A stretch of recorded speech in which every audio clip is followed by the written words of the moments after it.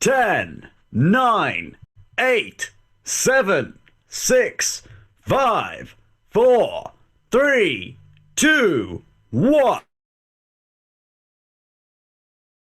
Namaste and welcome again to our wellness session from Healing Our Earth. Welcome to all of you. I hope you're settled in well.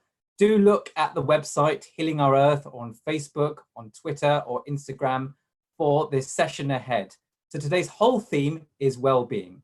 So before we start, let us invoke the higher within ourselves, and may our whole session go smoothly. There are some wonderful speakers who are going to share to hopefully just make us learn something new and inspire ourselves. So with that, maybe start. I think our theme has always been our Gayatri Mantra. So those of you at home and all the guests joining, may we invoke the higher, this divine sun, may it illuminate my intellect. So with that, we'll start with the Gayatri Mantra, and then we'll begin with our session and see what's in store. There are some really interesting things in store today. I'm more excited than anyone else, I think. So with that, let us begin. Om Bhurbhuvah Suvah Tat Saviturvarenyam Bhargo Devasya Dhimahi Dhiyo Yo Nah Prachodayat. And one further prayer.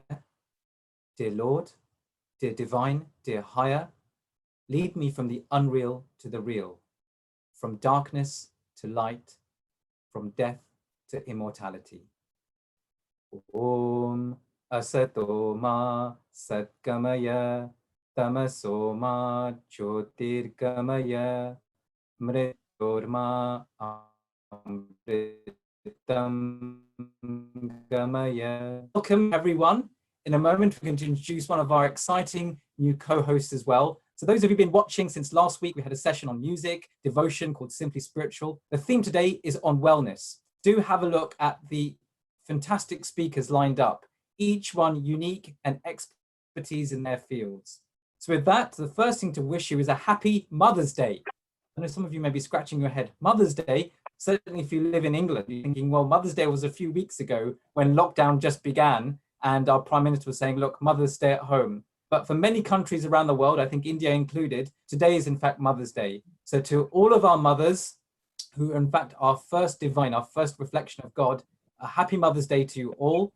If you're watching at home, do give your mother a call, a WhatsApp, or maybe she's right next to you. But overall, just remain safe and in this current climate. So with that, we're really excited to introduce one of our co-hosts. So Simran, I think you're there with us. So Simran Ahuja, please do read up on her, a very key anchor who's with us. I can see you there. Namaste, welcome to you. Namaste. I'm so excited to be with all of you. Absolutely, with all of love, I would like to join my hands and express gratitude to Healing Our Earth for giving us this opportunity to help everyone be one. We shall all unite and be one. Be peaceful and feel our spirituality from within. I'm going to begin with a beautiful quote, a beautiful saying, which says, by Saint Mirdad, who says, it is the law of life. We live that we may learn to love. We love that we may learn to live. No other lesson is required of man. And that is how, with lots of love and gratitude in our hearts, I once again wish you all a great day ahead. And yes, it's a very happy Mother's Day. We also thank our Mother Earth for giving us everything and truly making us happy and excited to make this world a better place to live in. I know we are all together and sailing in the same boat, experiencing everything that we are with a mixed emotions. But all we have to do is remember, there's always a silver lining in the cloud. And of course, we are here to truly spread happiness, peace, and love with one and all. So please make sure that you tell all your loved ones to be here with us on the Facebook page, Twitter, Instagram, and the website of Healing Our Earth. My humble thanks to the organizers of Healing My Earth for bringing people and our facilitators from across the globe who are here today to truly make it a spiritual day. It's a great Sunday, and I wish you all a great wellness session. And it all begins from here by taking a deep breath in and breathing out. I'll see you after some time for my session. Feel energized, but I'm truly excited to introduce you guys to my beautiful host. We all co-host today, and we are truly excited to take it forward from here. So are we truly excited? All you need to do is make sure your spine is tall, your face is relaxed, you're breathing in deep, and making sure that you with your loved ones. Please do send that beautiful message to your mom. And if she's in front of you, she's next to you, please give her that beautiful warm hug and tell her that we are very lucky, extremely lucky that today is the Mother's Day celebration, as well as the wellness session, which is a free online session. Please do be here with us also on the YouTube of Healing Our Earth. So can we please have my dear friend and my lovely co-host here with me? Thank you so much.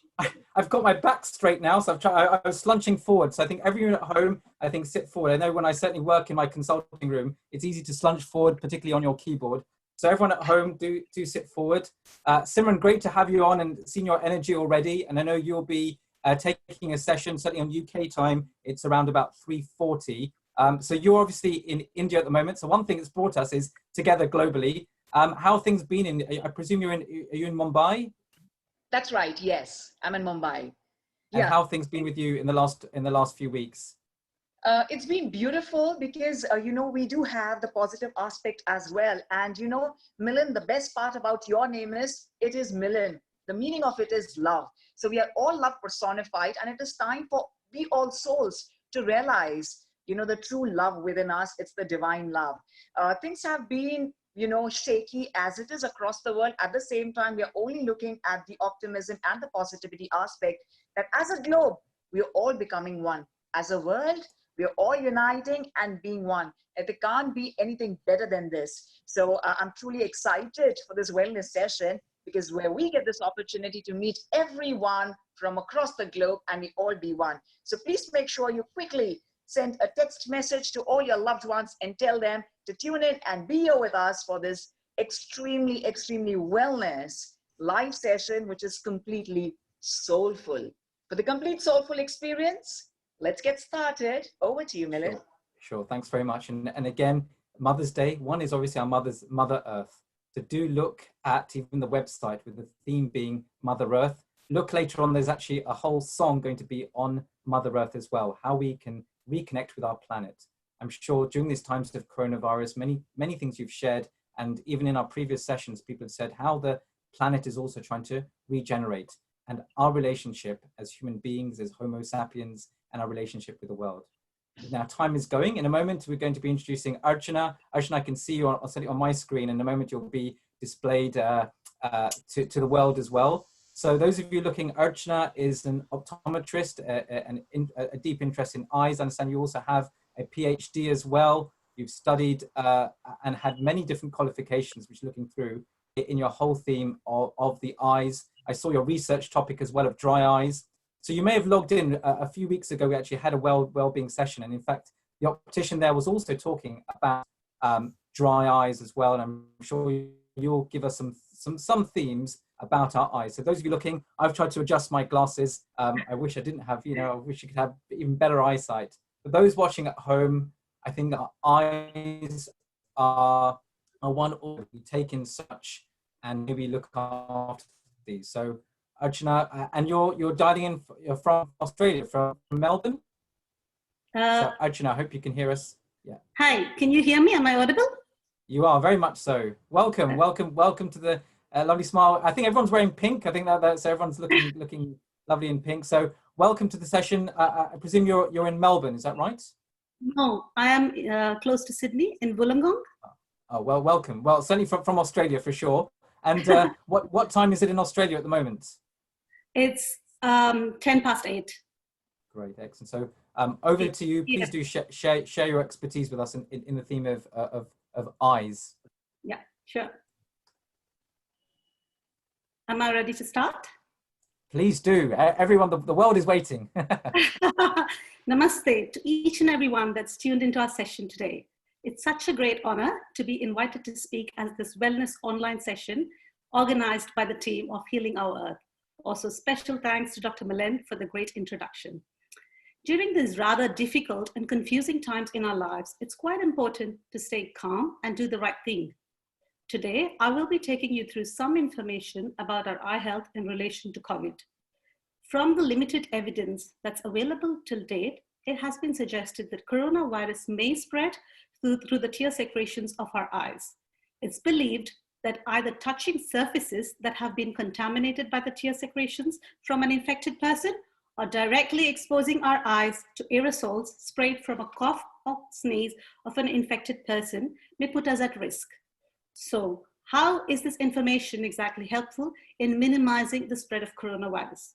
First things first, we all should avoid touching our eyes as much as possible, just like any other parts of our face, especially when we are outside. This particularly becomes difficult for some of us that may already be suffering from dry eyes, which would urge us naturally to itch. So we should take the extra care to make sure to lubricate our eyes and keep our eyes moisturized. In addition to practicing the other hygiene measures, such as regularly washing your hands, frequently disinfecting your surroundings, it's also important to avoid sharing personal items like towels, napkins, makeup products, etc. So basically anything that's been in contact with another person's eyes or face. Another good practice would be regularly clean our spectacle frames. Yes, spectacle frames, that too with water and soap, as the virus tends to stay on plastic surfaces for days and hence could potentially put us at risk for contamination through fingers and face. For those of us using contact lenses, hand hygiene measures become extremely important due to the risk of direct contamination upon touching our eyes while inserting and removing our contact lenses. To minimize complications, we should also try and avoid sleeping in and showering with contact lenses and wearing them for prolonged periods of time. If we are unwell and have flu-like symptoms, it's best to keep away from contact lenses and stick to your spectacles. Those of us that are required to use eye drops on a regular basis must remember to disinfect our hands before and after using them. After knowing what we could do about our hygiene of the eyes, it's time we talk about our overall eye health during these rather unusual times. We all wouldn't disagree when I say today's gadgets and technology have taken over our lives to such a great extent that we're having to look for different means to minimize their side effects. These viewing habits and gadget dependence have increased even more due to the current circumstances which demand us to stay at home and work on the computer for prolonged periods of the day for our job and other purposes. Spending excessively long time on gadgets considerably reduces the blinking of our eyes without our knowledge. This causes the tear layer in the front surface of our eye to evaporate very quickly and result in dry eyes. We also tend to go closer to the electronic devices, often at undesirable angles from the screen without our knowledge, and than we would normally do while trying to read a printed text. These habits often result in eye strain and headaches. We could address these issues easily by following some precautionary measures, like consciously putting in an effort to try and blink frequently and taking optimal breaks. By optimal breaks, I mean for every 20 minutes of computer work, we need to try and look at a distant object for 20 seconds. And for every 2 hours after computer use, we need to remember to rest our eyes for at least 10 minutes, free from any gadget use whatsoever. It's also important to maintain a minimum distance of 50 centimeters from the screen to the eye and an angle of 20 degrees between the screen and the eye level. In today's age and time, looking at our mobiles in bed and watching television at nighttime have become very common habits. Both these tasks expose our eyes to blue light in the dark and are likely to damage the macular region of our retina, that is the back of our eyes, and also cause disturbed sleep patterns in the long run.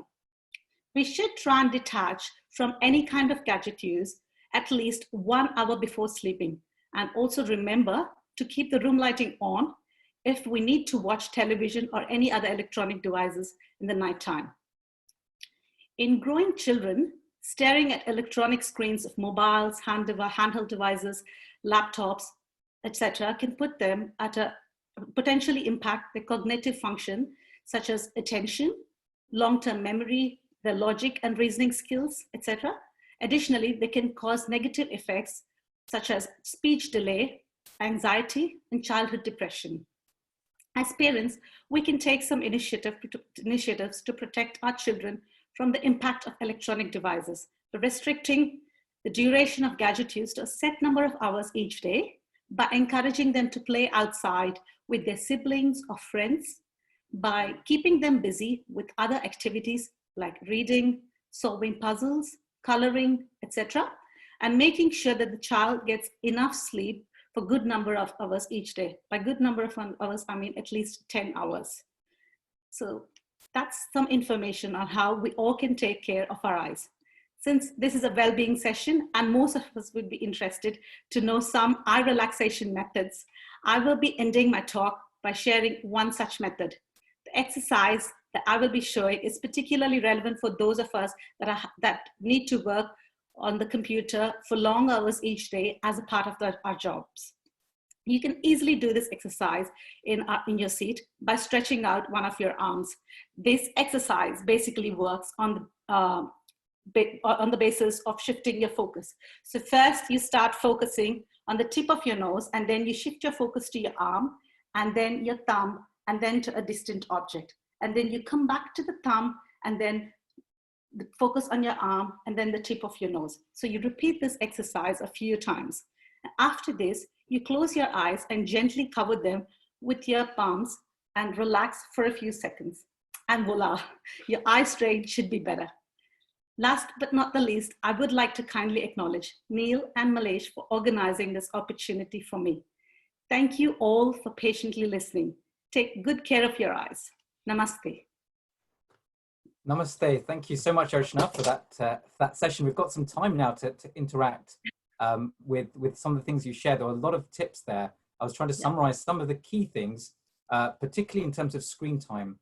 I think currently, well, we're all looking at the screen right now, and with this current coronavirus, everyone I think is looking at screens more, and it's how we engage that discipline. It's something new to us. I think even 10 years ago, sort of showing our age now, smartphones weren't really around. And so some of the tips there, I picked up a few things. If we start from the beginning, one thing was about taking a break, about every 20 minutes or so, about a 20-second break or so. And then I think in a few, every 2 hours or so, then taking sort of a 10-minute break. 10-minute break, yeah. And what is the sort of science behind that? Is it the eyes the muscles get tired, or in layman's terms, those who are watching think, well, yeah, it makes sense to give my eyes a rest. But from an optometrist point of view, why are we giving them a rest? So some of the topics that I covered about the computer viewing are ergonomic issues. So one of the things that I didn't say is also the back. So your back needs to be straight while you're working on the computer. And your eye level is also to do with the eye strain, like you said. So prolonged periods of looking at a lit screen might end your eyes with eye strain and headache. So to give your eyes a little bit of a break, you need to follow these measures. So your eyes basically get bleached and get tired from the lot of light that comes through the screens. So it's a good idea to rest your eyes. And also positioning is quite important. So many people do not realize that after working for a particular amount of time, you tend to stoop or just forget about the angle and stuff. And that tends to tire your eyes and your body. So yeah, it's to do with the positioning and the amount of light that comes from the screen. And also, like I mentioned in my talk, keeping your eyes constantly open, forgetting to blink, and that kind of dries your eyes. So it's both visual and the comfort aspect of it together. Yes, actually, I remember that previously our last optometrist did say to keep blinking and to keep practice. I've sort of been practicing blinking as well. Yeah. In terms of now, a lot of us use smartphones, and sometimes sort of bad habit of sort of keeping the phone very close to your face. You're sort of sitting in bed or somewhere very, very close by as well. So I'm trying to remember tips of sort of keeping the phone away, and you know, so that our eyes get that bit of rest as well. You then moved on to about kids, because obviously myself, I've got 2 young kids who just want to grab the phone off me at any point. I've had to put locks on all the phones and the iPads, etc. Sort of some other, if you want to give some take-home tips of children and using some TVs and smart devices. You're right, we're trying to encourage them to get out and play as well. But you know, being a parent, sometimes it's a challenge as well. You know, particularly sort of engaging with children and screen time. Yeah, good question. Because lots and lots of research is being conducted in children, especially to try and understand what is promoting, say, a high minus prescription in children to develop, or eye strain, and lately other cognition issues as well with a lot of mobile usage. And it's been found that constantly looking at a mobile device at a distance of less than 30 centimeters and for more than 2 hours a day is kind of more harmful. And also less of outdoor activities and less of distance viewing also tends to promote the development of myopia or short-sightedness in children. So there's 2 aspects. One is the vision aspect of it, and the other is the cognition and the development of the children as well. So parents should be looking into both of these when they just let go of their children using the devices. Sometimes I think it's also because of the busy schedules we have. We think if the child is on the gadget for a little while, it takes their time off us. But we should also think of how we could engage them and get them into a regular habit of doing something else other than just the gadgets alone. For sure, definitely keeping some activity. So thank you for your time. I think we've got probably 1 or 2 minutes for questions. In a moment, I'm going to ask Simran. Simran's still with us. And Simran, if you've got some questions or thoughts as well for Archana while she's still here with us. Moving also then onto sort of fluids. People have said often that through our eyes, we can get quite dehydrated through our eyes. We lose quite a bit of fluid. I know no one's flying at the moment, but certainly when you have a long flight, the idea is to keep drinking because you get dehydrated. In terms of, I've heard that, you know, for every hour you're on the screen, you should be drinking sort of a glass of water. Correct. And sort of just some tips. Number 1 on sort of fluid and eye health, and also sort of on tips for what's good for eyes. We know that I think anything, carrots are good, anything that's green is good. I just wanted sort of your feedback on fluid and on diet. And then finally, Simran, if you wanted to come in with anything as well before we conclude this session. Yeah, so do I answer your question first, Philip? Please do, yeah, and then that'd be great. So firstly, about the dry eyes aspect in adults, like you said, adults or children, it applies to both. Maximum hydration as much as possible, and it has been shown that the more you hydrate, the more your eyes remain hydrated. And some people also tried the supplements like omega-3 fatty acid and other supplements that might help your dry eyes. But you can also remember to keep yourself hydrated with lots of fluids, lots and lots of fruits. Yeah, and also avoid sitting in a position, if you're already suffering from dry eyes and you need to work on the computer for prolonged periods, try to sit in a position where the air conditioning doesn't kind of dry your eyes as much, because you're already having a problem there and you don't want to exacerbate it. So. Great. That's really helpful. So I think those watching at home are certainly reminding me just to sort of keep drinking. There's a bottle here to keep going as well. Simran, sort of over to you just before we bid a goodbye. If there's something on your side and some ideas.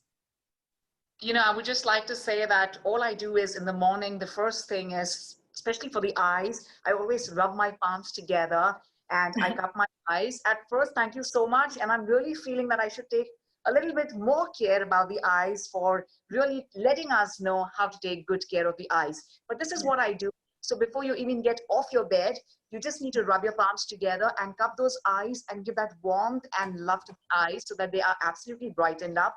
And the second thing, you know, when you go after you freshened up, you just fill your mouth with water without even washing or rinsing your mouth. Fill your mouth with water and splash lots of water in your eyes which naturally will brighten up your eyes, because they say it's all in the eyes. Your eyes speak volumes. And in a world of today, where we always believe in being very expressive from our hearts, from our soul, especially this wellness is all about being from the soul, we can all do that by filling the mouth with water, making it tight, and splashing lots of cool, fresh tap water in your eyes, which will make you feel completely refreshed. Thank you, Dr. Thanks so much. And so with that, Archana, in a moment, we're going to sort of wish you a farewell. It's a valid point. I think our eyes are so important. I think even as a physician, when I'm looking and consulting someone, we're looking actually straight into their eyes to see actually what's happening, how that eye contact is as well. And in a moment, I think we're going to have our next speaker, Darren, who's going to tell us, I'm sure, on sort of the emotional, the psychological side as well. So we've had, it's a live show. We've got people also sort of sending messages in. And there was actually a question, just a final one before we finish. There was, Archana, one was about the eye exercises as well. Maybe there's some links or something you can share us in the future of the eye exercises and focusing as well. And there was something about home remedies to sort of relax our eyes. There's the traditional sort of putting some cucumbers, etc. They mentioned an iPad. Now, when you say iPad now, people think, well, what's... but I think they meant by an iPad to sort of not putting a physical iPad on your face, but actually, you know, an eye support. So that's probably our final one, if you've got any tips on that. Sure. So about your question about some home remedies, how to relax your eyes. One cool trick that everybody's trying these days, and it's quite handy, that there are these gel packs that come in the shape of spectacles. So they're basically gel packs that go around with an elastic. You can store them in the fridge and put them on when you want a bit of a rest and you want your eyes to cool down. Somebody who has less moisture in their eyes, just put them on and relax. And I also recommend people that have really itchy eyes can use ice cubes wrapped in a kitchen towel, and a clean one obviously, and then keeping our covered eyes on top of the lids to kind of reduce the tendency to itch. So those are the two common things we normally tell patients to do at their home. Yeah. That's great. Sorry, I'm just trying to get ready for our next guest. So that was fantastic. So namaste, and really glad to have you, Archana. And do stay on the show. Do send from Australia anyone else who's still watching to come on. I think we've got our next fellow Australian on. So you've got a fellow Australian, I think, from a rival city from Melbourne. So do keep on. So on behalf of everyone from Healing Our Earth, Archana, thanks so much for coming on. And we've learned something new. I'm certainly going to keep my back and posture straight as well. Namaste, Archana. Thank you. Yeah, thank you so much. So with that, Simran, I don't know if you've met Darren before, but do have a look online as well. Those of you who are watching, our next guest is going to be someone called Darren Pereira. So Darren, I know I can see you on the screen, and in a moment I think we're going to welcome you. But just before, also just so all our guests, do have a look at the lineup, whether it be on Ayurveda, on music, on exercise. There are some very, very interesting speakers coming up. We've even got some young speakers as well. So we've got a 10-year-old coming on to read a poem. We've got a yoga class as well. So do look down. There's dental health. So every part of our body and well-being will be covered. And as always, do keep looking at the website, healingourearth.com, or on Facebook as well. And also just a quick heads up that there are actually many sessions still further planned. So next week, there'll be a session on yoga and breathing, which is the 17th of May. And the week after on #Kind20. So we've heard of COVID-19, but this is now Kind20, acts of kindness, but more of that to follow. So with that, Darren, welcome. You joined us. You've got your great smile as always. And namaste. Thank you, Milan. How are you? Keeping well, keeping well. Good to see you again. I know you came on 2 weeks ago with our prayer and meditation session, and that was just sort of a short entry. Where I remember you talking about sort of even talking about the Renaissance as well, and we had to sort of you've got more of a chance today. But Darren, you've started off in a different professional field, but then I think found your calling as a motivational speaker, helping so many people. And I've had a chance to meet with you personally. You came here to London. You raised some funds even for the Chinmay Mission University as well. And those of you who have not listened to Darren, you're in for a treat. With what Darren's going to share with us today. particularly on this theme of shifting our perspective, because we've talked about physical, but I'm sure you're going to take us on actually our mental and intellectual breakdown. So Darren, over to you. And also from Australia. Thank you so much, Milan. Namaste to everyone around the world. A warm welcome to all of you. I'm honored to have been invited by the Healing Our Earth team on this global wellness online session to talk to you about the secret to shifting your perspective and creating an abundant and happy life. For those of you that don't know me, Milan just introduced me, but I'm Darren Pereira and I'm a soul speaker, life coach and corporate trainer. And I've spoken to 500,000 people around the world in my live seminars and training workshops. So before we dive right in, if you're watching this on FB Live, go ahead and like and share the page now so your friends and family can watch this also. During the session, feel free to send me a love, like, or wow react emoji so I know when you've liked what I've said, and feel free to make any comments about what resonated with you the most. So I want to shift over to the screen now if I could, and I'm going to do that right now. I'm going to ask you this question. What do you see? What do you see? It's an oldie but a goodie. What do you see?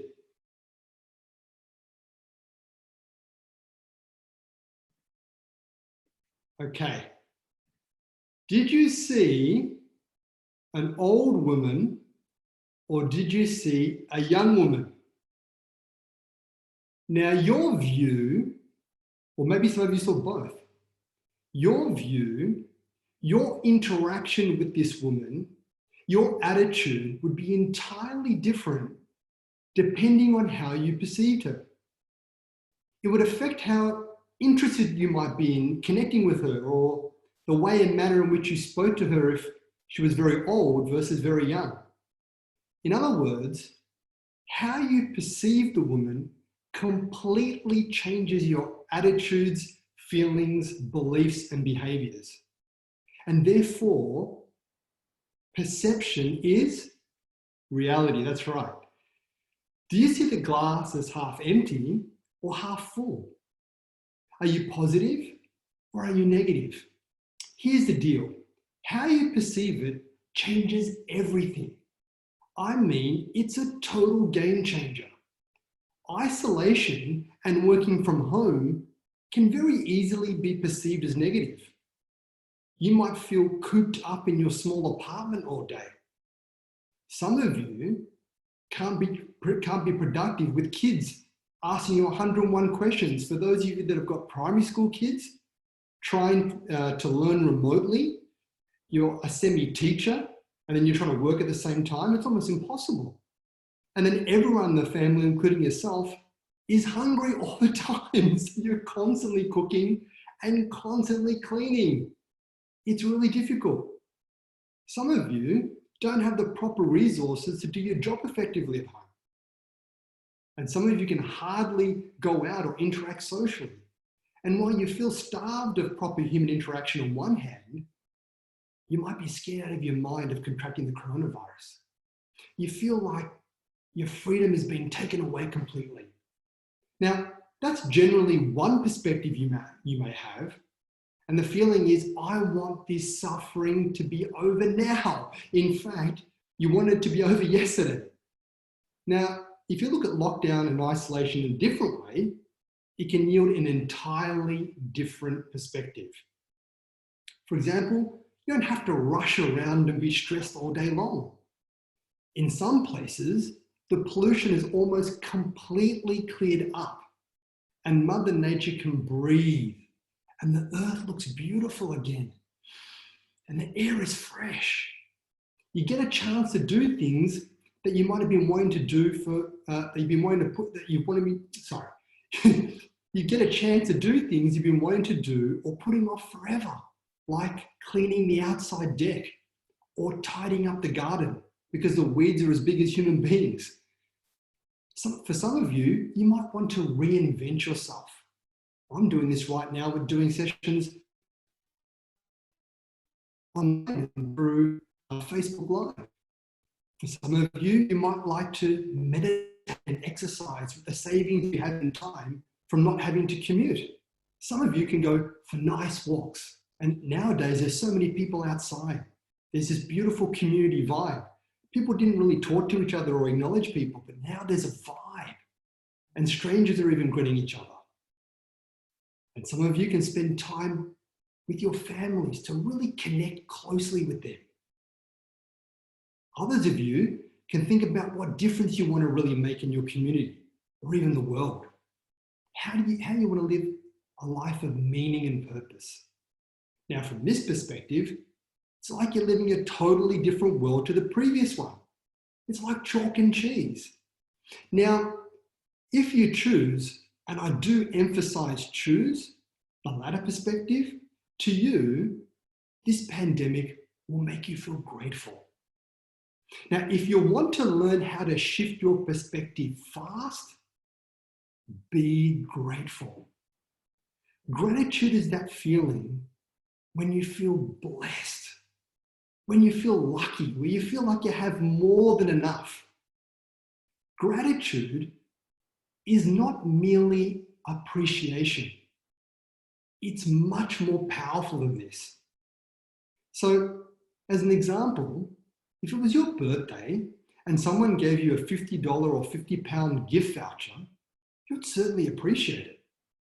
But if someone bought you an overseas flight for your birthday, you'd feel grateful because it was much, much more than you could have possibly expected.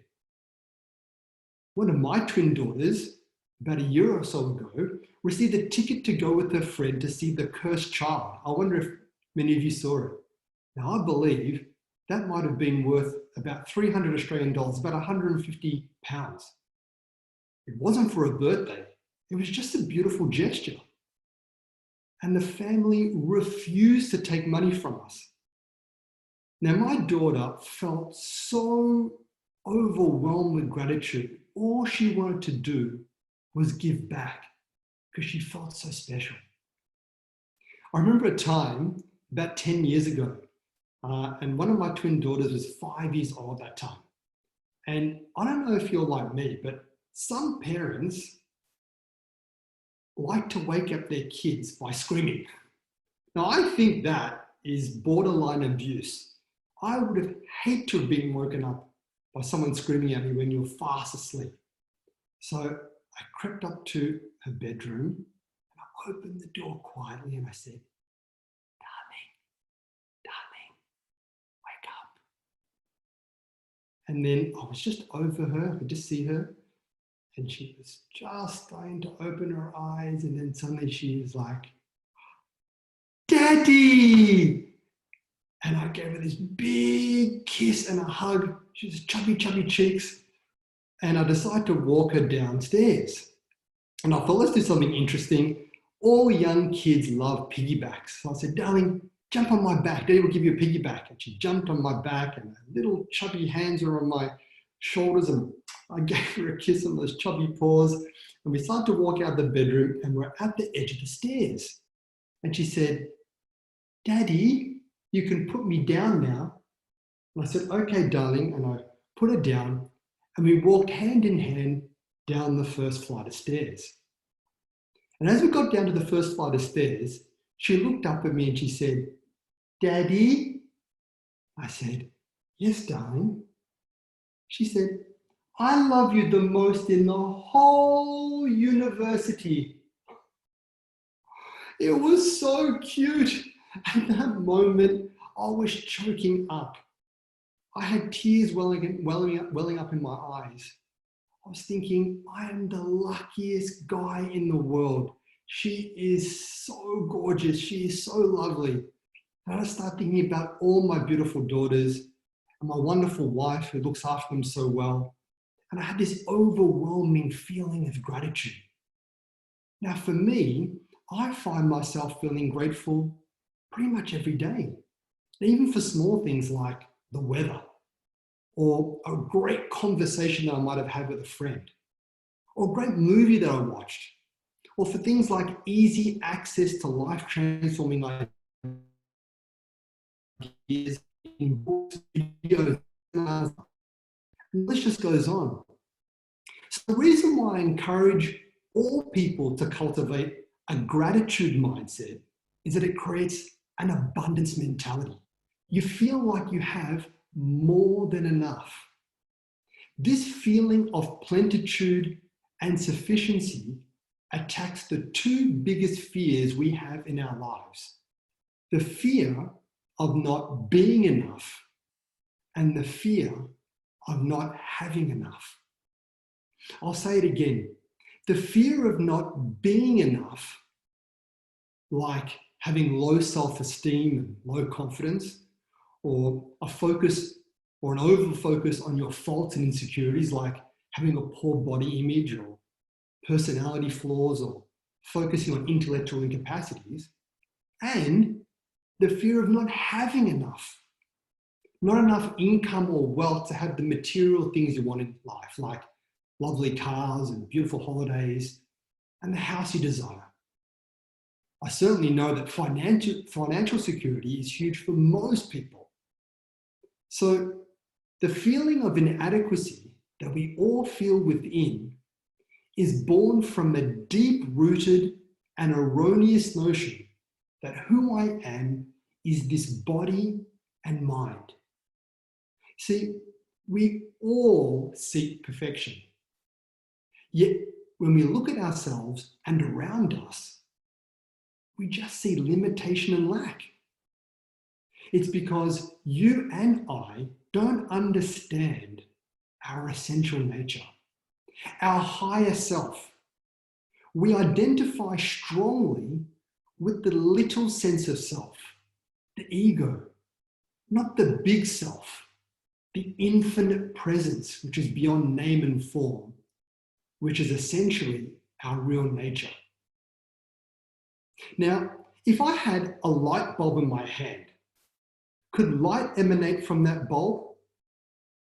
Of course not. It would need to be connected to electricity, right? So, as I share this screen,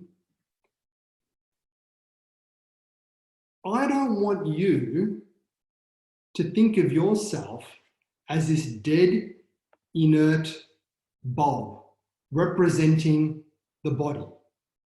I want you to understand yourself to be the very invisible electricity.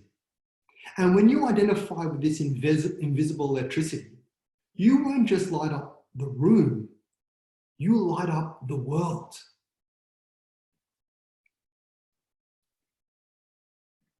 You see, if I take it a bit further,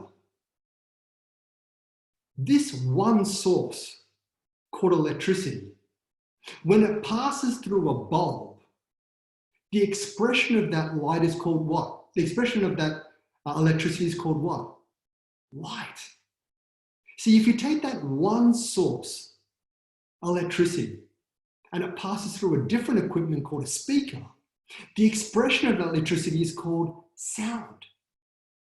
And again, if you take that one source electricity and you pass it through a different equipment called a heater, the expression of that electricity is heat. See, heat is entirely different to sound, and sound entirely different to light. Yet the source is one. In the same way, this one life source that pulsates through you, through me, and through all things is one.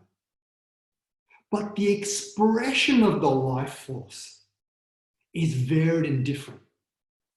Let's not get caught up in the superficiality and differences, and let's connect to the very source. And when we do, we'll truly light up this world. A few years ago, I was very inspired. And I think in that very peaceful moment, I connected in with the source. And these words just came to me and I wrote them on paper. And it ended up being a poem which I'd like to share with you. And a poem to myself. I like it. You are a liar. Your whole life's just an illusion. In Sanskrit, it's called Maya. You've believed all this time in the truth of your eyes, thinking who you are is what you see in the mirror. But that's just lies. Aren't you more than this physical frame? More than just a body with a name? From head to toe, you're basically the same as everybody else. Surely there's something more. But the big question is, will you dare to explore the very depth of who you are? If you were willing, then you wouldn't just believe what you see. Because if you did, you'd still think that the earth's not round, but flat. Forget that. Stop getting fooled by what you receive from your outer sight. Delve deeper and use your inner sight. That insight that will strip through the noise of social hypnosis and take you closer to the truth. The truth that you are one, that you are whole, that you're a divine loving soul. Because that's an accurate prognosis. You're aware you have a body. You're aware you have feelings. You're even aware you have thoughts. But what is this all-knowing awareness? In fairness, it's you. The real you, the conscious you, the infinite you, my friend.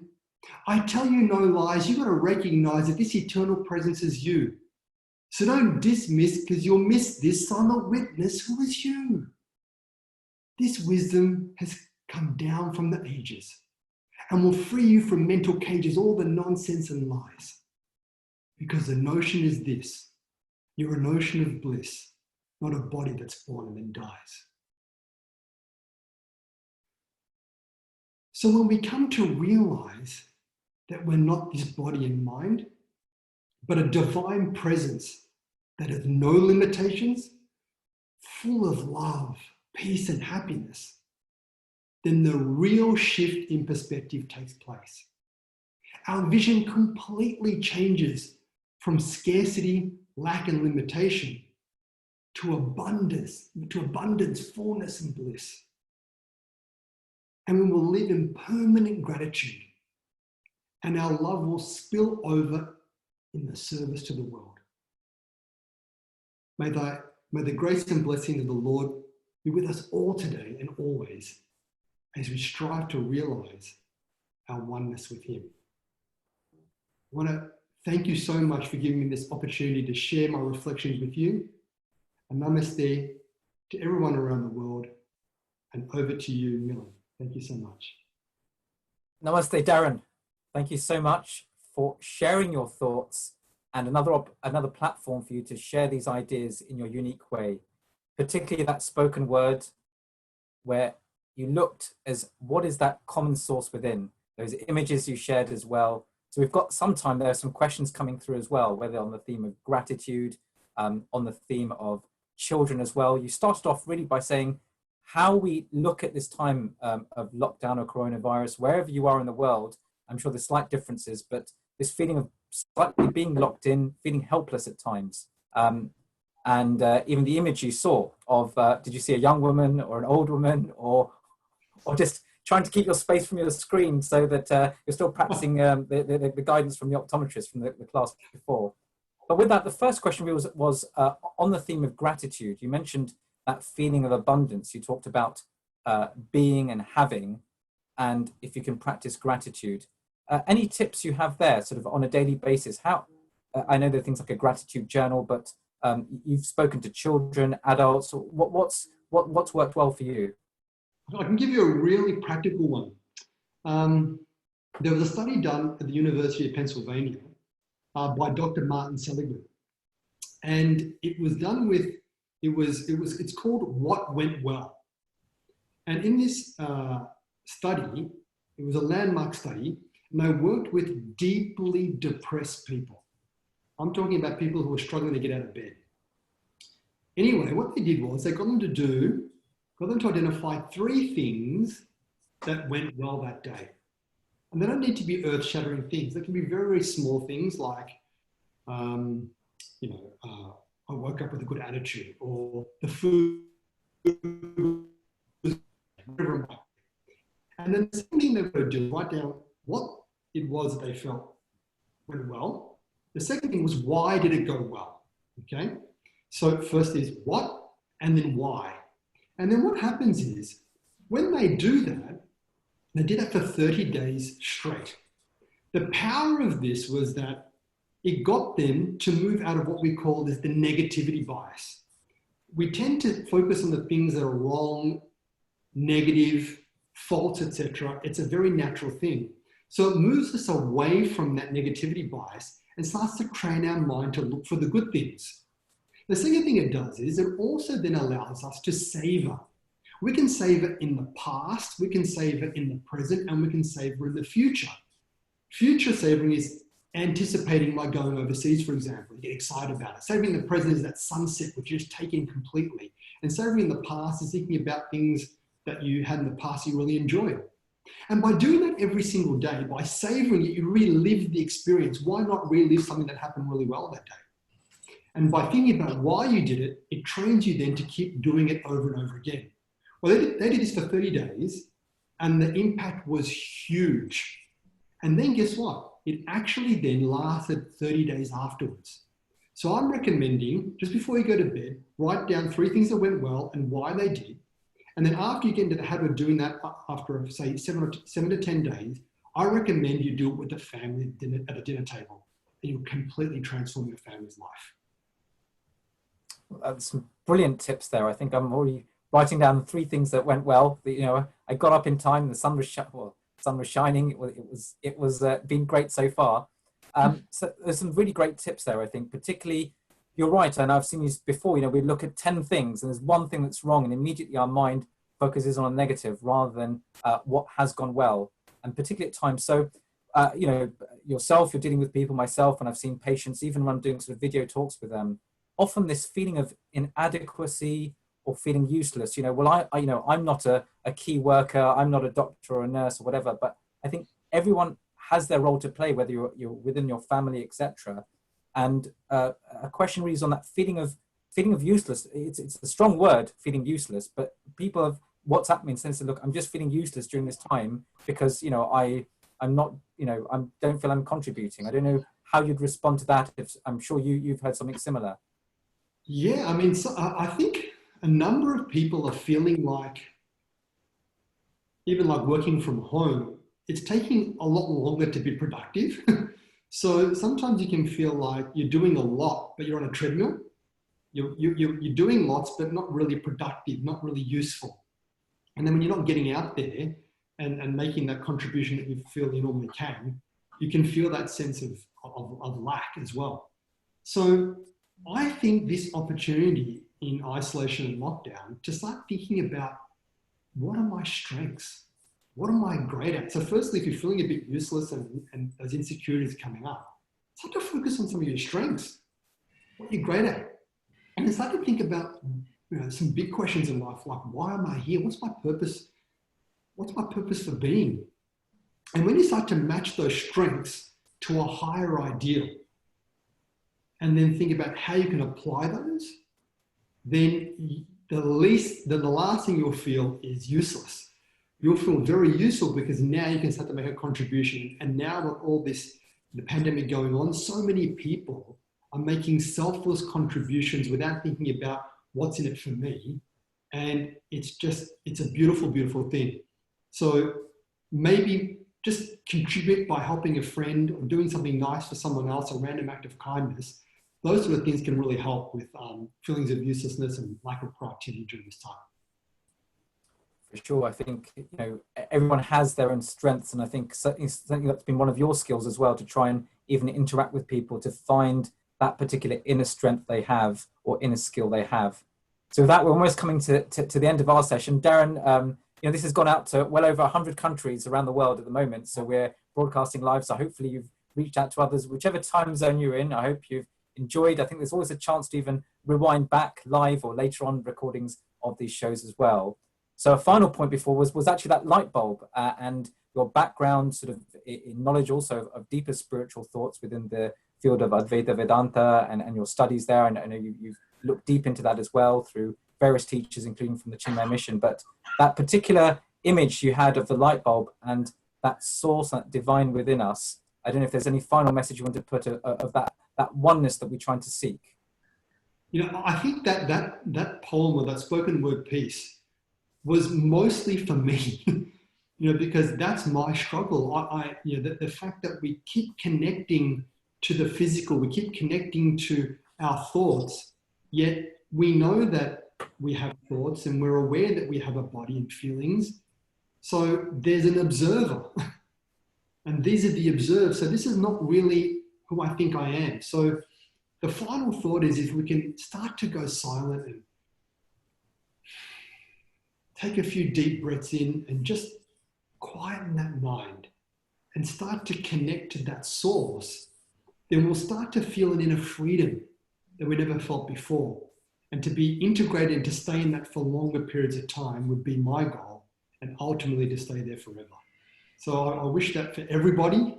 And thank you so much, Milind and the team, for inviting me to today.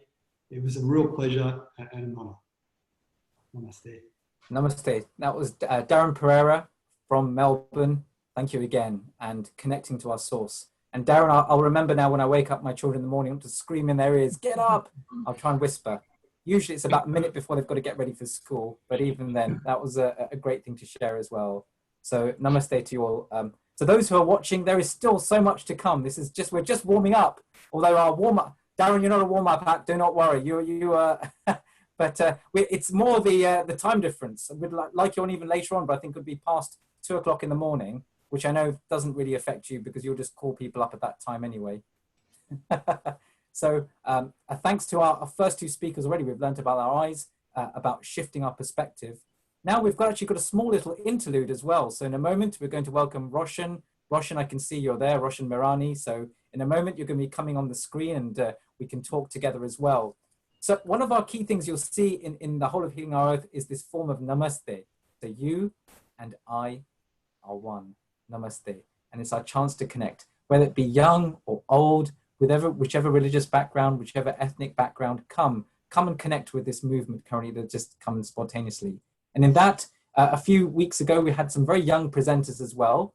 And now we've got Roshan. So Roshan, welcome. Hopefully we can see you on the screen in a moment. Namaste, welcome to you.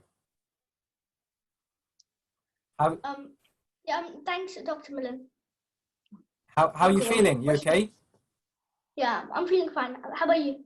I'm doing good. I'm really enjoying today because it's got some really good speakers, and you're also one of the guests coming on onto this thing. We've been going now for a few weeks. I don't know if you've seen any previous episodes yet of Healing Our Earth, or this might be your first one that you're performing in. Yeah, this is my first one, but it looks quite interesting. So yeah. I might watch some of it. Yeah, definitely. Now I understand you're 10 years old. You enjoy karate, playing the guitar. You've got rapping, writing poetry. So you may have seen our previous speaker who also sort of enjoys coming up with some things. I don't know if he plays the guitar or does karate, but certainly Roshan, you're certainly very talented. So I think you're going to share a poem with us just for a few minutes before we then have our next speaker. So Roshan, over to you.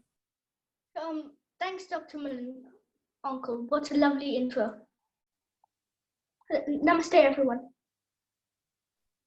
The day the world stopped. The day the world stopped, I was 10. The 23rd of March was the date. Schools were shut, couldn't go out. COVID-19, go away! I wanted to shout. Panic buying, shop shelves bare. People being selfish. Do they care? Not enough PPE for the NHS. Doctors and nurses getting ill. What a mess. People dying young and old. People dying around the world. At the moment, we have no cure, but there will be one soon, I am sure. Let's stay safe and enjoy this time with positive thoughts and lots of good cheer. And one day, this will soon be back to normal. Protect the NHS. The less we worry, the more we stay positive. Stay positive. By Roshan Mirani. Namaste, everyone. Namaste. I'm actually clapping for you here, and I hope everyone around is clapping for you coming on and sharing those skills there. Protecting the NHS and really staying positive. Roshan, what was how did you come up with that? Did it just come to your mind, or did you take some time to write the poem? How did it come up? It just came to my mind. So that means that you've heard this term genius. I'm going to call you, I think genius is overused, but certainly creative. I'd say our last speaker talked about connecting with the source. I think you looked within and those skills you have. So I'm sure you've written some other poems as well. So what's the title of this poem? What did you call it? Coronavirus? Or what was the title of your poem? It's called The Day the World Stopped. Oh yes, that's right. So the day the world stopped, it's true. So hopefully it's sort of started up again, or it's a bit different for you. How's your homeschooling going? So actually, yeah, it's going great. Because I have an online school, but it's tough because I have lots of homework. That's true. If you're enjoying it, I'm actually going to get your ID. You can come and actually teach my children, so you do a better job than I am. I'm going to try and keep calm, but I'm going to remember your poem as well. You talked about sort of the panic buying that happened. Hopefully everyone's now got enough toilet roll to last them for the next, I think, 5 years or so. But hopefully people have still got some pasta and pasta sauce or whatever else that's sold out that you may have seen. Your school stop. Have you been, so there may be children watching as well. So how have you managed sort of to interact with your friends as well? Has that been a big factor for you, or what's been, I think, one thing that's been challenging and maybe one thing that's been really good for you, Roshan? So I can still connect to my friends because sometimes I play online games, so I can at least talk to my friends. Brilliant. And I've had a comment here already saying, amazing, Roshan, keep scribbling, keep going. So on behalf of all of us, keep going. Roshan, you've got a real talent there. We haven't seen your guitar or your karate this time. So I think a note to the directors, maybe Roshan, you'll come on next time and give us something else. But an encouragement to all the young people who are watching. Each of you have talents. Maybe just keep encouraging you, keep bringing you up. And again, I'm going back to our last speaker, but to encourage and encourage. I think those words of positivity. Otherwise, I think when we're young, we keep getting told that you can't do this, you're not good at this. But Roshan, that was a brilliant poem. I think better than ever I could do. So thank you so much for coming on, and namaste to you. Thank you, Roshan. Thank you, and namaste, everyone. Good, well done. Wasn't that good? I think he's nearly ready to be a host and tell us some more poems. So a note to the directors and so on. So hopefully you can record that part and we can play you back again, Roshan, as well. So our next, we're going at full speed. There is still many hours left. So do log in online, healingourearth.com, or go to Facebook. But certainly on the website, the order is there of who's coming next. In a moment, we're going to be having a dentist, but to speak to us about oral health. But next, this is something I'm really excited about. So Shreya Udipi is online with us from Mumbai. And Shreya, namaste to you. I really enjoyed reading your write-up, particularly as a life coach, and your whole theme of love. The culmination of so much spiritual endeavor is that of actually finding love and oneness. And there are many different definitions of love I'm sure you're going to share with us, or whichever you want to share with us. Your theme today is saying there is plenty for all.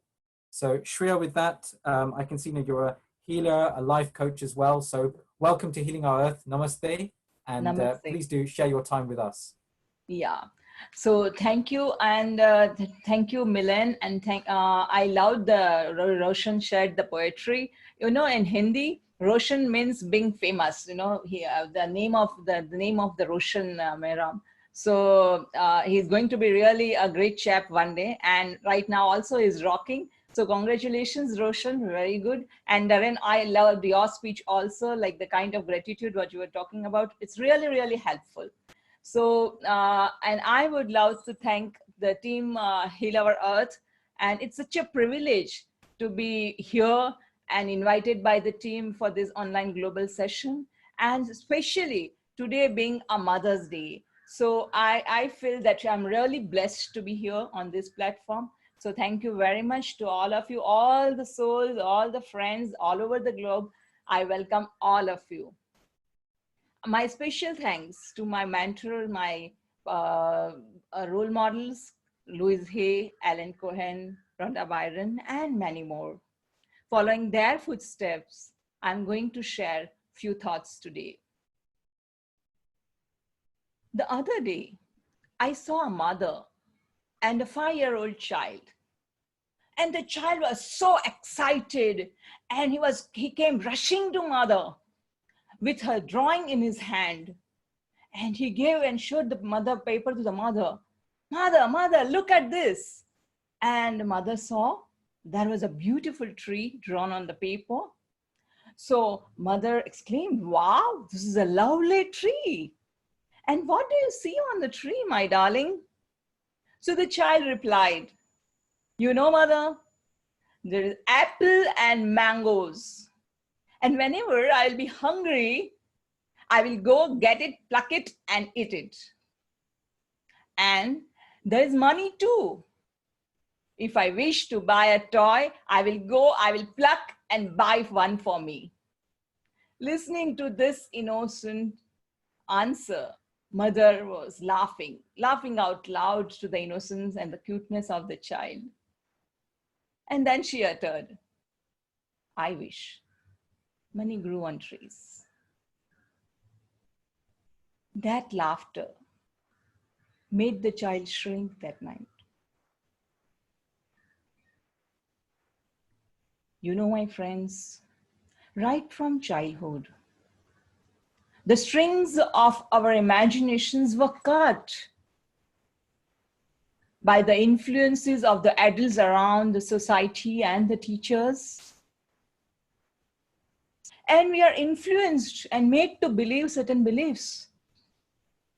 Beliefs like money never grow on trees. You need to work hard to get it there. Or maybe life sucks. Or a penny saved is a penny earned. Or maybe save for a rainy day. Or we are not good enough, or we don't deserve enough. And the list goes on.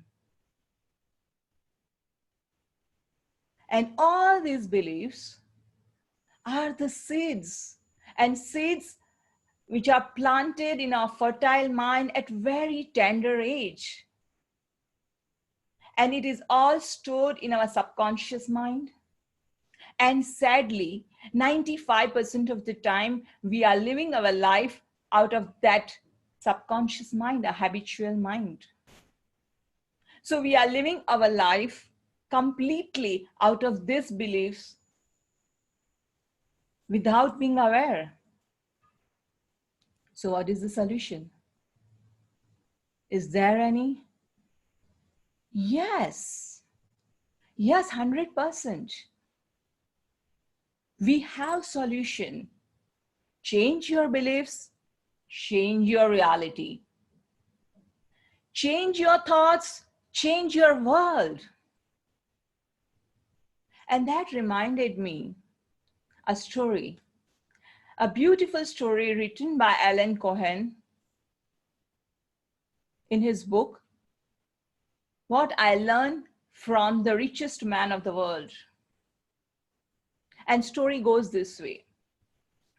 Once the author went to the boss on his farmhouse, and he saw plenty of horses grazing around. But to his surprise, all the horses were so small in size, like large dogs, kind of German shepherds. So he was very surprised, and he asked the boss, how the horses are so small? What is it? So the boss replied, way back when someone mated two smallest of the horses, and they took the offspring and they bred them again with the smallest of the horses. And it went on for the generations until you see the size here in front of you. Pygmy horses, you see. So he said, oh, is it really? He said, yes. When we put two small things get together, it results into smaller things. And the same thing applies in our life. So the author asked, how? So he replied that from generations together, we are cultivating smaller and smaller thoughts. Thoughts like, I'm not enough. I'm not paid enough. I don't deserve good. I'm not good enough. I can't do enough. And thoughts like this goes on a repeat mode in our mind. And when we meet someone who also agrees to these kind of thoughts, we are breeding pygmy thoughts. And it results that the world becomes smaller and smaller. When billions of people together just give energies to those thoughts, not enough, not enough, we are fueling the fears in the beliefs. And with each thought, the world is shrinking. Yes, shrinking. Knowingly or unknowingly, with our each word, with our each thought, emotions, we are shaping our destiny. It is the poverty of the world is not because of scarcity. It is because of fears and small thinking.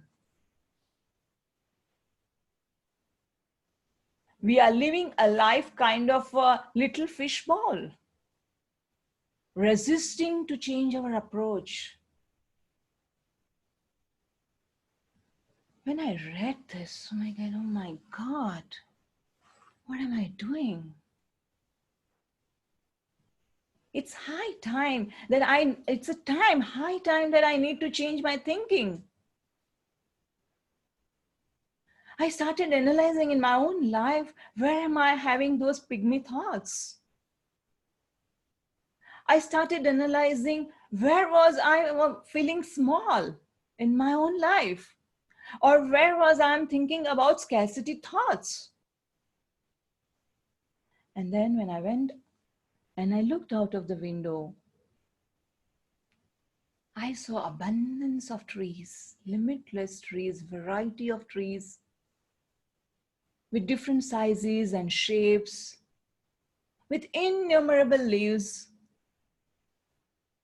And like, I was amazed by the abundance of the universe. And then when I was cutting the tomatoes, I saw, wow, so many seeds. Am I able to count this? No. And each single seed has so much potential to grow into a full-grown tree, yet so much small in size. That made me think,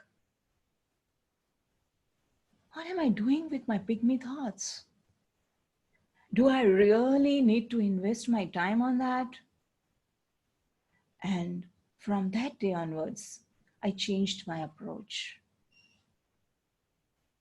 Trying to be a watchman of my thoughts. Yes, a watchman of my thoughts. Observing each thought. And then the moment I feel that where am I criticizing myself, or I'm criticizing others, or I'm blaming myself, or I'm blaming others or the world, I changed my approach and I replaced it with loving, empowering thoughts. Yes, thoughts like, I can do it and I am enough. And being grateful for all the potentials and strengths I have in me, and feeling grateful to the divine, that whatever I am having right now with me. And that day onwards, I started counting my blessings. I started counting my blessings and I felt, oh, my energy has all of a sudden shifted. Like everything I touch, I see, I started thanking. With all my 6 senses, I started thanking. Even if my breath, whenever I used to observe my breath, I used to think, oh, wow, I'm alive, I'm healthy. Thank you, universe, for gifting me vibrant health. And with each thoughts of gratitude, I saw the change in me. I have become more vibrant. I have become more optimistic. I have become more confident. And the life has changed. Then, after a few days, my doorbell rang.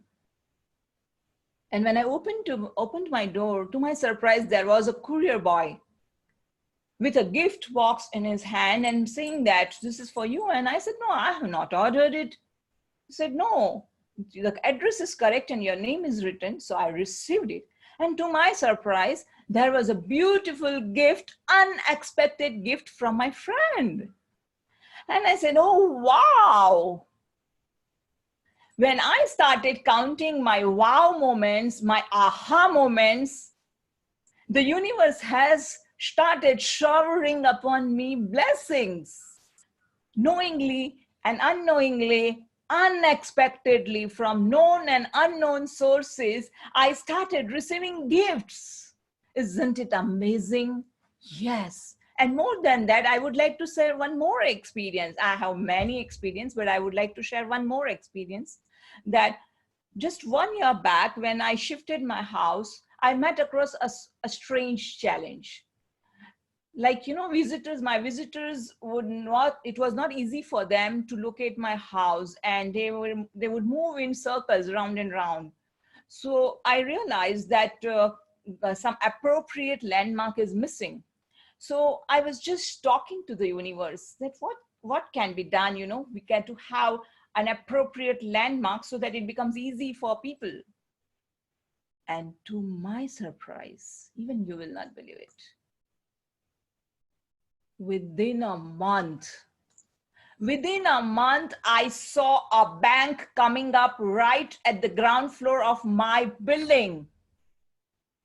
Isn't it amazing? Yes. And I said, oh, wow, universe is listening to my thoughts, listening to my each and every word and my feelings. Yes, my dear friends. Louise always shares that whatever you give out comes back to you in multiples. And even Rhonda Byron says that energy flows where your attention goes. So if we are talking and multiplying our thoughts, our energies into blessings, into gratitude, then this universe is full of abundance and there is plenty for all. There's plenty for all. It is upon us, what do we choose? Do we choose to have thoughts full of fears, anxiety, doubts? Or do we choose to have thoughts full of love and gratitude? This life is too short to complain. This life is too short to feel fears and anxiety and doubts. Let us feel that gratitude. Let us feel that love inside of us. It is love that heals. And the universe is full of abundance. On this note, I would like to, all of you, that let's meditate for 2 minutes. Just close your eyes.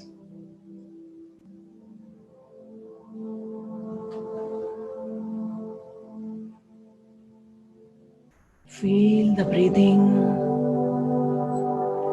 the breath which is going on, in and out.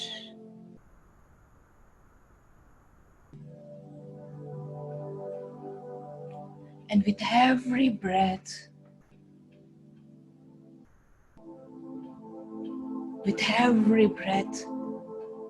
let us thank the God that I am alive. with vibrant health, with strong immune system.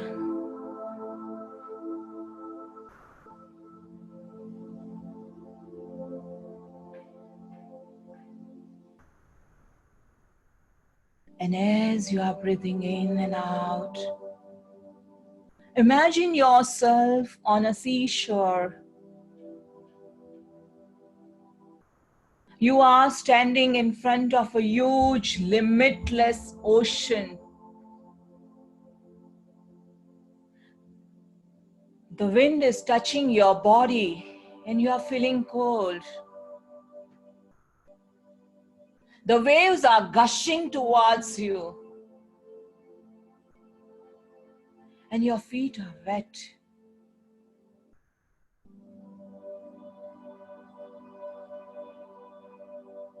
This ocean is vast, infinite, full of abundance.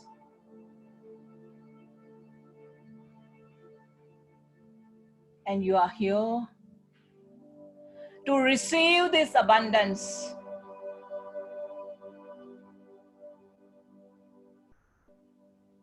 Just look down and check the container in your hand. What is it? Is it a teaspoon? Is it a paper cup? Is it a broken tumbler? Or is it a cracked pot?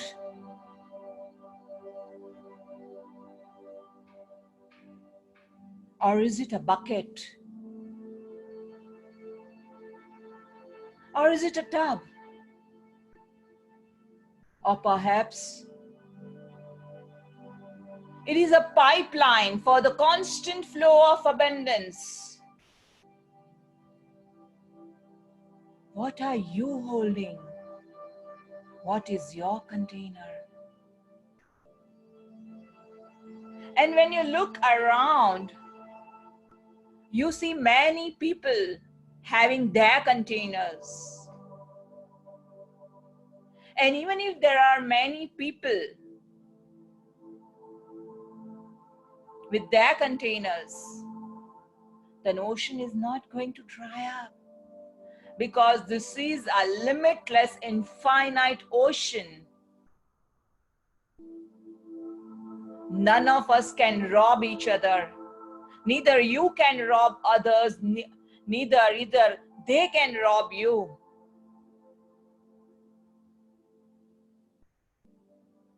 There is plenty for all. There is plenty for all.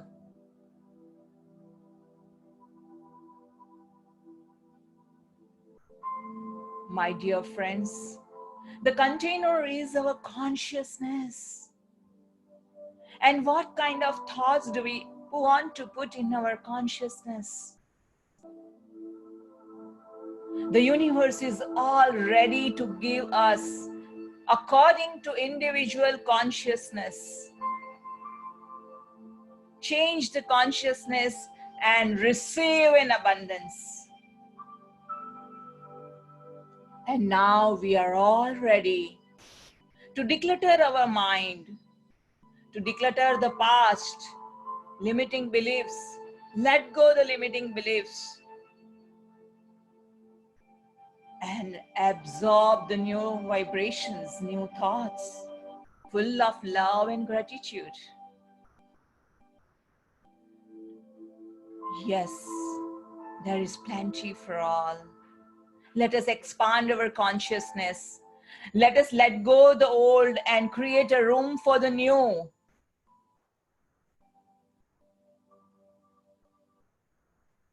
Let us feel the gratitude. Let us invest more and more in the cosmic account of the Universal Bank.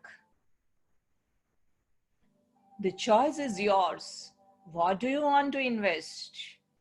Love or fears? What do you want to invest? Gratitude or complaints? Choice is yours. And on that note, I would like all of you to stretch your hands wide open and declare our intention to the universe that I am open and receptive to receive all the abundance of this universe. I am open to receive vibrant health and fitness. I am open to receive all the loving energies of this universe. And slowly you can hug yourself. You deserve this hug. You deserve this love. Deserve this hug. So slowly you can open your eyes and feel the love inside you, outside you. This universe is full of love. Universe loves you. With that note, I would like to say thank you so much. You may join me on my Instagram or Facebook page under the name of Shreya Udpi. And thank you so much. Thank you for your patient listening. Thank you. Thank you, Milen. Namaste. Thank you so much for that very powerful session. So our hands are out. May I receive in abundance. May I be open. Yes. You shared some really important points there, particularly so I think, as I think, so I become. Yes. You mentioned those points of being a watchman over my thoughts, not having those sort of small-minded sort of pygmy thoughts, and how I can have my thoughts bigger. And finding that there are many points, but one being we are a container of particular thoughts, how I can change that. Thank you once more. If we can spotlight you once more, because you were really in abundance there. So if we can see you once more, thank you again for even looking in pink and radiant. I can see these beautiful flowers on either side, and your radiance really shine forth. So Shreyaji, namaste. Thank you for sharing that meditation with us, as well as that sense of abundance. Thank you. Thank you so much. And for those of you at home, hopefully you're feeling that much more open. May I open myself up to something? So we've had various themes from our eyes to shifting our perspective to a poem, and now also opening our hearts. But also important are our teeth to keep our dental side of things well, because otherwise, one of our speakers mentioned everyone's getting so hungry during this time. I don't know if you're hungry during this time. You may have snuck off and had the wrong snack or the right snack or whatever. But with good, in a moment, we're going to have Dr. Jigar Gala from India, who again, do look up, a really very well experienced dentist and dental surgeon in his field of implantology. Jigarji, hopefully you've been able to get your screen share sorted out as well, because I think you're going to share some slides with us. So Jigar, maybe we can have you on the screen now and saying namaste and welcome to you. So we can't hear you yet. You may need to. Hello. Excellent. We've got you. We can hear you now. Can you hear me now? Perfect. Perfect. So welcome. I understand your qualification also had from the Eastman Dental Institute. That's right. Good. Good. So that's my old medical school as well. So we've got a connection. Fantastic. Fantastic. Good. Good. So a warm welcome from Mumbai. I understand you are, and please do guide us on what you'd like to share with us over the next 10 minutes, 15 minutes. Sure. Namaste. Sure. Welcome. Namaste. Yeah. I'll just quickly share my screen space.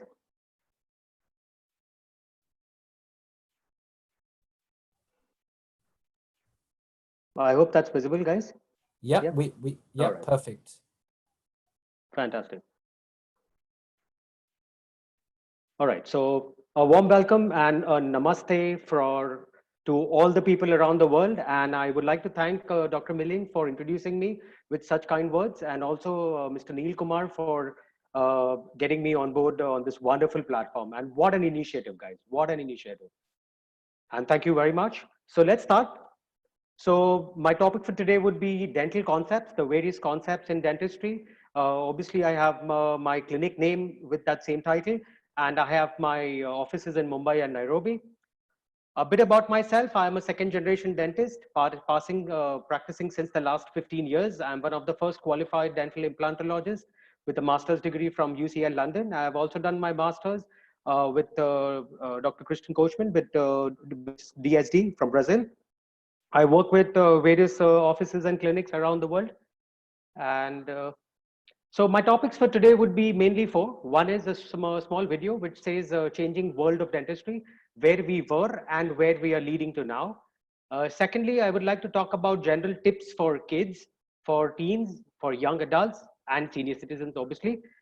Third would be a special note for people to take care when you are, most of the world is in lockdown and we are suffering from this dreadful pandemic situation. So what extra care you need to take while we are in this situation.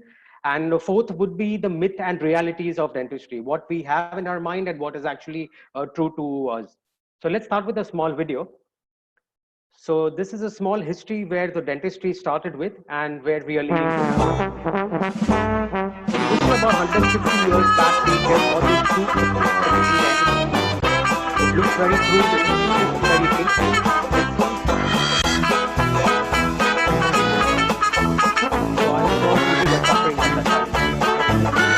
Very, very bad on this wonderful era when we have special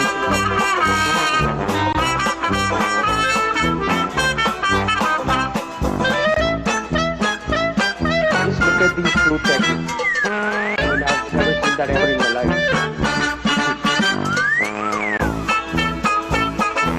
These are some dental chairs made at that time for all these fruit techniques.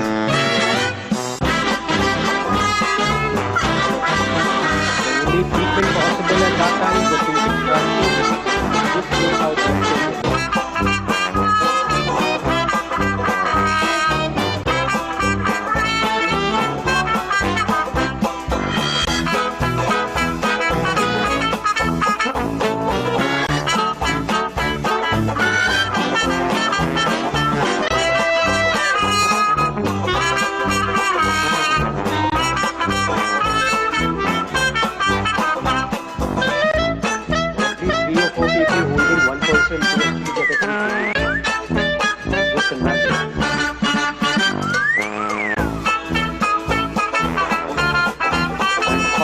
finally was the revolution where we could actually have a dental anesthesia. We got anesthesia, we could do treatment more peacefully, more sophisticatedly, both for dentists as well as the patient for disease. Next, let's talk about some general tips for kids. So there are three ways to prevent tooth decay.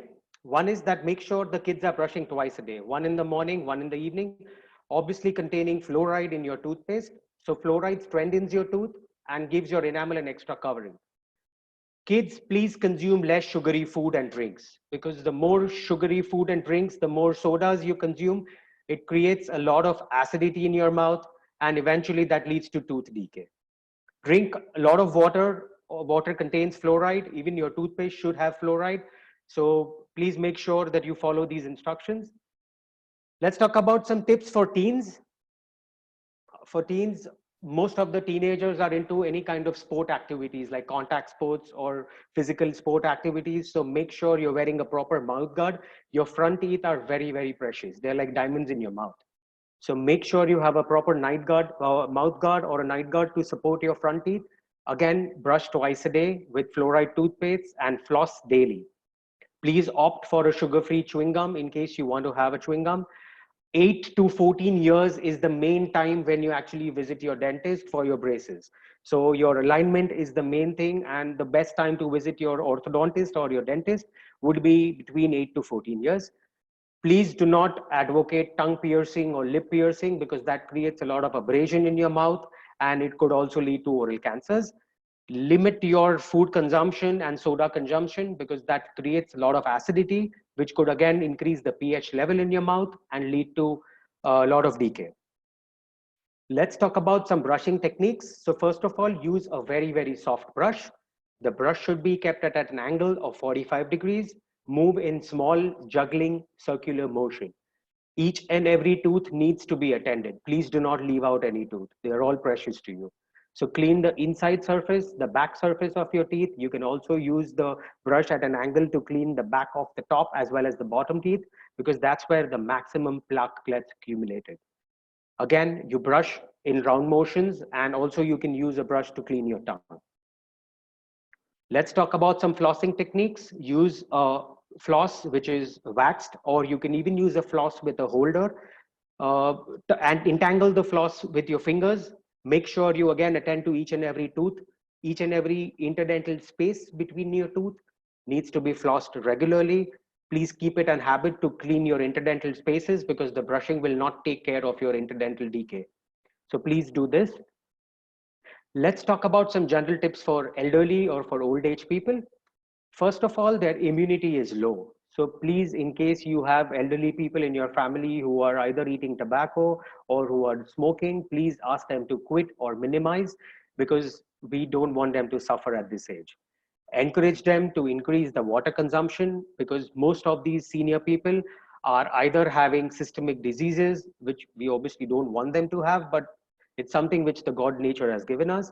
So please make sure that they are drinking a lot of water to avoid dry mouth. Recommend them using a fluoride toothpaste as well as a mouthwash, and avoid plaque buildups. So guys, what are the special dental care you need to take during lockdown? Most of the world is under this pandemic situation. So there are certain tips I would like to give you guys. Please take extra care of your teeth, as the dental treatments are at a very high risk. After every meals, please brush your teeth and rinse with a fluoride mouthwash.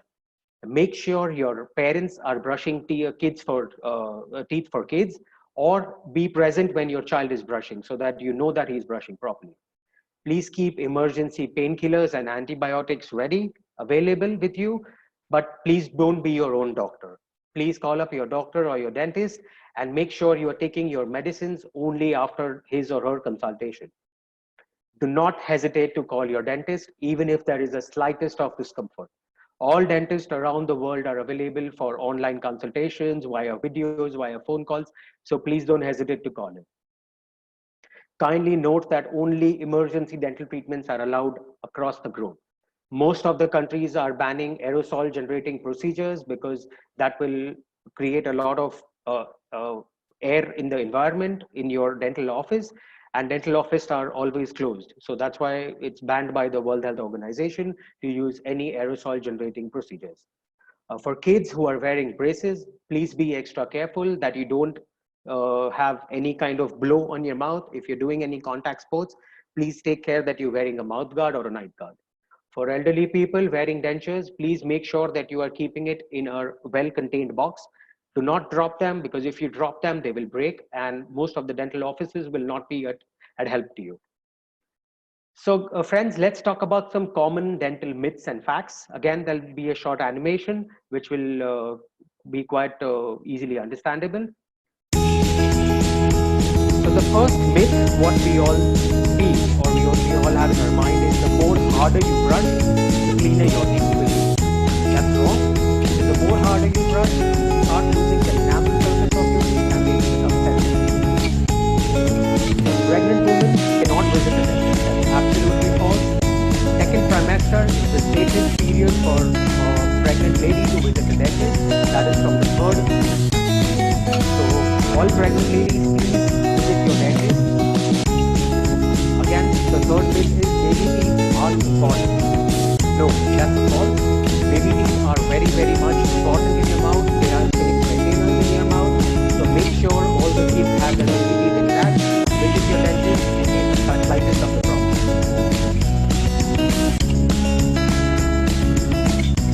The fourth thing is, the whiter your teeth, the more healthy they are. Again, that's a myth. The more whiter, yes, they look pleasing, but you have to make sure that there are hidden facts. Please visit your dentist and make sure you are cavity free.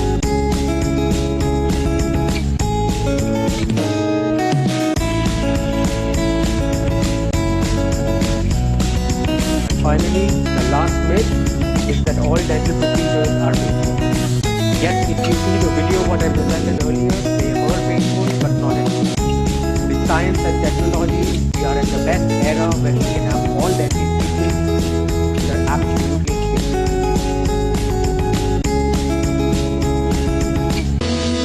And finally, thank you very much. And I would like to end this discussion with a very nice quote: "A warm smile is the universal language of kindness." I thank you very much for taking your time, and I appreciate the fact that, and I hope that you all are absolutely fine and you are staying at home and staying safe. Cheers. Jigar bhai, if you could cancel your screen share. Yes, please. There. Thank you so much, Jigar, for that beautiful presentation where you brought some really simple concepts for everyday people with dentistry, and especially some of the myths as well, because I know people thinking, can they not go to a dentist or at least get some consultation? So I understand at the moment you're sort of stuck in your own building, but I hope people are still contacting you. Yes, that's right. Unfortunately, just yesterday, my area was in lockdown because we had a positive case in our society. So yes, I am in my at my home, and obviously I'm safe and my family is good as well. Thank you very much for your concern. Good, and well, you're still hopefully reaching out to many people still being at home. So yes, of course. Which is great to hear. And so in a moment, I think we've got our next guest on, but there was one question also of how Sure. you can conduct sort of an online consultation. Do you look with a camera or phone or get them to look at their teeth? So usually what we tell the patient is that they need to send us a picture of their tooth in trouble with a flash on, so we can see the tooth clearly, and then we can guide them as to what medications have to be taken or what non-aerosol treatments could be recommended to them.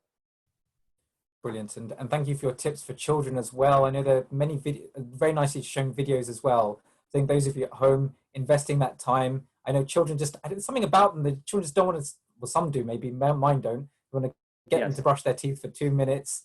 So I've actually bought them a timer, so they have to count for 2 minutes, which then they sneakily change to 30 seconds when I'm not looking, and then I'm a bit stuck there. But thank you so much for sharing. I didn't know you're also from Mumbai and also going to Nairobi as well. So you're sort of going to East Africa as well. So yeah, that's right.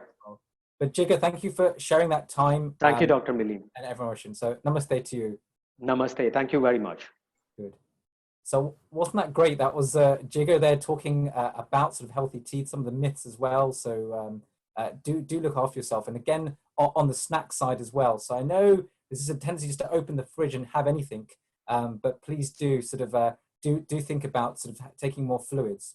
Often one tip I even speak to patients is that actually thirst and hunger can be sometimes very mimic each other. And often when you're feeling hungry, you're actually just quite thirsty, and people don't often drink enough. So when you're suddenly feeling hungry for a snack, do actually just take some fluid and you'll see the difference. I know we've got Dr. Nikolaos, I can see you online soon. You'll be coming online. I'm sure you'll share us a few more things. But just before you, we're actually going to have a musical item. So in a moment, we're going to invite Avi Simmons. Avi, we can see you're online. Welcome to the show for a few minutes to share with us.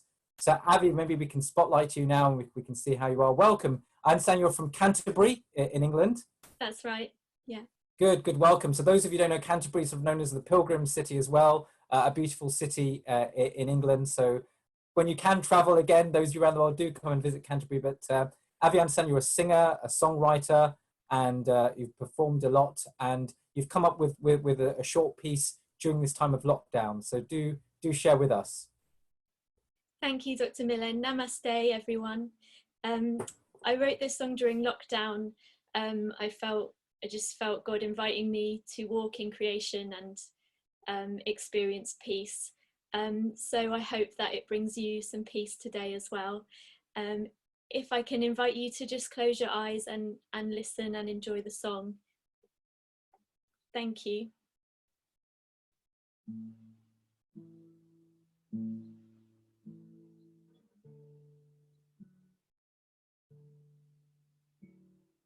Slow, child, out of your way.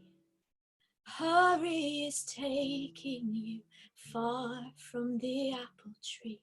Slow, child, breathe in the day. Rein in those footsteps and set them more steady now. Calm, hold onto my arm. I'll write the balancing act you've been juggling. Don't need to know everything. Hang up that worry and shelve all those piling things.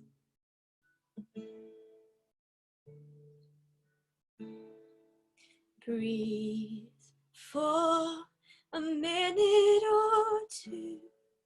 Stray into quiet, and quiet will stay with you.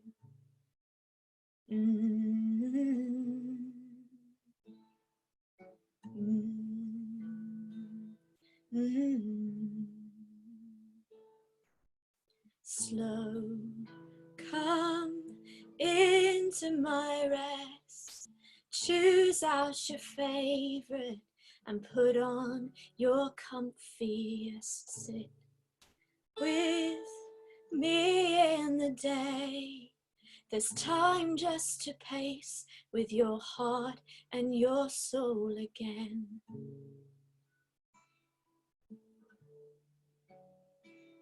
1 minute to notice the birds could change everything.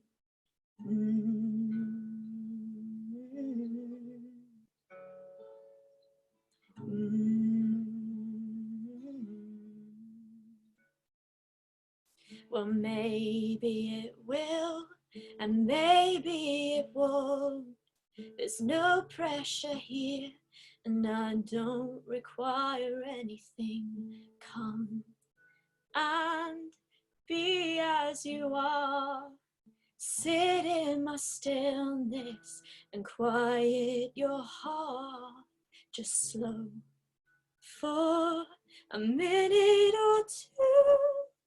Stray into wonder, and wonder will stay with you. Breathe and breathe it in deep. Let down your shoulders and ungrit your teeth. Open, gather the wind.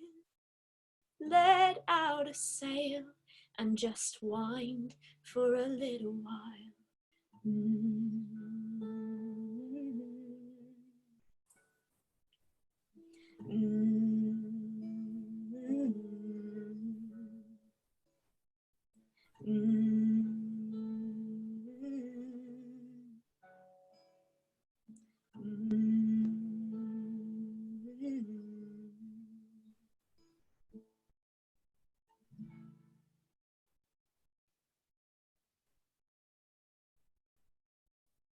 Thank you for listening. Thank you. Namaste to you, Avi. You have taken us to a greater height. And we always know that music transcends any language, any other barrier, and immediately goes straight to our heart. That was a beautiful, almost like a lullaby that you sang. And slow child, take a deep breath. And I think it's almost prepared us for our next session as well. So Avi, thank you so much for taking that time. I hope we can listen to that again live. Maybe we can all meet you one day performing somewhere. And I do hope you can put a recording of that somewhere online. It will be online now, here forever on Healing Our Earth for us to view. But, you know, we'd love to listen to you again. So thank you for sharing your talents with us. Thank you very much. And, thanks for having me. No, thank you. And I hope you've had a chance to perform elsewhere at all at the moment, or I guess at home mainly. Yeah, at home. I wrote a song actually for all our frontline workers, and I've put that on YouTube. So that was kind of a project I was doing during lockdown as well. So that was mainly what I was working on. And then I wrote this song as well a week or so ago. So yeah, at some point I hope I'll be able to record it and put it up as well. Well, thank you so much, and I'll search you now. So that was, to everyone, that was Avi Simmons, and do so AVI, and I think your surname is SIMMONS, so Avi Simmons. Well, I'm certainly going to search for you now on YouTube as well. So the show is going on. It was beautiful, but it was nice just to take a stop before we go into our next theme of Ayurveda. So in a moment, we're going to actually have two now sessions in a row on this beautiful theme of Ayurveda. And actually, Avi's song reminded me of a quote one of my senior physicians told me very early on in the medical career. So we often hear this theme, don't just stand there, do something. And actually, the role of the physician sometimes is, don't just do something, stand there. Because sometimes we almost have to take a step back, listen, listen, listen. And I'm going to hand over in a moment to a very esteemed speaker, Dr. Kostopoulos, and I'm sure he'll even share that the key is being sort of in taking a history from a patient, listening, connecting as well, and around the world, those listening and communication skills. So with that, to all of you, really happy to introduce our next speaker. Hurry on to you, Dr. Nikolaos Kostopoulos. Definitely, welcome. You may not know, but I've attended a few of your lectures in London. So I actually had an interest in Ayurveda, and you gave some talks in central London with Ashwin Bharot, and so I was one of the audience, and I think I may have even come up to you and spoken to you. So, Dr. Nikolaos, I know your expertise is that in integrative medicine, in Ayurveda as well, and you're now practicing in Athens. And on a personal note, in my medical school, all of the Greek doctors were the cleverest. All the top 5 were all from Greece. So there's something about the genetics of Greece. So everyone watching, if you have a Greek doctor, you're in good hands, I think. So, but with that, do welcome and do share with us. Namaste. Thank you. Namaste, namaste, Dr. Shah. Thank you for your kind words. And congratulations to the Healing Our Earth movement, because really this is the right time to spread these words and these ideas. And I will not only say namaste to everybody, I know India is listening as well and many people around the world. Let me say a little prayer that I find it's extremely appropriate for this time. Om Sarve Bhavantu Sukhinah Sarve Santu Niramaya Sarve Bhadrani Pasyantu Ma Kasti Dukha Bhag Bhavet Om Santi Santi Santi Hari Om, Hari Om, Hari Om. Well, it's a prayer that for whoever does not know Sanskrit means that may all be happy and may all be healthy, and everybody should see what is positive, and may nobody experience really unhappiness. And I think there is not more appropriate time for this survey, because what happened now with COVID-19, at a time that we thought we are different nations and we are far away from China and from India and from America, we found that we are all together.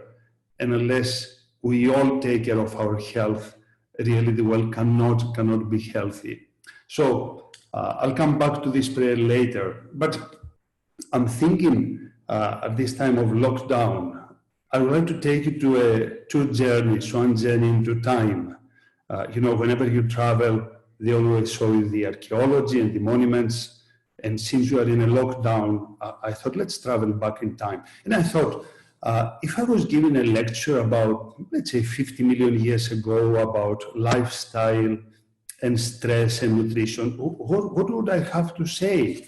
I think, first of all, I will not be giving a lecture at that time. Lifestyle will be very simple. Eat, rest in your cave, and then run as fast as you can if a lion is after you. And what would be the stress at this time? I think find food and eat as much as you can, because probably you're not going to find food again soon. And make sure you don't become the food of a lion or a mammoth. And if you're unbelievably lucky, well, regenerate so the human race can carry on. And what about nutrition? What would I say? Well, nothing to discuss. You eat whatever is there in front of you, whatever you can find, and that's it. So let's travel again in time. What about 50 years ago?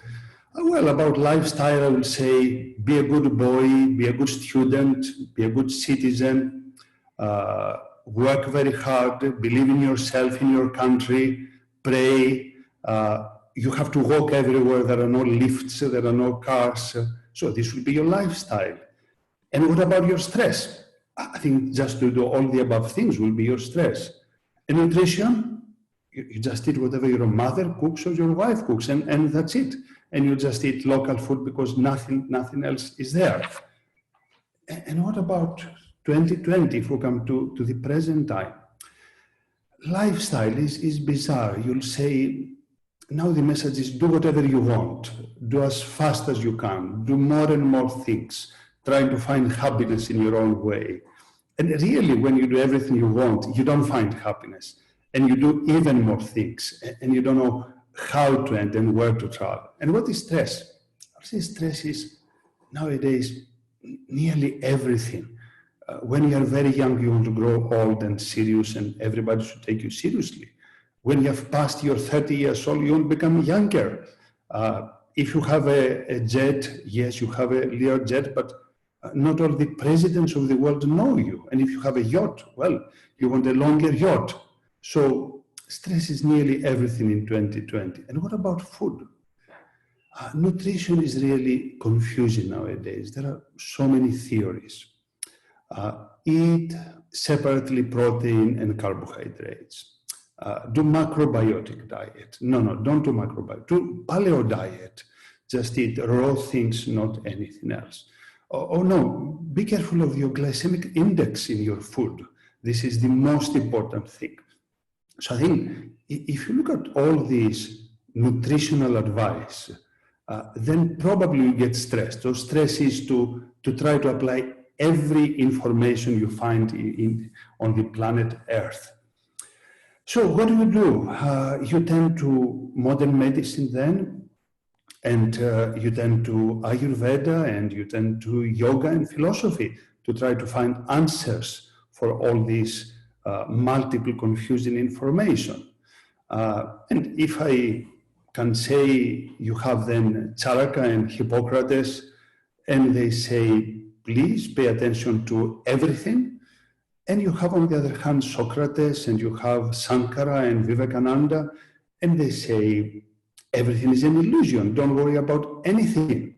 And it was at that time that Neil Kumar came to me and he said, listen, you are Greek, in some way Hippocrates and Socrates confused us. Can you give a lecture to sort it out? And I felt it's my responsibility as a Greek person to try to sort it out. I asked for Kumar to give me 20 hours. He gave me 20 minutes. So never mind. I thought I'll do things a little faster in this way. So where do you turn? You go to modern medicine. And if I think of modern medicine, you say, what lifestyle should I have?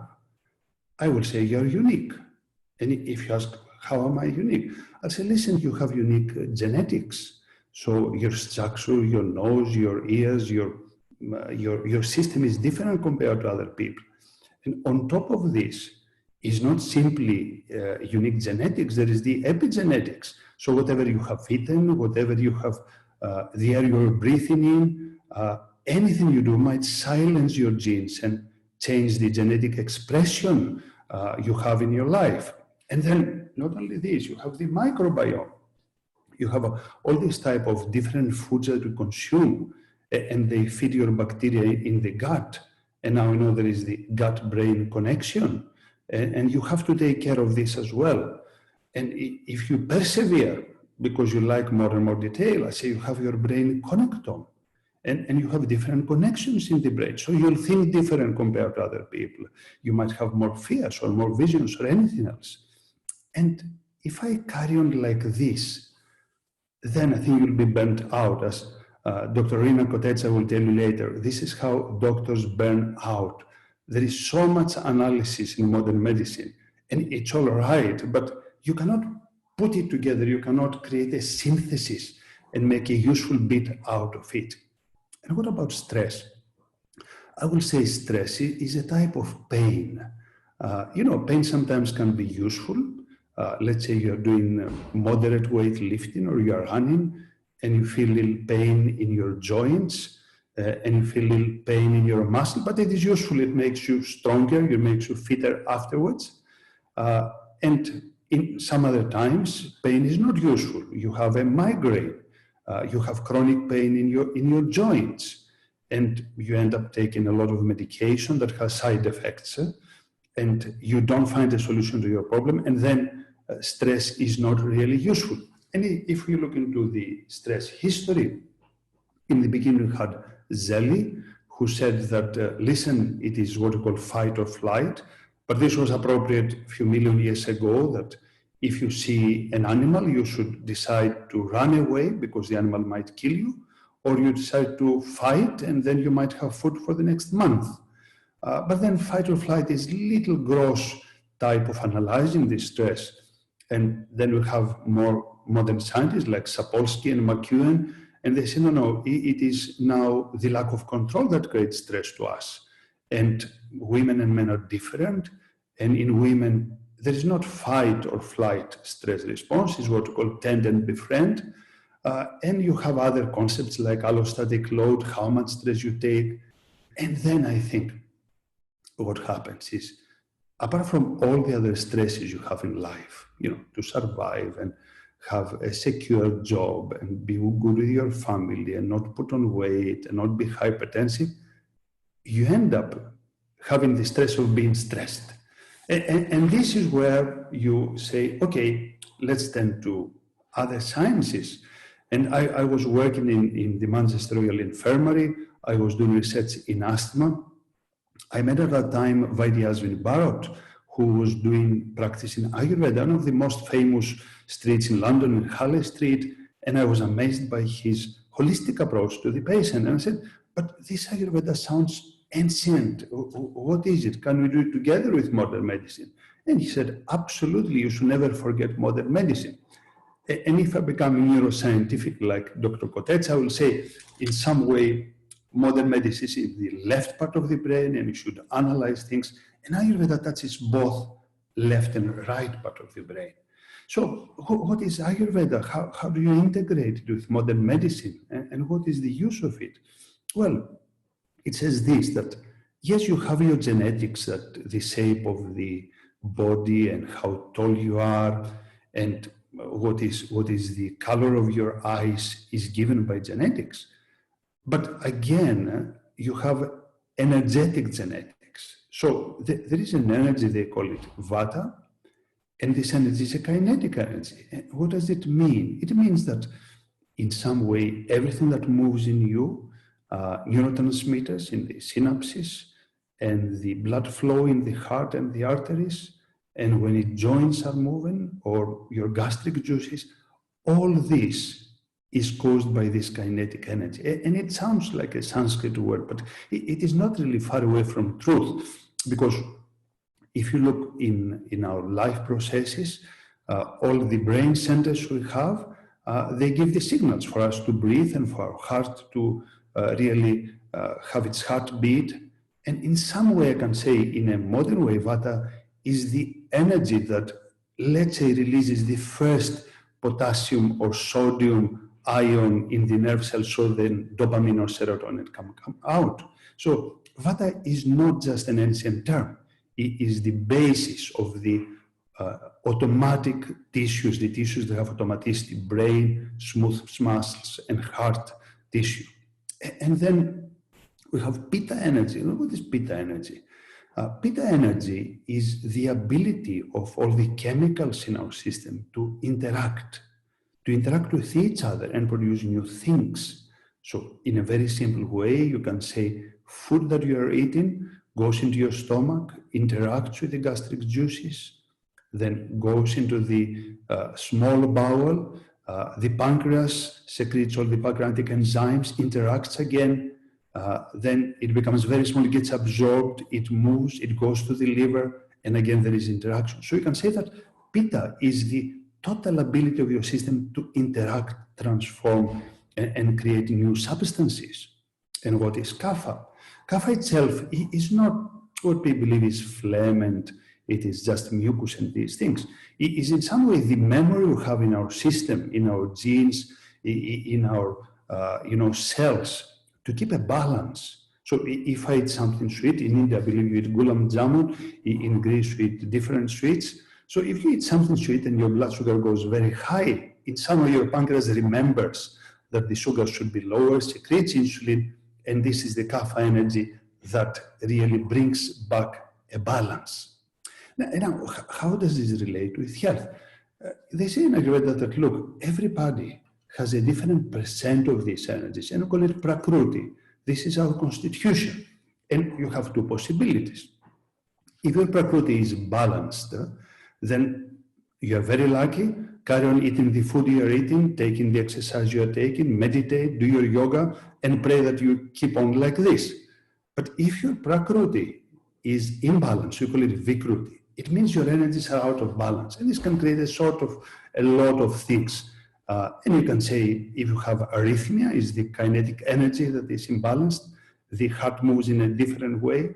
Or if you have migraine, you can say the vata energy is imbalanced, your hyperexcitability of the brain makes every stimulus painful, and you want to shut your eyes, and you want to not listen to any sound, and you want to isolate yourself. And it's the same, you have a chronic pain in your joints. Again, vata energy, kinetic energy gets disturbed, and in this way, all the signals that go to the brain become accelerated, and if it happens like this, you feel pain. So what do? If you are in an imbalanced state? You have to do something.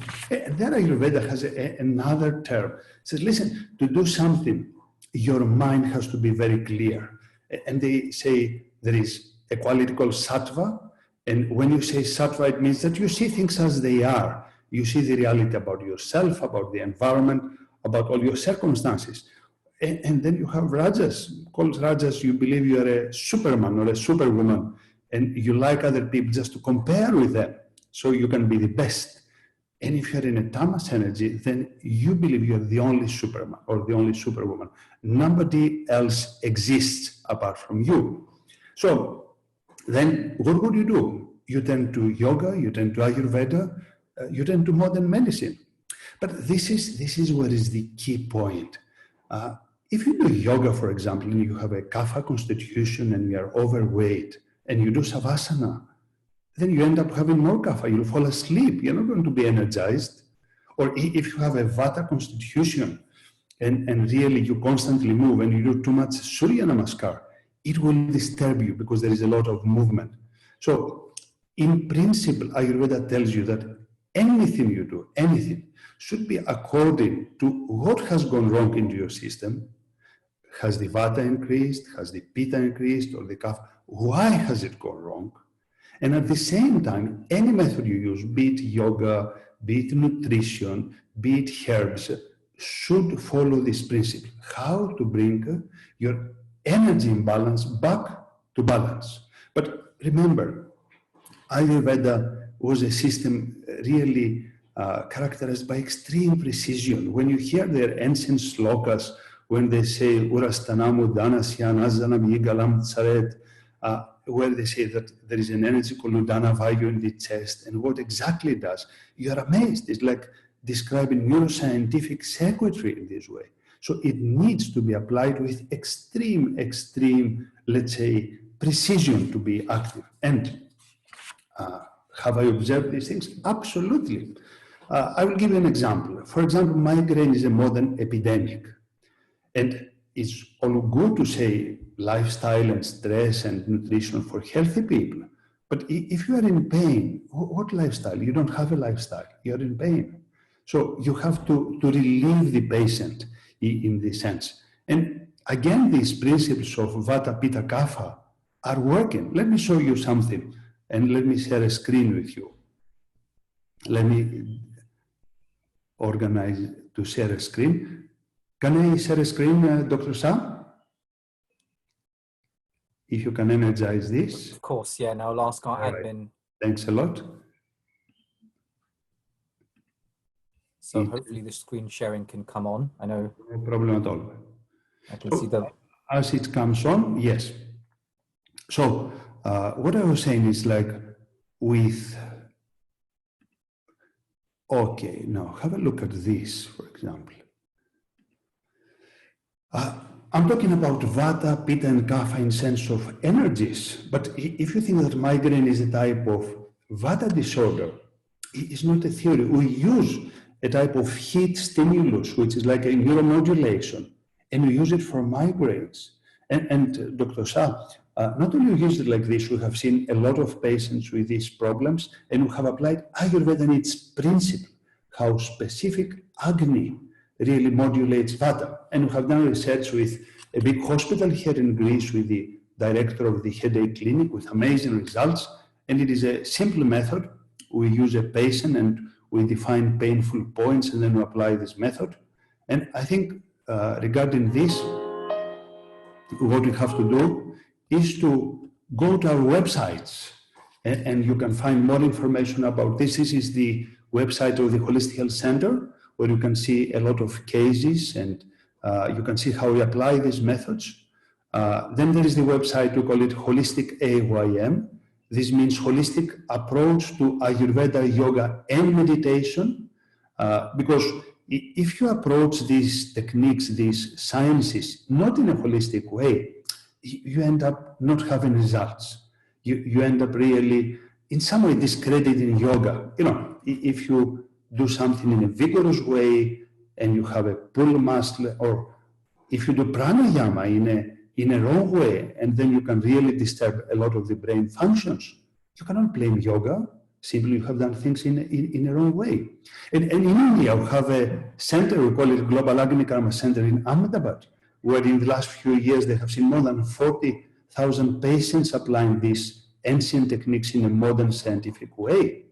And we have another website dealing with migraine. So you're all welcome not to see Ayurveda in theory, but Ayurveda in action in this sense. So if you ask me now, okay, what about lifestyle and stress and nutrition? I will say, look, let's travel in space now. Let's travel in space. In your blood, there is water. And where is this water coming from? It's coming from a lake. It's coming from the river. It comes from the rain. And if you eat a banana, you should not believe that your ecosystem is the supermarket. This banana has food as well, which is from the soil, from the ground, from the water. So really, if you start looking in a holistic way, and you realize that all is one, whatever calcium is in your body, you take it from the earth. Whatever iron is in your body, you take it from the earth. We are not separate from the earth and the air. Then I believe healing our earth will become a reality. As soon as we know that healing our earth means healing our body. And what should your lifestyle be? Should be according to your constitution in Ayurveda. Should be according to your unique circumstances and genetics. And what should you do about stress? I think yoga and pranayama and meditation, but really applied in a scientific way, in a precise way, can be unbelievably helpful. And is there any advice about nutrition? I would say if you are healthy, then by all means eat local food, in time with the season, freshly cooked, and this is very important. But in my practice, when I see patients, I have to take a full history and decide what is their blood test and their investigations and their genetics.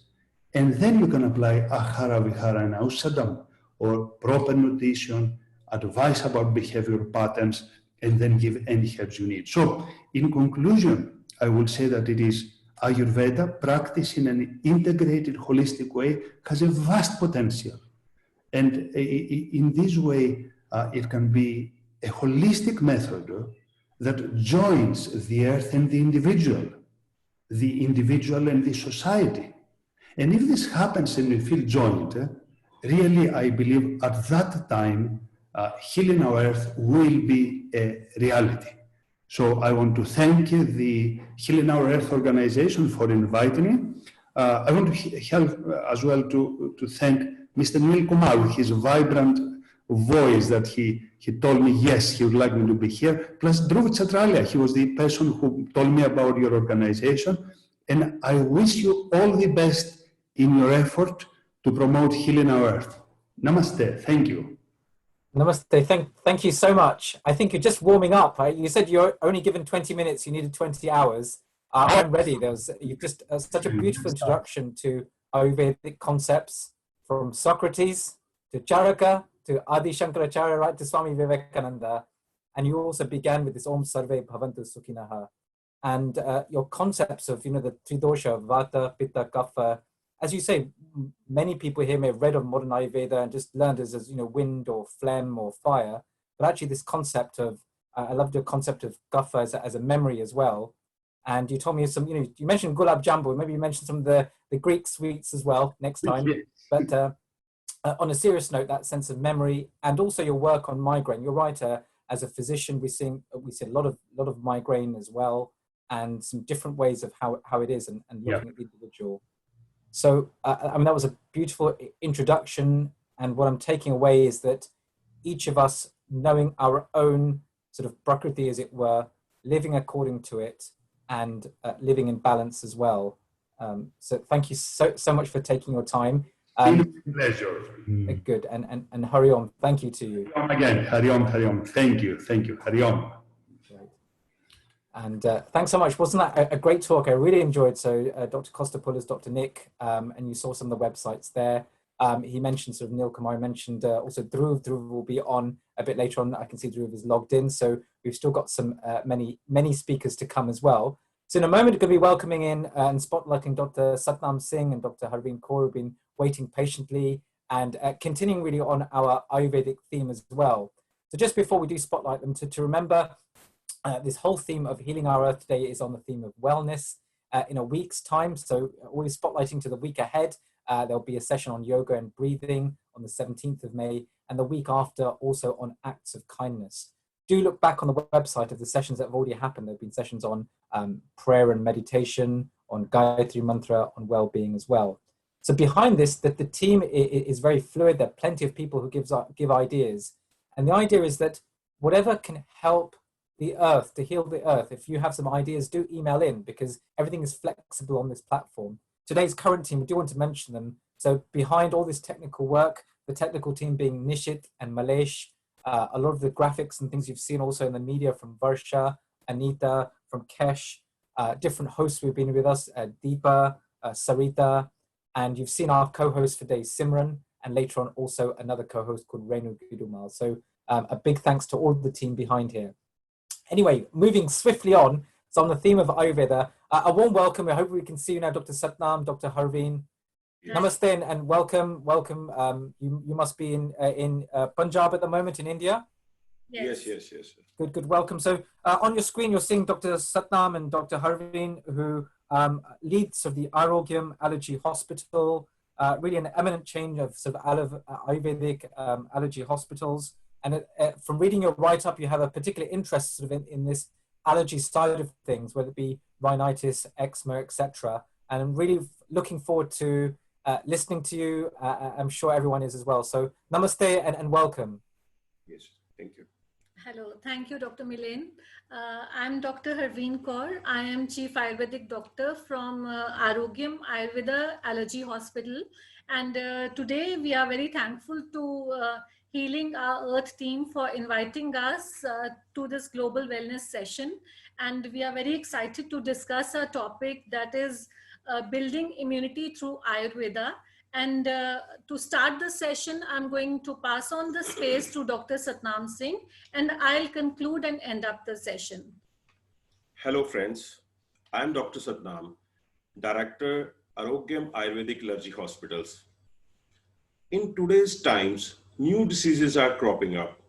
The fear of these diseases is creating panic and havoc in our society.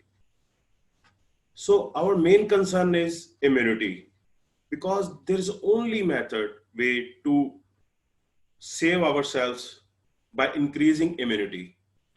So we all talk about immunity, but here we are going to talk about respiratory immunity, respiratory strength, because whenever virus or bacteria comes in our body, they first attack our respiratory system, like nasal, mucosa, throat, and further lungs.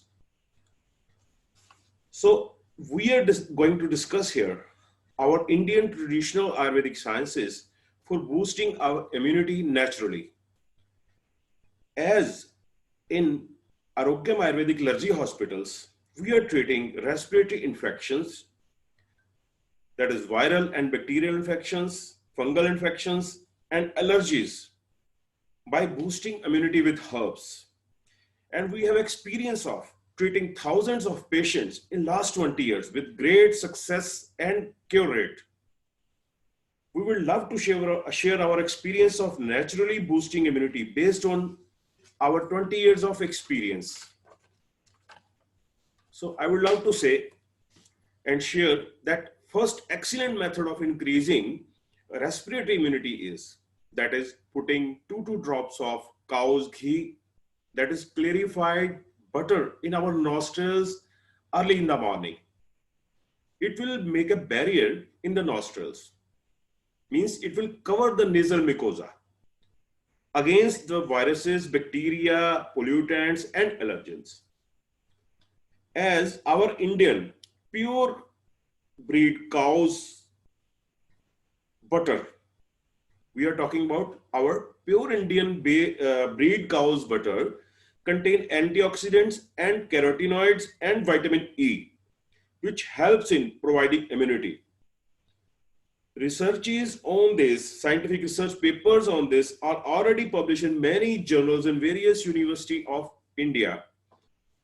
This concept of putting Indian breed cow's ghee gets validity when latest study published in journal Nature Medicine. It says that there are some key cells in the nostrils.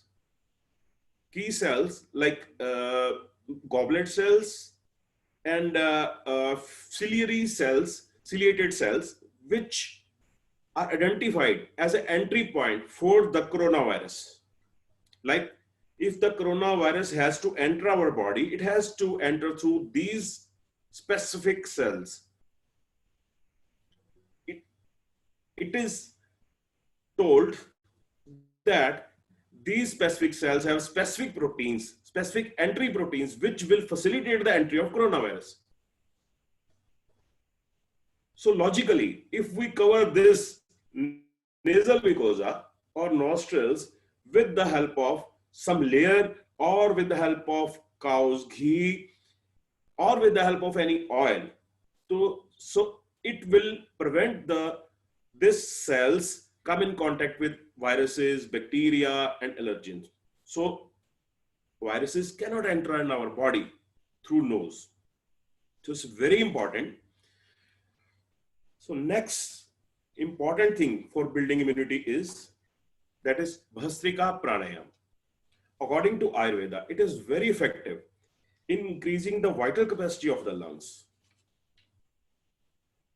Means it increases the strength of the lungs. Plus, it is seen that Bhastrika Pranayam increases the power and strength of the smooth muscle layer in the bronchioles. So if any virus or bacteria comes in our respiratory system, these bronchioles will expel out these viruses. So our body will be protected from these infections like coronavirus infection. So now I would like to pass on the space to Dr. Harveen, who will discuss the herbs and their use in increasing immunity. As Dr. Harveen is the Chief Ayurvedic Charya of our Arogyam Ayurvedic Largy hospitals, and she has a great experience, vast experience in treating such patients with great success rate. So I would like to pass the space to Dr. Harveen, please. Hello once again. Now I come to the part of explaining the herbs which Dr. Satnam has mentioned. So the herbs which we actually use to make the avleha or the kada, and what type of contents we have in our Ayurvedic ghee, which we are discussing to put in the nostrils. First of all, our Ayurvedic avle, it should have malkangni, the herb, which is called Silastris paniculatus. Then I would say bhui amla, which is Phyllanthus, which is called, botanical name is Phyllanthus neruri. Then is amla, which is Phyllanthus emblica.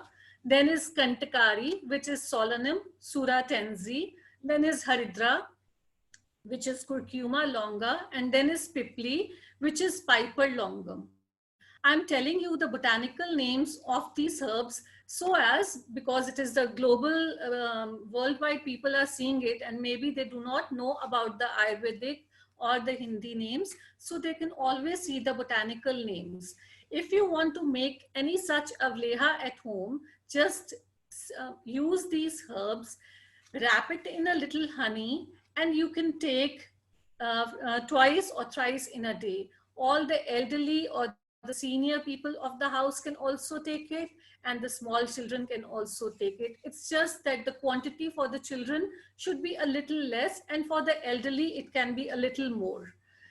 Then I suggest this avle because we've been doing Ayurvedic practice since 1999. We have 20 years of experience in allergy patients, and you all know that allergy patients, what we all need to do is build up the immunity and protect them from the allergens. Here we are trying to protect you from the viruses, the bacteria, which are like new to the market.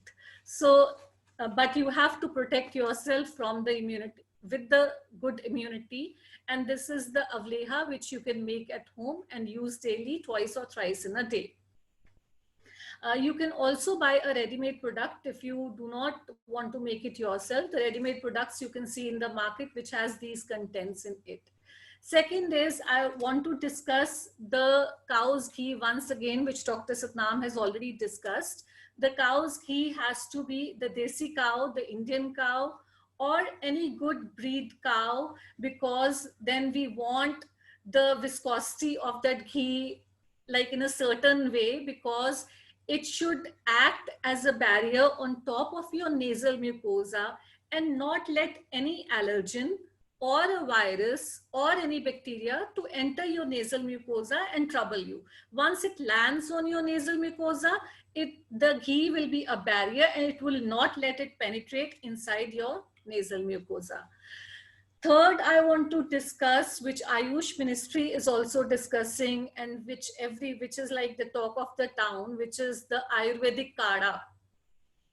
We have been giving Kada since we started in our practice 20 years ago. We used this Kada to treat our allergy patients because we wanted our allergy patients to use a good steaming hot cup of water whole through the day. So because we are seeing such kind of patients, so we have reached certain herbs which we suggest are the best because they have given results in our patients. So we would suggest that a Kada is an ideal Kada which has Banafsha, which has Tulsi, which has Mulethi, which has Sant, and which has Saunf in it. We also add chamomile to our Kada. We also add rose petals to our Kada. And then this Kada, take half a spoon of this Ayurvedic tea. We have made such Ayurvedic tea in our clinic, which is by the name of Arogyam's Ayurvedic cough cold tea, immunity tea. So, but you can take half a spoon of such herbs mixture. You can make it at your own home too. Half a spoon of these herbs, put it in one big cup of water, and you can take, let it boil for 2 to 3 minutes. Do not boil it for more than don't keep it boiling so that you will make a good decoction. No, the volatile oils out of that Kada, they will just evaporate if you boil it for a longer time. So use this Kada twice or thrice in a day. The best part of this Kada is that it does not have any caffeine, unlike green tea or a regular tea or coffee. You can avoid taking caffeine. When you feel like taking a good cup of coffee, try taking Ayurvedic tea because it has got a lot of herbs which will give you a lot of power and which will protect your body against any foreign elements which you will encounter. All right, then once again, I would like to say that Bhastrika Pranayam is also a part of this thing. You can always visit our website, www.arogyamallergy.com, so that you can see all these things which we are saying in detail. Start your day by putting cow's ghee, then do Bhastrika Pranayam, take half spoon of Ayurvedic Avleha morning and evening. Take 3 to 4 cups of Ayurvedic tea in a good 1 cup of boiled hot water, and then before you go to bed, just take a little salt water in your hand, take it upwards from your nose and just spit it out. Do it twice or thrice in a day, because when you do this, whole of the day, when you've put cow's ghee and all the allergens have settled down on your nasal mucosa, before going to bed, we want you to wash your nasal mucosa, and you will feel a decongestant action of this thing too. Everybody has a problem of stuffy nose or blocked nose. You will see that your nose gets decongested when you use this. So there's a question of Ayurvedic tea. Yes, Ayurvedic tea, we have especially like the herbs which I've told you, we have collected these herbs because we have made it in such a quantity and the ratio so that they are neither very hot on your body, like the virya, it should not have a very ushna virya or a very sheet virya. They should be very subtle on your body, and they should balance all the doshas. Like when you take this tea, there should be vata, pitta, kapha should be in a balanced state of mind. So anywhere in the country, anywhere in the globe, you can take these herbs, no problem of climatic conditions and no problem of your virya and no problem of the seasonal conditions also. So to sum up, I would like to say, even if you encounter any deadly virus or a bad virus or a bacteria or an allergen which tries to create problem in your body, if we have a very, very good immunity, which we have been seeing since so long, if you have a very good immunity, your body will fight back many folds. It will not let any virus, any bacteria enter your body if you do all these things 4 times, 4 things in a day. If you can learn to brush your teeth every morning and night, if you can learn to take bath, you can certainly start putting cow's ghee in your nostrils. It will make your skin beautiful. It will make your hair beautiful. It will not let memory loss happen to you. It will keep your eyesight in good form. So I am like, we are physicians, so we are like, we become really passionate about telling what we do in our clinic and how we can guide you to prevent yourself at such trying time and increase your immunity. I hope everybody understood what we said. Harveenji, your energy is coming through very much, your passion there for both of you. You are very genuine physicians, the things you've given, the research you've done, and you're right, you speak from clinical experience of 20 years plus. Thank you, Satnamji, at the beginning for explaining some of the background to it, and Harveenji really for explaining some of these herbs as well.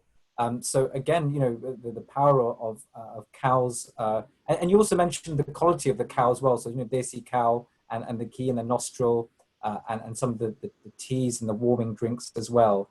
So thank you so much for sharing so far. There have been questions, yes, about making the fresh teas or not. So if we may have you back on the spotlight, there are 1 or 2 other questions coming up.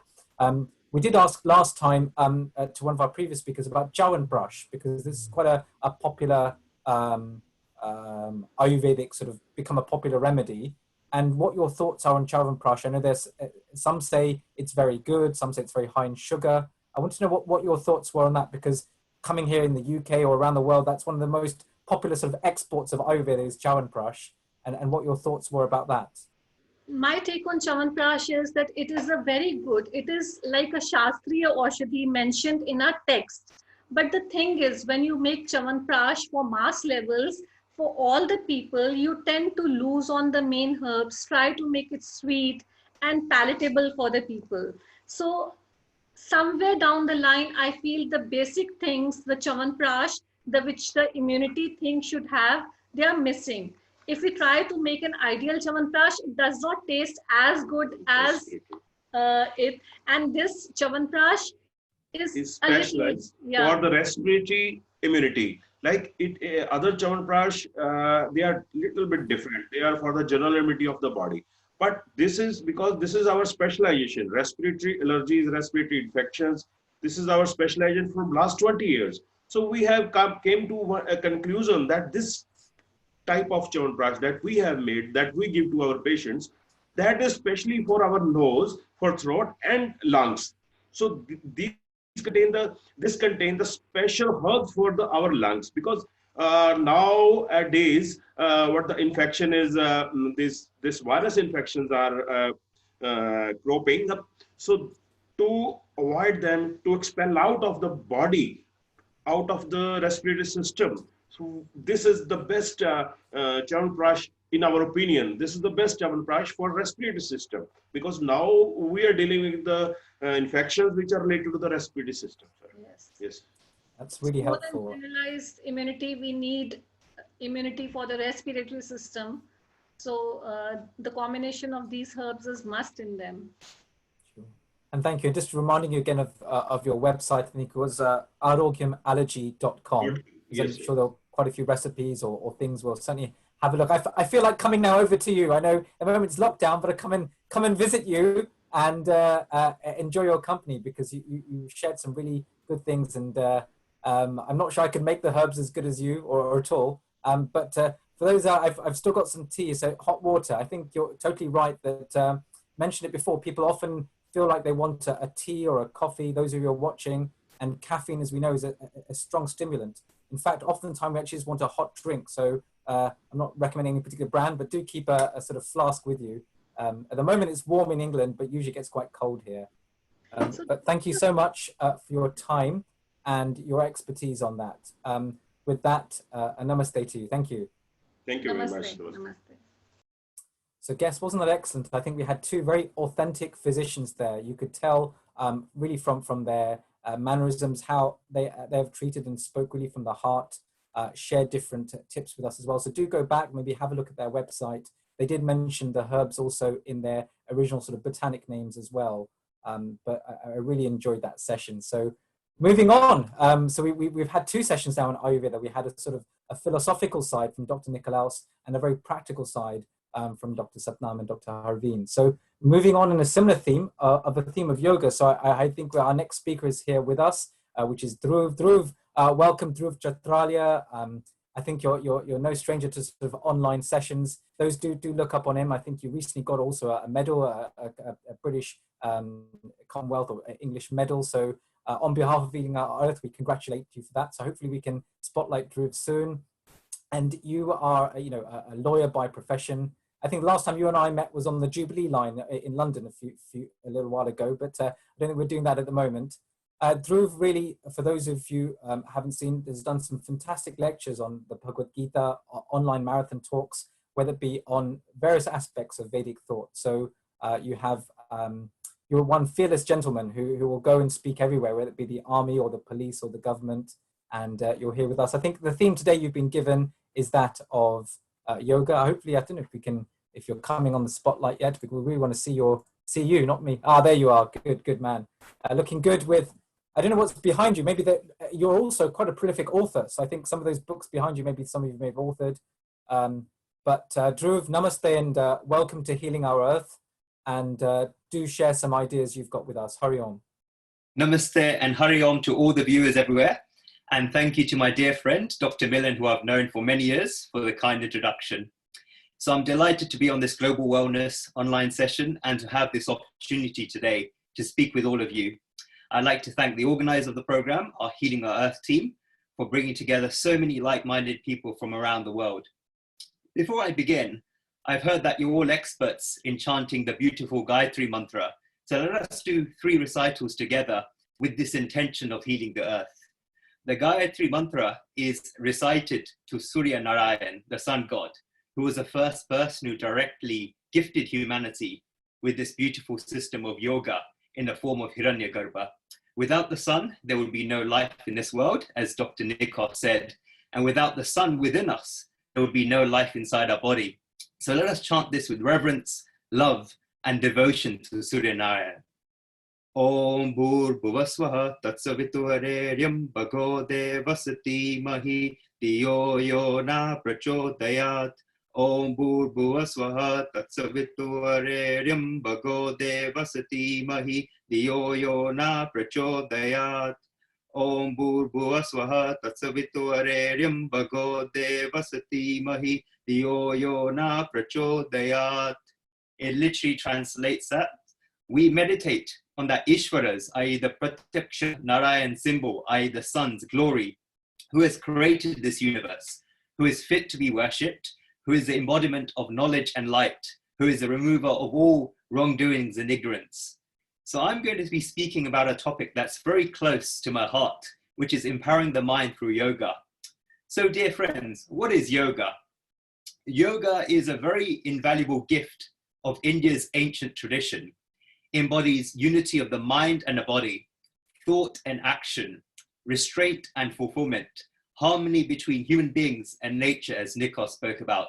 And it's a holistic approach to health and well-being.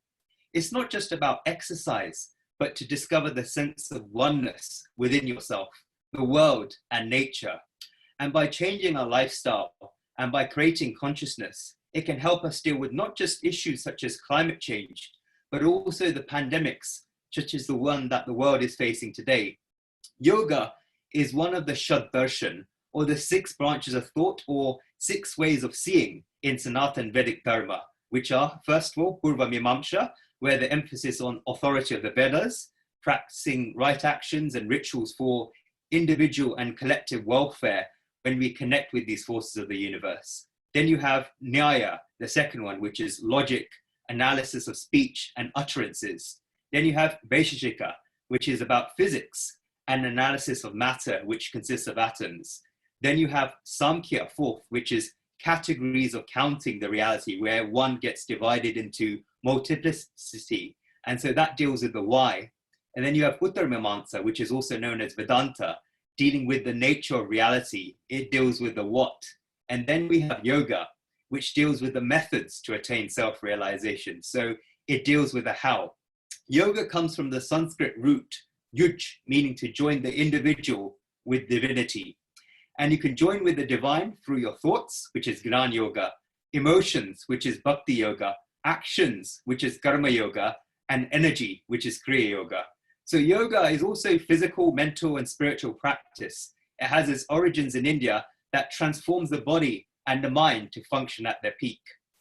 The sage Patanjali in the Yoga Sutras set out the 8 steps to self-realization through yoga, being the yamas, which are the 5 restraints in how we interact with others, being ahimsa, non-violence, sattva, as Dr. Nikos says, seeing the reality as it is, asteya, non-stealing, brahmacharya, non-excessiveness, and aparigraha, which is non-possessiveness.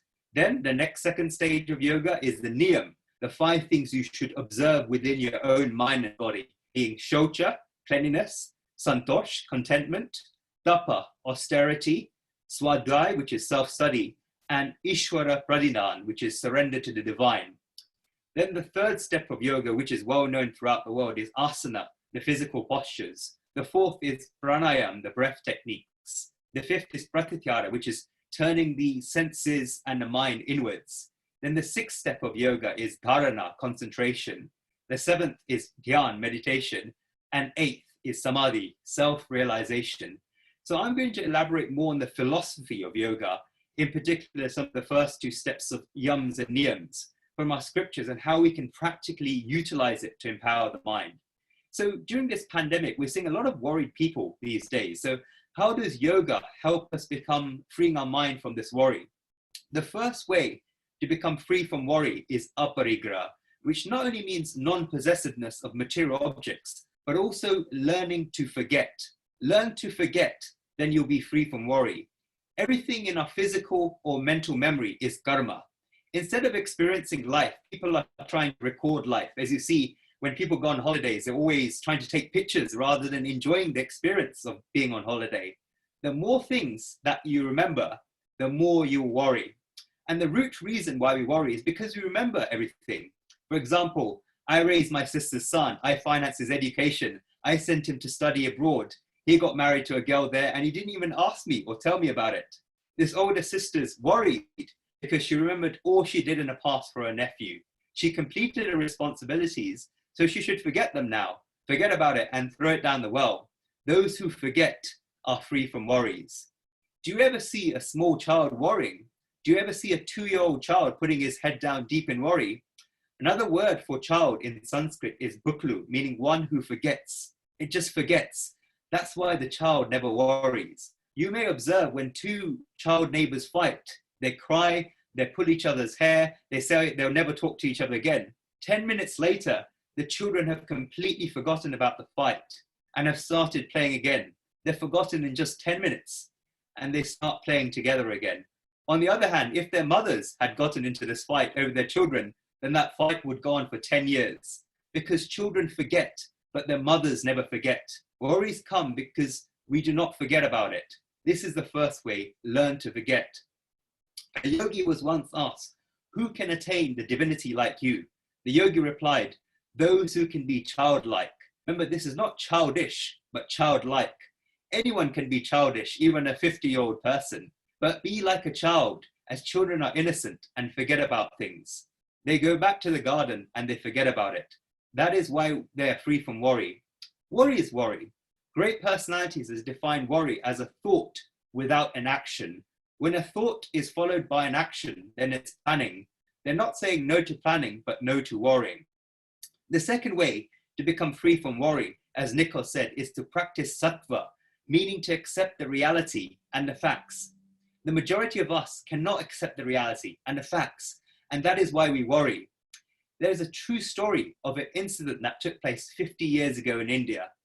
There was a woman of the age of about 34 living in the town where she became a widow. Her husband died and she had 3 daughters. For any woman in that situation, it would have been like the sky has fallen on her head. What could she do? She had no education, no qualifications. Where could she go? Her husband was just a common man and did not leave behind a large bank balance. All the savings that he had left were lost in his medicine and operations to try and cure his illness. The people in the community told her that we have wealthy people in Ahmedabad, Kolkata, and so on. Go to them and they'll give you some money. There should be enough for you to last your life. The woman decided that I will not hold out my hand to beg to anyone. Secondly, she accepted the fact that her husband had died, and therefore however much she could cry, her husband would not come back. She wondered what she would do. The divine always gives everyone at least one talent. This woman had a talent that she cooked very delicious food. She lived in a small town, so she left that place and moved to a big city nearby. She started the kitchen in her house with a restaurant service. I'm not talking about the new restaurants, but the old ones. This is not like a big hotel where, like a restaurant where people would come, but it was when they come in certain situations, for example, where the wives could not cook on a particular day or they were out of town. So she would feed them. Eventually, the publicity and fame of a restaurant grew so much that the wives that didn't used to come before started coming as well because the food was so delicious. Before, she had to get vegetables from the market, cook them, prepare them, and feed the guests all on her own because her daughters were very young. But eventually her daughters grew up and started helping her, and her customers kept growing. She saved the money and kept growing a business. Eventually she started a tiffin service. Her daughters got older and she married them into good families in very nice ways with her head held up high. She also gave her daughters some of her wealth. This woman is still here, and if any other woman falls in the same situation, she stands by them, tells them her story and helps them. Not only that, she has her own spices in the stores because she has employees working at a restaurant. She's become very famous in India. All this took time, around 30 years. But what if she gave up and started crying and felt sorry for herself 30 years ago? What if she kept complaining about a situation of being alone with 3 young children with no money, no education, no qualifications? She would have spent her entire life crying. Instead, she accepted the fact, and look what happened. Because she took actions, not only did she have no time to worry, but she completely changed her situation around. The person who accepts reality has no reason to worry. Thirdly, as part of Santosh, contentment, think of today, live in today, and there will be no worries. The great Russian thinker Ruskin kept a paperweight at his desk saying today. Somebody asked him why he had this, and he replied, I live in today. There are no worries in today. People either worry about the past or the future, but there are no worries in today because today is where we can make our efforts. The person who is worrying about the past or the future is wasting his time today and hindering himself in the future. If you're looking to London, talking to Tokyo, then you won't be able to see the thing right in front of you. This is the state that you put yourself in. Fair enough, you can learn from the experience in your past, so use them to help you in the present. Then we can shape our future in the correct way. Live in today. Fourthly, a small part of brahmacharya, non-excessiveness. Manage your time, then you will not be worried. Your time is a tool that you must use. People are worried when they're in a hurry and they're thinking that they haven't got enough time. What if they had planned in advance how their time would be allocated? Then they would not need to worry. People that worry when they're 60 do so because they feel that they didn't use their time properly throughout their lives. Our scriptures say, dharmartha, kama, sama, veya, sivya. Give your dharma, your artha, meaning your resources, and kama, your worldly enjoyments, the right amount of priority. The problem is, we get so preoccupied by either materialistic pursuits or spiritual pursuits during the 16 hours we're awake that we neglect the complete opposite thing. If we're material, we neglect spirituality and vice versa. And we see the results that happens in our lives. We worry and we're depressed for the entire 24 hours. Why? Because there's no proper time management. We do not realize this at the beginning, but we realize it when we turn 40, 50, or 60. And when we worry about it then, the situation is the same. There's no time left to do it, because when compared to how much we have lived, there's not much time left to live. Then what if the person had effectively managed the time from the beginning? There would have been no worries. Fair enough, you can say that I'm trying to promote spirituality, but even if you want to earn wealth, you need to allocate your time to it. Rather than worry about whether or not you win the lottery or whether fate fortune will give you the right hand, you have to give time. Whatever you want to achieve in life, you have to allocate your time and action towards achieving it. Otherwise, you get worried because you took no action to achieve it. Manage your time properly. Fifth, santosh, contentment, also comes from accepting the worst possible thing that could happen. When you begin a new piece of work, then think about what the worst that could happen would be and be prepared for this before starting your work. I'm not discouraging you, but preparing you. When a mountaineer is about to climb a mountain, then he decides at the beginning that he wishes to reach the top. He makes the decision at the bottom that he wishes to reach the top, but he also has to accept in his mind that he may fall and he's ready for that. He knows that if he falls, then his bones will break. He is prepared and then begins. I'm not saying that you should climb with the fear of falling, but he has to climb accepting the fact that he may fall. In society, people have developed weak minds because they're not prepared to accept the worst that can happen. From a young age, the child gets painted such a rosy picture that they'll earn a lot of money, so many great things will happen if he studies hard. If one thing does not go the way the child wants, then the whole life will turn upside down. This is because the picture that was painted has been broken. Shri Krishna understood this very well, and therefore he told Arjun in the Bhagavad Gita to fight the battle. Hatova prapsi swargam vitava mokshi mahi. Meaning the worst possible consequence of this war is that you'll get killed, you go to heaven.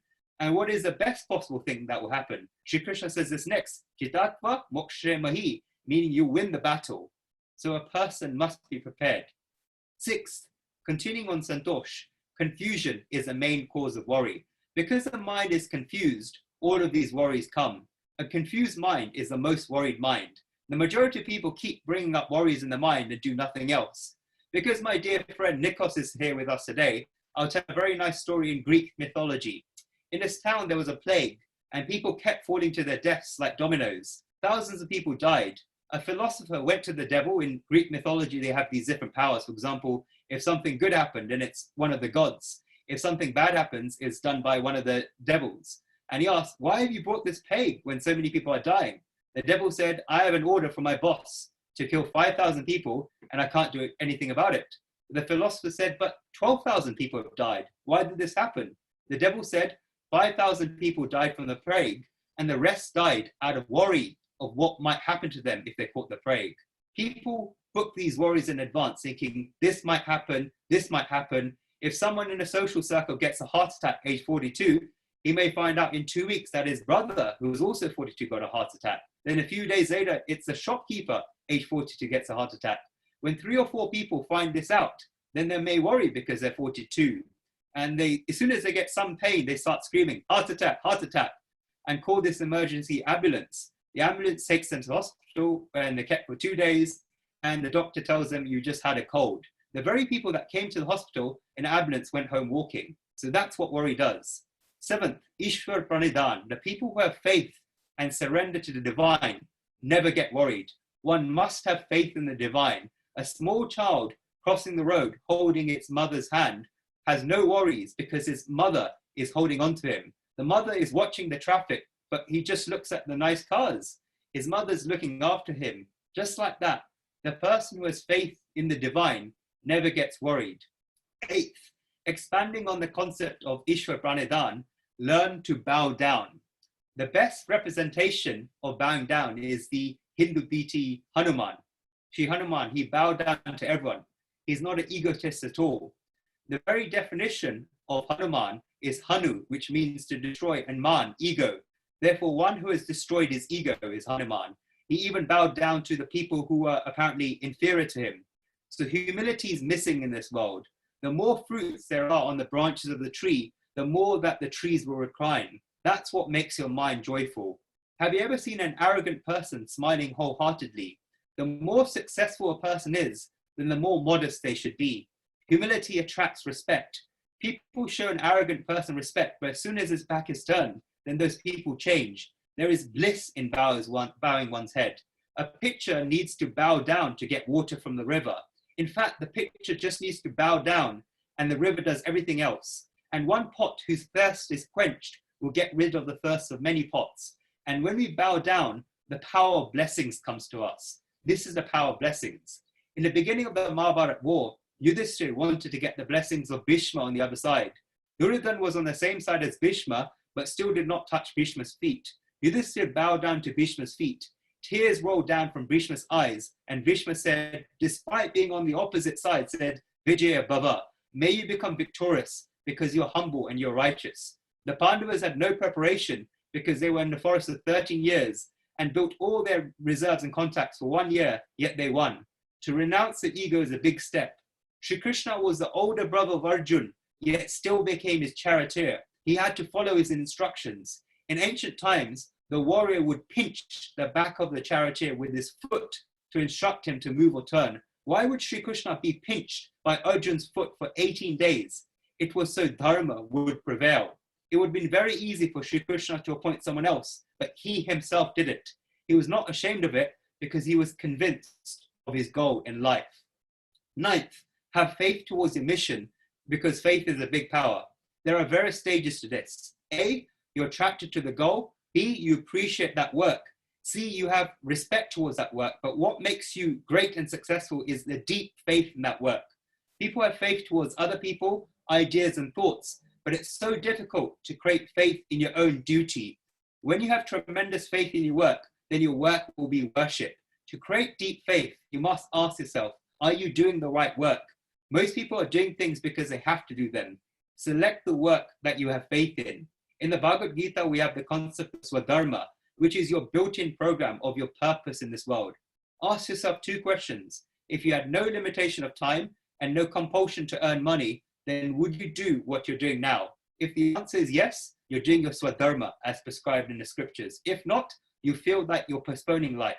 Have deep faith in what you do. If you do, then the energy's eagerness will come and the resources would automatically come. So the person who overcomes the worries through these methods of yogas experiences the empowerment of the mind and this immortality of the self. I hope this has given you some useful insights to empowering the mind through yoga. And if you want to learn more, then we have free online courses on the Bhagavad Gita and other scriptures on our website at www.gitaclass.org.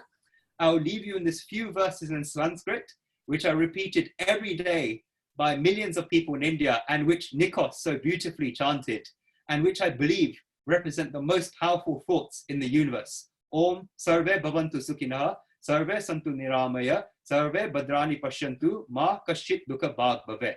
Om Shanti Shanti Shanti. Om. May all be happy and prosperous. May all be healthy. May all see auspiciousness. May no one suffer. Om. Peace, peace, peace. Namaste. Namaste. Thank you so much, Dhruv. for another wonderful session in taking us through the philosophy of yoga as well. So often this whole Ashtanga yoga, so we start with the yama niyamas. Often we go straight into the asanas and pranayama to guide us really with that philosophy of yoga at the beginning as well. And with that whole theme of Om Sarve Bhavantu Sukhinaha. The theme particularly came through with these yama niyamas. We've seen these different things, the power of santosh as well, that power of sort of knowing that gratitude, being of contentment as well, and the examples you gave as well. So Dhruv, thank you so much for sharing with us with all those different steps, even the different philosophies as well. It'd be Sankhya, etc. You know, with all the different streams we have. Often we're not sure how everything fits in. So very nicely there, you put it together. So Dhruv, thank you for that as well. Namaste. Namaste. Hari Om.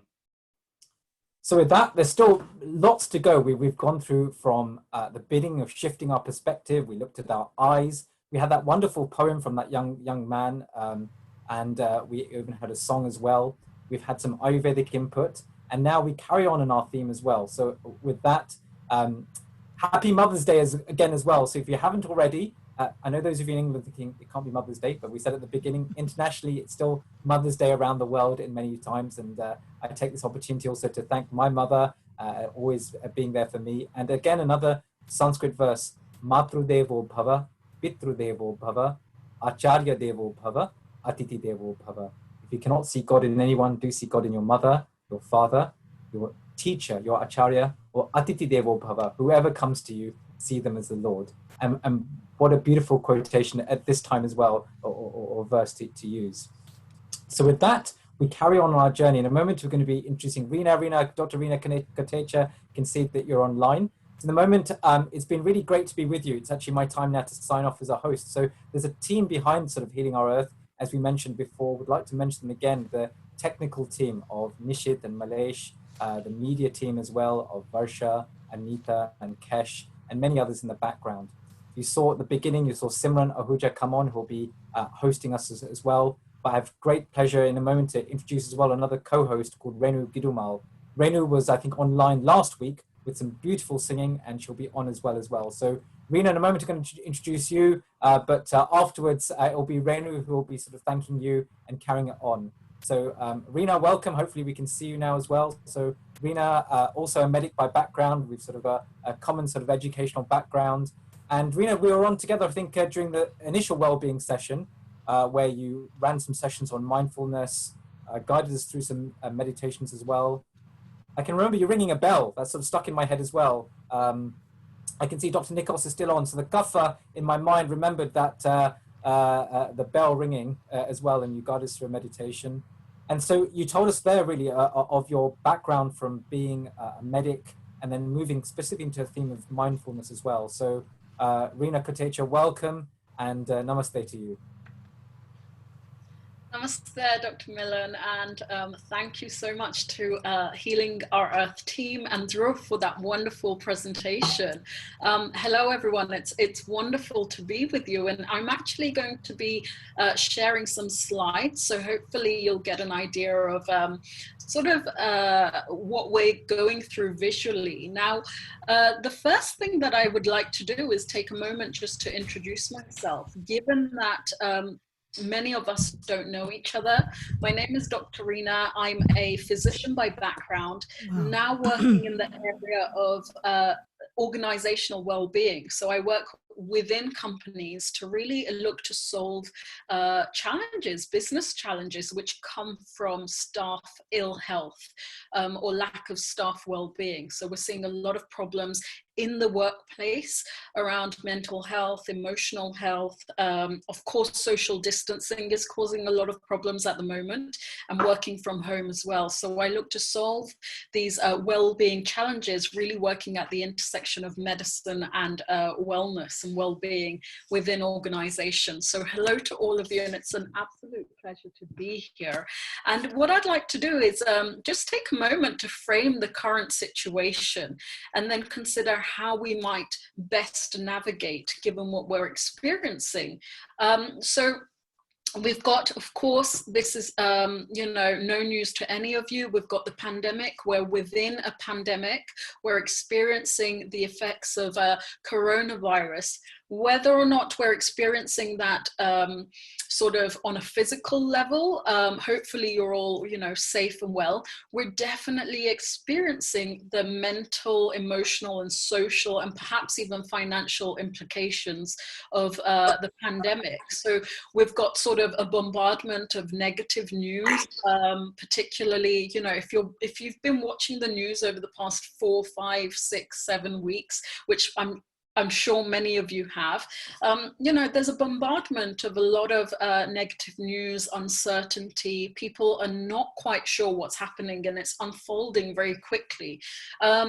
We might be going on social media, and also, again, in a state of information overload through social media. A lot of the time, it's really difficult to know what's real and what's fake news. Really hard in today's world to distinguish signal from noise, so to speak. And then we find ourselves in a situation where many of us are having to work from home, homeschool our children. We might be furloughed and be wondering about our own job security and what does this mean.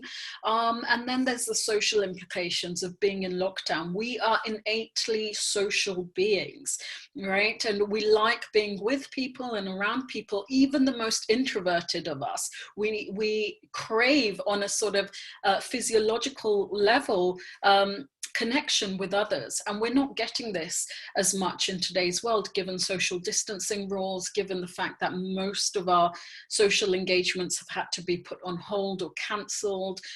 You know, some people, they enjoy and they de-stress and decompress by going out, you know, to restaurants or to the pub or to, you know, play sports with their sports teams, and we're not able to do that. And then there's the kind of underlying financial implications of all of this, and the potential implications to the economy at large. So we're in this current situation, and as a result, this is having an impact both mentally and emotionally and socially.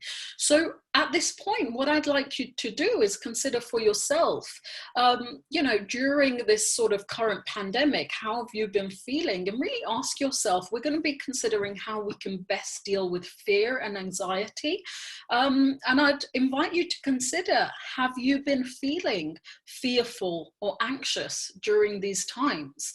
And what we're going to do is co-create a poll together and see what the answers are. So the invitation here, keeping in mind the question, I've been feeling fearful and anxious during the pandemic, is go to menti.com, grab your phone or on your browser, online, on your laptop or tablet, go to menti.com, www.menti.com, and type in the code 166127. 166127. Okay, and what you'll come up with is something that looks like this. So you'll see something that looks like this, where you'll be prompted to submit your answer. How have you been feeling? Have you been feeling fearful and anxious during this pandemic? And you can write yes, no, or not sure. You can submit yes, no, or not sure. And let's see what people are submitting. Okay, so I'll give you a moment to do that. Really, these questions are completely anonymous, so feel free to share fully and share truthfully how you're feeling or how you have been feeling. Okay, so we've got a few people taking in what a few people are saying on screen. Okay, so actually, most of you either know or not sure at the moment. We've got one yes. Let's keep going with this and seeing how you guys are doing.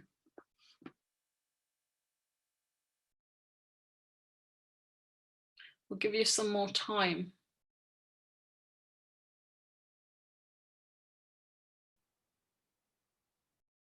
Okay, really asking yourself, you know, we've gone through this situation where many of us are having to change. There's been a disruption to our mental, emotional, social, financial lives. our personal and professional lives. So how have you been feeling? And in particular, Dr. Rena, we may need to go back to the back slide. People may not know the code again. Okay. Just to go back. So the code is on the top here, okay, 166127. Oh, great. Yes, we can see it there now. Brilliant. Perfect. I'll give you a moment to do this. So if you type into menti.com, MENTI.com, and type in the code 166127. Okay, and let me just share with you my previous slide so that you do get an idea. So this is what we're doing. We're checking in with ourselves and asking, have I been feeling, have I felt fearful and anxious during this time, during this pandemic? And it's very simple. Just submit whatever is alive for you. Yes, no, or not sure. Okay, so we do this by way of this live poll. And I will share with you the results so far.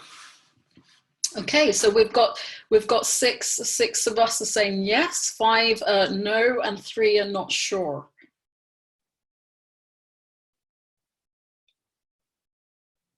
Okay, so we're experiencing a whole range of emotion at the moment, and some of you have been experiencing this sense of fear or anxiety, or certainly uncertainty. Many of us are in a situation where even if we're not allowing ourselves to get sort of in this state of fear or anxiety or worry, we are having to deal with uncertainty. And the brain neurologically does not like uncertainty. The brain is like a predictability machine. It likes to know what's coming next. So let me take you through what happens neurologically when we're in this state of uncertainty. We have two parts of a system called the autonomic nervous system. This is a system within the body which controls automatic processes, things like your heart rate, your breathing, your digestion, right? You don't tell your heart to beat, it does it automatically because it's under autonomic control. There are two branches to this system. There's the body's parasympathetic branch, which when activated, the body goes into a nice rest and relaxed state. And then there's the sympathetic branch. Now, this is the body's alert system, alarm system. When this branch is activated, we go into a fight-flight response, and it gets activated when things are happening in our environment where we feel uncertain, fearful, anxious. So at the moment, a lot of people are feeling these things because of the pandemic and because of the what might happen? Am I safe? What does this mean for my family and friends? When will I come out of lockdown? How is this going to impact my sort of job security or financial well-being? How will this impact my children's education and so forth? So many of us find ourselves in a state of high alert where the sympathetic system is overactivated. When this gets activated, we start to experience symptoms within the body and the mind.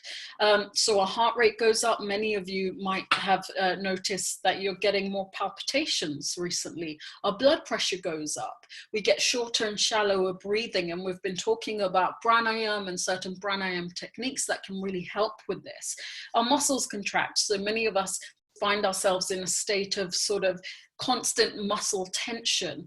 Our digestion slows down, and this has a huge implication to our overall well-being. If we're not able to take in the food and digest the food properly, then this has an impact on how we feel mentally, how we feel physically, and also things like diarrhea, constipation, irritable bowel syndrome. All of these symptoms tend to get worse.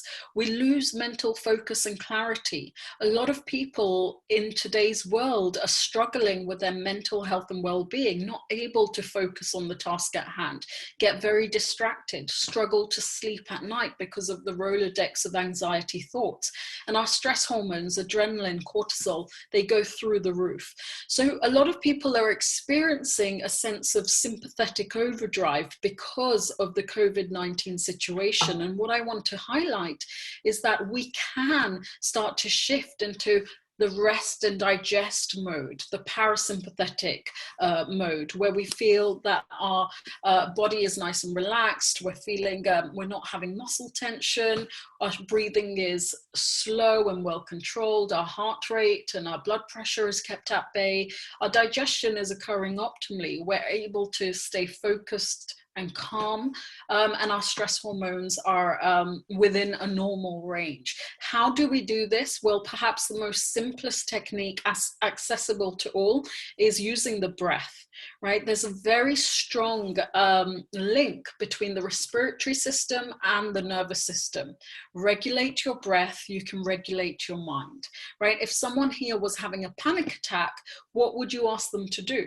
Right? You don't tell someone who's having a panic attack to stop thinking, right? Because it will make them go into a hyper state of anxiety.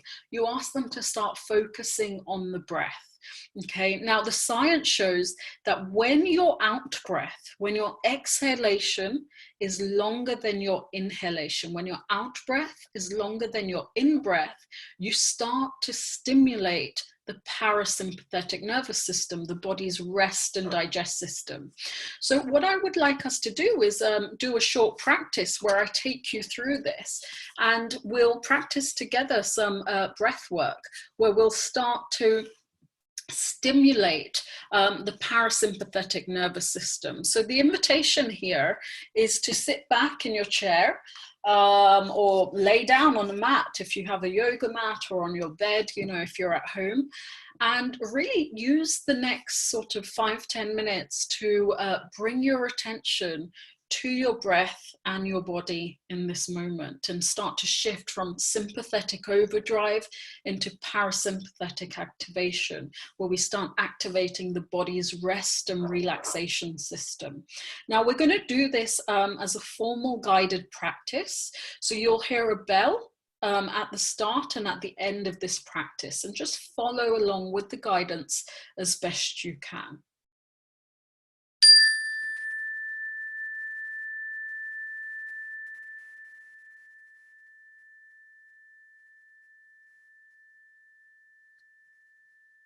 Okay, so in practicing this guided meditation, just coming to sit in your chair or lay on your mat or on the ground. If you're sat upright, perhaps having your feet planted firmly to the ground.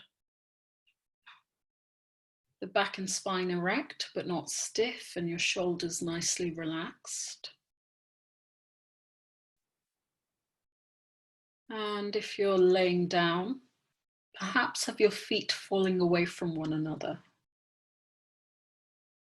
Your arms placed by your sides and your palms facing upwards. Feeling where the back of the head is in contact with the surface beneath you. So you're not trying to do anything, you're not trying to get anywhere. You're just here with your breath and your body in this moment. So I invite you now to bring your attention to your breath. Perhaps noticing the coolness of the air as it enters the nostrils.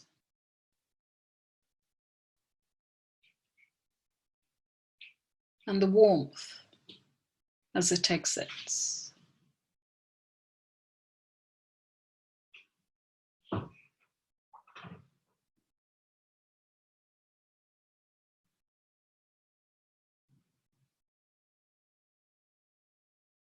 Again, just noticing the coolness of the air as it enters the nostrils, and the warmth as it exits.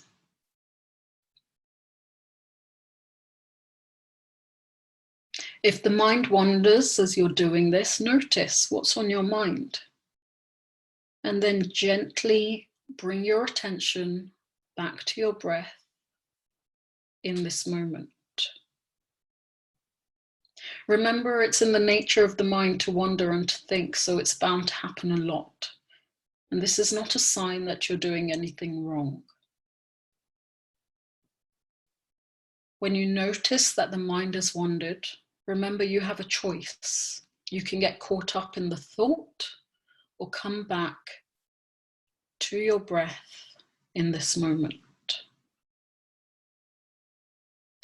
Noticing the breath, bringing your attention now to the chest.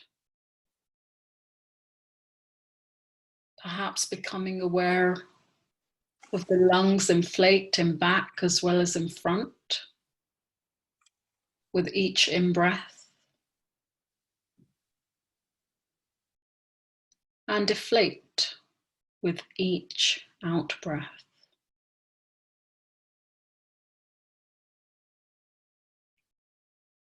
So as you keep your attention on the breath, on the sensations of breathing, remember what you're doing neurologically is shifting from sympathetic overdrive to parasympathetic activation, shifting from the body's fight-flight mechanism to a state of rest and relaxation. When you're ready to, shifting the focus of your attention to the abdomen, feeling the belly rise with each in-breath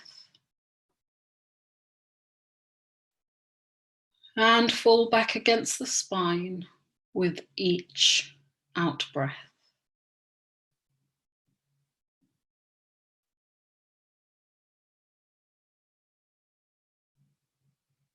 Again, just feeling the belly rise with each in-breath and falling back against the spine with each out-breath.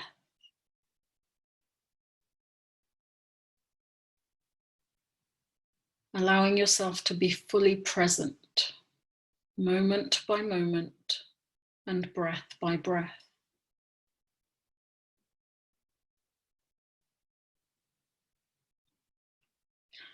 Now, in a moment, I'm going to invite you to regulate your breathing such that your out breath is longer than your in breath.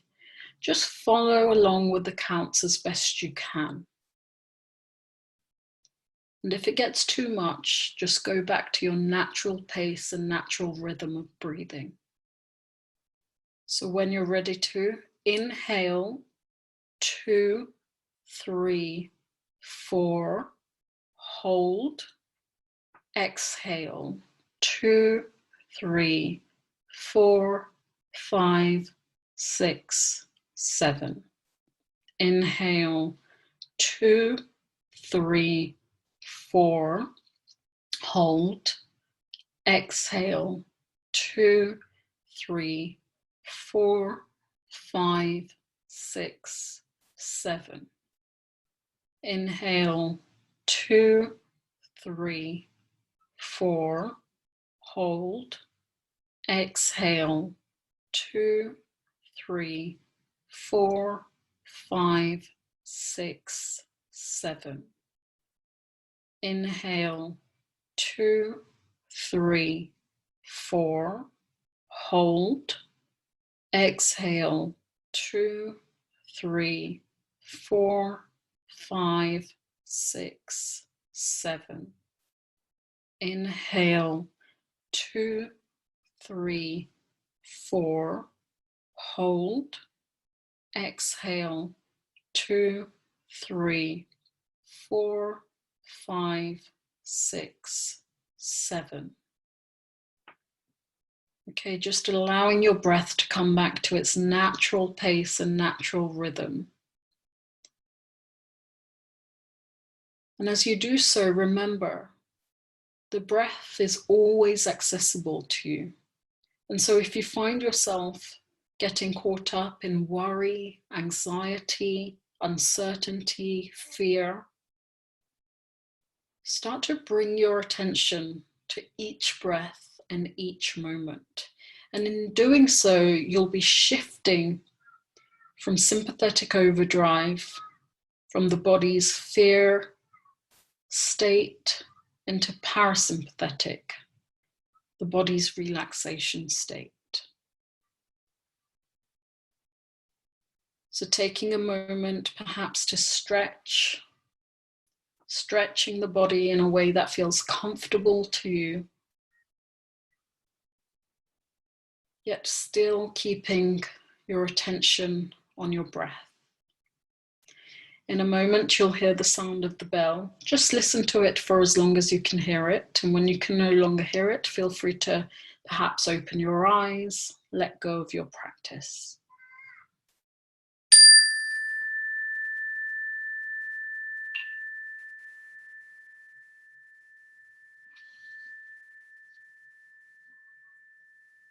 Okay. So the question is, how are you feeling? And I would really like, for those of you who are listening and have participated either through the website or on Facebook, I would love for you to share with us in the comment section how you're feeling following that practice. How was that practice for you?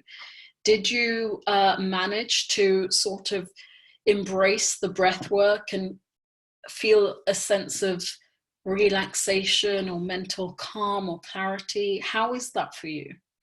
So just taking a moment to consider, how am I feeling now that I have brought my attention to my breath and my body in this moment? Okay, and before I go, I'm going to leave you with a challenge. And the challenge is to identify for yourself, what are your hotspots? What are your hotspots given today's routine that you have in today's world? Your routine or your schedule, you know, you might be working from home, you might have homeschooling, you might have the children to be getting ready and to be getting up in the morning or off to bed in the evening. At which point could you start to bring your attention to your breath? At which point would breath work benefit you? Right? So it doesn't necessarily have to be something that you do sat down on a yoga mat for 10 minutes, just bringing your attention to your breath. If you're having Zoom meetings, for example, no one needs to know you're doing it.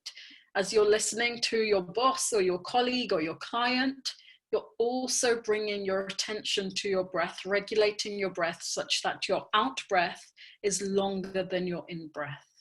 Okay, and in doing so, just know that you're putting yourself in a more optimal neurological state to deal with whatever life throws at you. So with that, I would like to say thank you for your time and for your attention, and I will pass it back now to our wonderful host.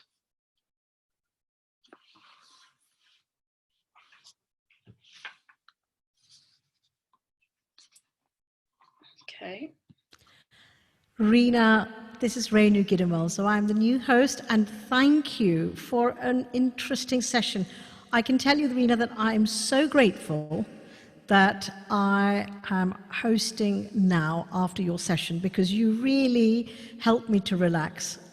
You shared some very valuable tips and insights. And using Menti.com was an extremely efficient way of gaining insight into people's reactions to the lockdown. And I think for me, what you did was explaining the autonomic nervous system so clearly, with a focus on the sympathetic overdrive because of the COVID-19 situation, and understanding the way the other branch, the parasympathetic system, the one, not the flight or fright, but the relax and digest, to focus on that. I never knew that by regulating, having the outer breath longer than the incoming breath, switched the branches from the fight or flight to the relax and digest. And that was amazing. It was really it was like, for me, when I was doing your exercise, I felt like I was shifting from the fast lane of the mind motorway into the slow lane. And it was so straightforward, so simple, Yeah, amazing, right? Thank you, Renu. And what I will just highlight is a lot of people think meditation needs to be reserved for, you know, something you do on a yoga mat for like half an hour or 20 minutes in the morning or in the evening. What I try to do is give people tools and techniques that they can integrate into their day-to-day life, as they're segueing through their day, as they're going from one meeting to another, as they're, you know, perhaps preparing dinner or, you know, trying to get the kids ready in the morning. We can put ourselves in a better sort of state of functioning by regulating our breath. And this is one technique that's accessible. And the great thing is, you don't need to believe in anything or anyone to practice, right? You just need to come back to your lived experience in the moment. And so I'm hoping that people will be able to take this tool and know that there is real science behind it. And I don't need to hopefully convince anyone. They will have felt. I'm on Facebook here, and I've got Geeta who's saying, you know, she felt blissful. I've got someone else saying that they felt relaxed, right? And so what we're doing is we're creating the shift, and we will feel it in the body and in the mind. That's absolutely fantastic. Really, these are invaluable tips. And I think this is one of the blessings of the lockdown and the pandemic. It's forcing people to go within. And as you said, it's a science. It's the science of physiology. And you don't have to believe anything. It doesn't have to be something religious or even spiritual. If you're not that way inclined, you can basically take it in a very scientific way. And it works. It's brilliant. Reena, we're so grateful to you at Healing Our Earth for coming and really sharing some very valuable life-sustaining insights and exercises. I got to see you on TEDx. I was watching your video and so impressed, because I've never seen somebody be so vulnerable on a TEDx platform. And I think that was very, very powerful. I think what you bring to Healing Our Earth is this combination of sensitivity, but in a very practical way. You've lived it, you're walking your talk, and wonderful. Thank you so much. And if you're a mum, even if you're not, you're a mother, you're a doctor, so wishing you, from all of us at Healing Our Earth, a very, very happy Mother's Day. Thank you, Renu. And I'm not a mother, but hopefully one day, who knows? Well, you're a doctor, so you're a mother to many, I'm sure. Thank you again. Thank you. Thank you, Dr. Kotecha. Thank you. Nice talk. Thank you. So wonderful to see everybody today. So as Milan said earlier, my previous co-host, a very happy Mother's Day. You know, Mother's Day is being celebrated in many countries around the world, not in the UK, but since we're a global platform, we're sharing our love and our appreciation for all of you mums who do so much for us. Well, we've got such an exciting program for you. I don't know where to start. We've got, if I was to tell you that our next speaker, our next participant, is a world winner of yoga championships globally and has been awarded a particular prize, an award in 2020, and the British, and also been nominated as British Indian of the Year in 2018. And this is somebody who does not only yoga, but yoga performances internationally. He wants to introduce yoga and meditation into schools. You'd be thinking, oh, this is somebody senior, you know, he probably has a few gray hairs. But let me surprise you all and tell you that this is a wonderful child prodigy who was found at 6 years old, taught by his father in the UK, no less. And he's now 10 years old. So I would like you to open your hearts and extend a very warm, loving welcome to Ishva Sharma, our yoga prodigy. Welcome, Ishva. How are you? I'm good. Thank you, Renu Auntie, for introducing me so well. My pleasure, my dear. We're so excited to have you with us. And I understand that not only do you love doing yoga and performing yoga, but you're a pretty mean video gamer too, right? Yeah, well, I've reduced my video games quite a lot. Why is that? Because now I'm focused on teaching other kids how to do yoga. At 10 years old, you're a teacher already. I think that deserves a round of applause. That's fantastic, Ishva. That's so inspiring. So I'm not going to take away any more of your time. Over to you, my dear. Okay. Again, thank you, Reno Auntie. Hi, everyone. Before I start speaking, I'm going to say a mantra that is dedicated to yoga. Yogena chittasya padena vacha balam sharirasya Ishwar, pravaram muninam patanjalim pranjali rana taught me. Ishwar, this is the admin. We're not able to hear you very clearly. Are you able to speak up a bit louder or move closer to the phone?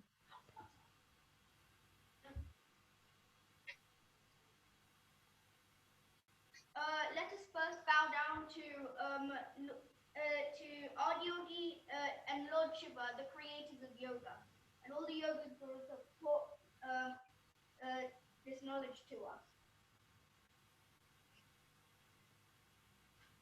Okay, it is a great privilege to be invited by the Healing Our Earth team on the Global Wellness online session. I'll be speaking on why yoga is beneficial for kids and why it should be introduced into schools.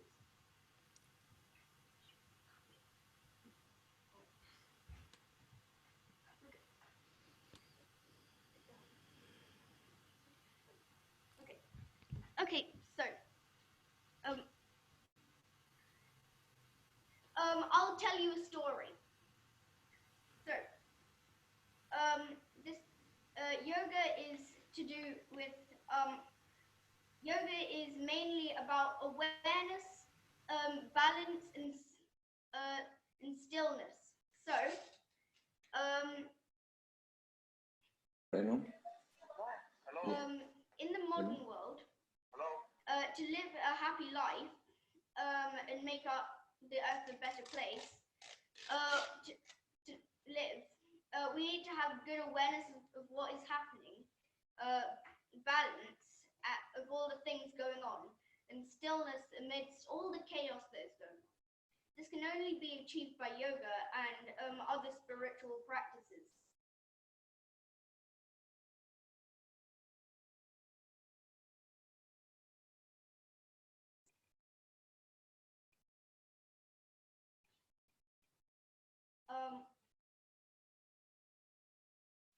Lord Krishna said that yoga karmasu shalam.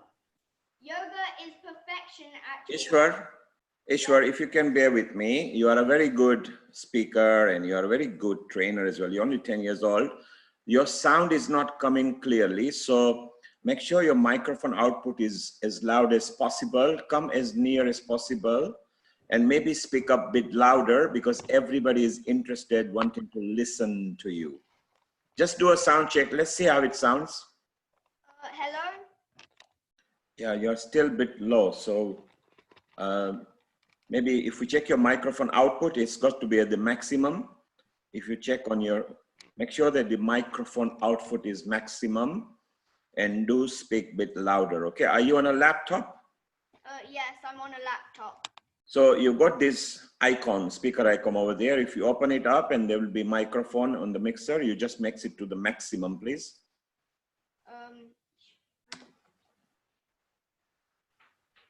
And how do you sound now? Hello?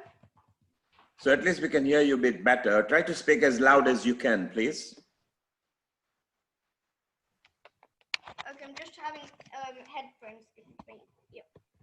Maybe that, yeah, headset will help. Try the sound check now.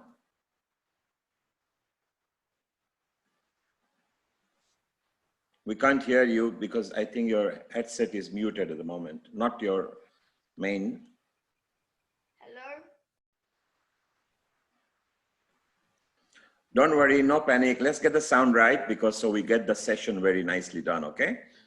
Just do a sound check. Hello? Okay, you're not coming through your headset. You're coming directly into your laptop.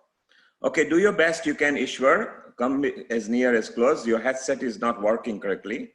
Maybe you can just speak through your laptop, okay? Okay, I'll try. Yes, you try and you'll get it right. Thank you. Over to you. It's a great privilege to be invited by the Healing Our Earth team on the Global Wellness online session. I'll be speaking on why yoga is beneficial for kids and why it should be introduced into schools. Everyone, in the modern world, to live a peaceful and happy life, we need to have good awareness of what is happening and balance of all the things going on and stillness amidst the chaos going on. This can only be achieved by yoga, meditation, and other practices. Lord Krishna said, Yogaha karmasu koshalam. Yoga is perfection at your work. So, yoga is not just doing hatha yoga postures, but also concentrating on your work. Even focusing on homework with concentration is also yoga. I think now we are distracted by many things such as phones, TV, social media, etc. We need to have balance and stillness to be happy. Yoga helps in overcoming anxiety, depression, and mental illness. I love yoga, and I think it should be introduced into schools so we can do better in academics as well as life. Yoga helps in climate change too. It could help because in Ashtanga yoga, it says that you should not, you should reuse your stuff.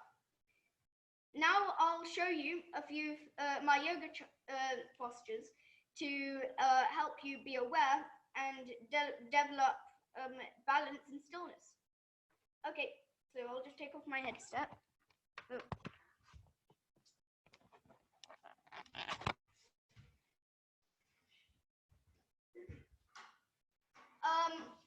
Sorry if I'm going to be a bit quiet because I'm just going to show you a bit of yoga postures. First, we're going to do the Surya Namaskara.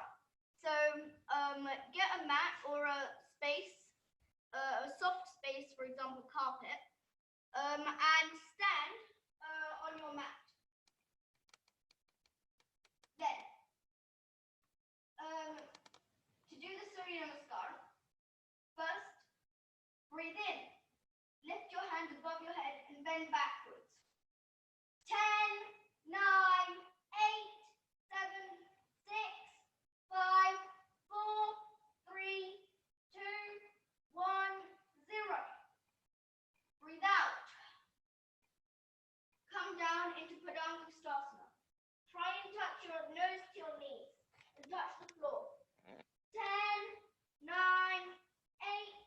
7, 6, 5, 4, 3, 2, 1, 0. Breathe in. Push your left leg back. 10, 9, 8,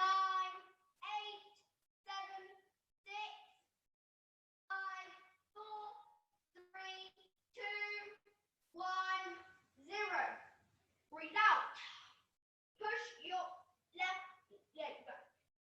10, 9, 8, 7, 6, 5, 4, 3, 2, 1, 0. Breathe in. Lower down, only touching your forehead and your chest and your toes. And hold your breath in Cobra. 10, 9, 8, 7, 6, 5, 4, 3, 2, 1, 0. Breathe out. Come up into downward dog. Keep your feet in hip width apart. 10, 9, 8, 7, 6, 5,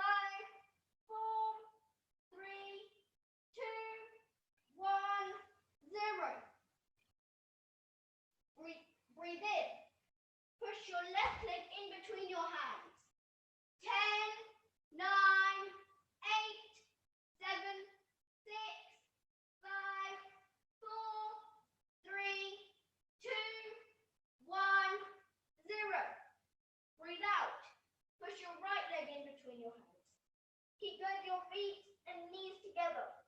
10, 9, 8, 7, 6, 5, 4, 3, 2, 1, 0.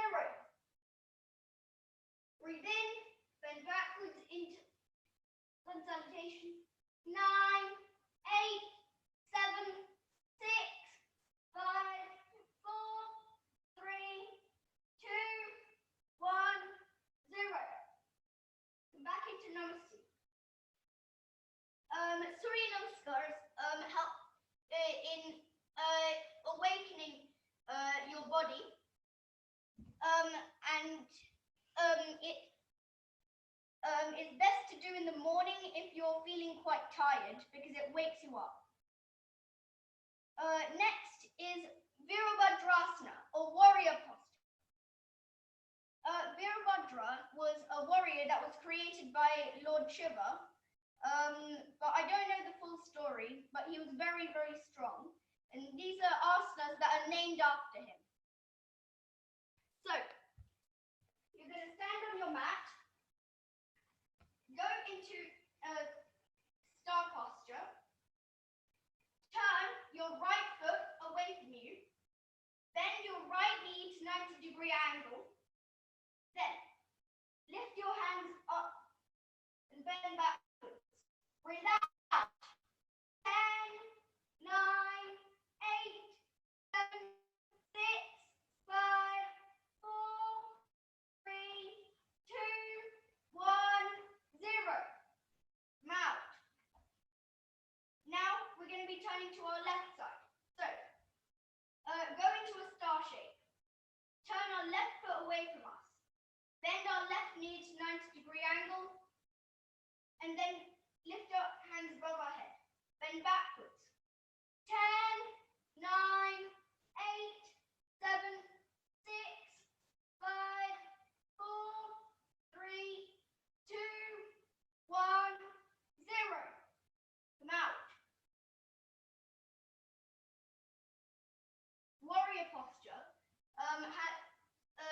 increases dynamism, strength, and balance. There's actually 3 variations. So I'm going to be doing the second variation. So the second variation is basically exactly the same as the first variation, except the hand movement. So turn your right foot away from you, bend your right knee to 90-degree angle, and keep your arms in a straight line. Breathe out. 10, 9, 8, 7, 6, 5, 4, 3, 2, 1, 0. Do the same, but on your left side. So, go into a star shape. Turn your left foot away from you. Bend your left knee to 90-degree angle. And then keep your arms in a straight line. Look in front of you. Breathe out. 10, 9, 8, 7, 6, 5, 4, 3, 2, 1, 0. Come out. Now, here is Virabhadrasana 3. So, you might know as plain or something, but here's how you do it. Lift your hands above your head and slowly lift one leg above the floor. Then reach your arms out. Breathe out. 10, 9, 8, 7, 6, 5, 4, 3, 2, 1, 0. Do the same, but lift the leg that was supporting instead. Lift. Breathe out as you come down. 10, 9, 8, 7, 6, 5, 4, 3, 2, 1, 0. Come out.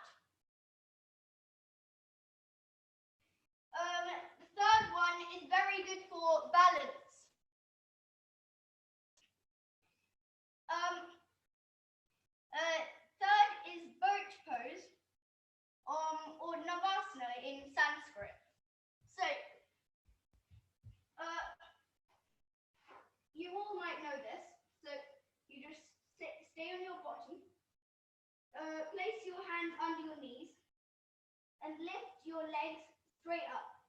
Let go. Breathe out. 10, 9, 8, 7, 6, 5, 4, 3, 1, 0. Come out.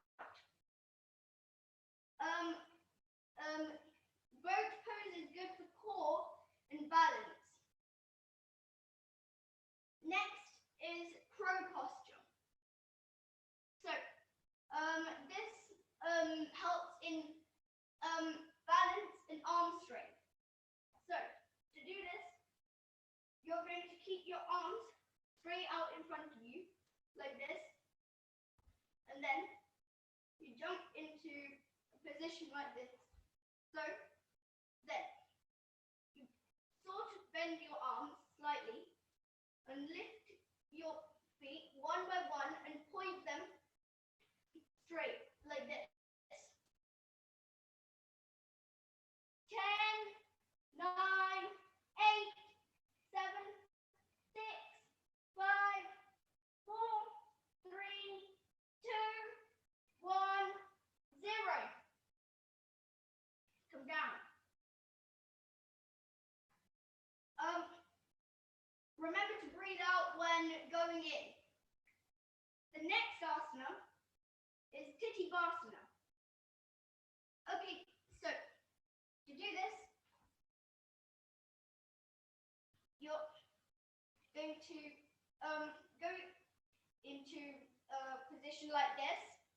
Then you lift your hands above your head and then push through into a position like this. Then you push your feet together like this, and then slowly try and keep them straight. 10, 9, 8, 7, 6, 5, 4, 3, 2, 1, 0. Slowly come out. That is also good for balance and arm strength. Then, this one is slightly harder, called Padangusthasana. So, we're gonna lift our right leg first. So, keep your left leg on the floor, lift your right leg, and hold your big toe. Slowly lift up and turn to the side with your hand on your hip. 10, 9, 8, 7, 6, 5, 4, 3, 2, 1. Okay, now we're going to do it, but lifting our left foot instead. So, lift your left foot. Breathe out. Turn to the side. 10, 9, 8, 7, 6, 5, 4, 3, 2, 1, 0. Sorry, just got a bit out of balance then. Quite hard. Okay, now we're going to do a few more sitting postures. So,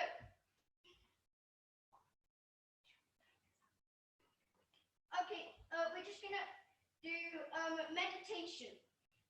So, we're going to go into a comfortable sitting position. Place your palms on your thighs, flat, facing up, or in a mudra like this. Breathe in, breathe out. On this second breath, we will say Om. So, breathe in.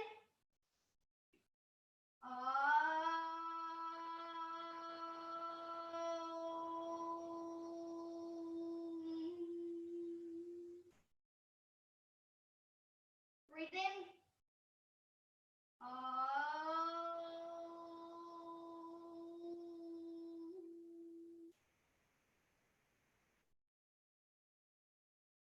Breathe in.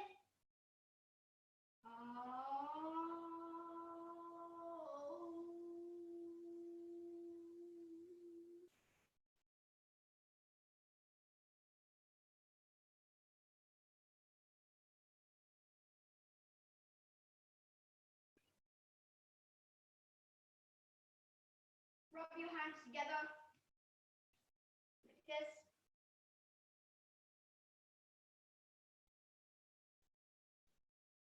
And place your hands on your eyes, your face, your arms, and your body. Open your eyes. Thank you so much. Ishvo, that was absolutely amazing. Really, really wonderful to see you. You're so inspiring. We're running out of time, sadly, and we really want to see much, much more of you again. Will you come back and join us again another time? Okay, yeah. That's very, very kind of you. We want to say thank you to you and your father for teaching you yoga. And you've shown us what the mind, the body, and the breath can do when it's in balance. And at 10 years old, I know we keep saying your age, but honestly, it's remarkable. We're really proud of you, and it's been a privilege to have you with us. We wish you, Ishva, all the best in life. Continue to be an inspiration to the children of the world, and we will all be following your exciting journey with great interest, pride, and hope. So thank you once again from Healing Our Earth, and we look forward to seeing lots more of you. God bless you. Thank you. So, dear friends, that was really remarkable. We've heard about the breath and breath management from Dr. Reena Kotecha. We've seen how the breath management in action can help us to gain dynamism, strength, and balance. Now, global leaders, holistic leaders, talk about our cells in the human body as a microcosm of the macrocosm being Mother Earth or Gaia, the universes and the galaxies. And the understanding is if our body cells are in harmony, then the Earth reflects this and also operates in a harmonious way. It doesn't take much extrapolation, right, to see just how much out of sync we are in today's times. But you know, today's Mother's Day in about 21 countries around the world, including the USA, Canada, Japan, China, Australia, New Zealand. So I would like to wish on behalf of Healing the Earth, all the glorious, unconditionally loving mothers out there, a very warm and loving happy birthday. We have utmost respect for all that you do 24/7. You give, give, give. Now, if Mother Earth, the greatest mother of all, if Mother Earth could speak to us right now during the time of the pandemic, we're seeing her message around us, but what do you think she might be telling us? So we have a beautiful song now in a video, and we're listening to Mother Earth, her despair, as a woman, as a mother, talking to us, her wayward children.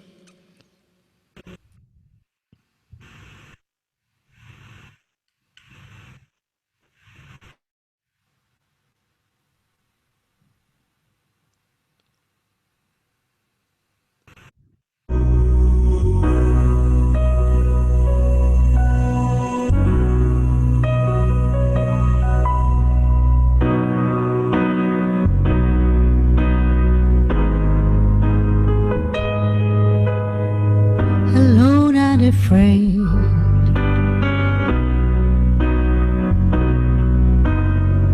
I am woman, I'm Mother Earth. You are my children, for I gave you birth, and I see your faces everywhere. I hear your cries every day. I long to shut out your pain, but for you, war is just a game. Desperate woman, what can I do? Won't you hear me? By winning you lose. Let me show you the way of peace. No greed nor corruption, let it all cease. Show love and care every day. Make friends or foes in any way. Work hard is done, then my sons, you'll be one. I am woman, here I stand, alone and afraid.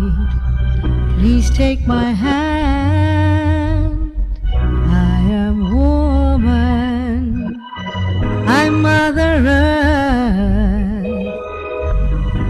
You are my children, for I gave you birth. I'm woman, I'm your mother, I'm your sister, I'm your friend. I don't want to see you crying, I don't want to see you hurting, I don't want to see you losing, I don't want to watch you bleed. I just want to hold you, feed you with rivers of life, flow in my abundance, fly to the skies. I am woman, hold me close, beat me with your heart's glow. I am woman, watch me grow, feed me with your heart's glow. I am woman, here I stand. I'm woman, I am woman, I am woman.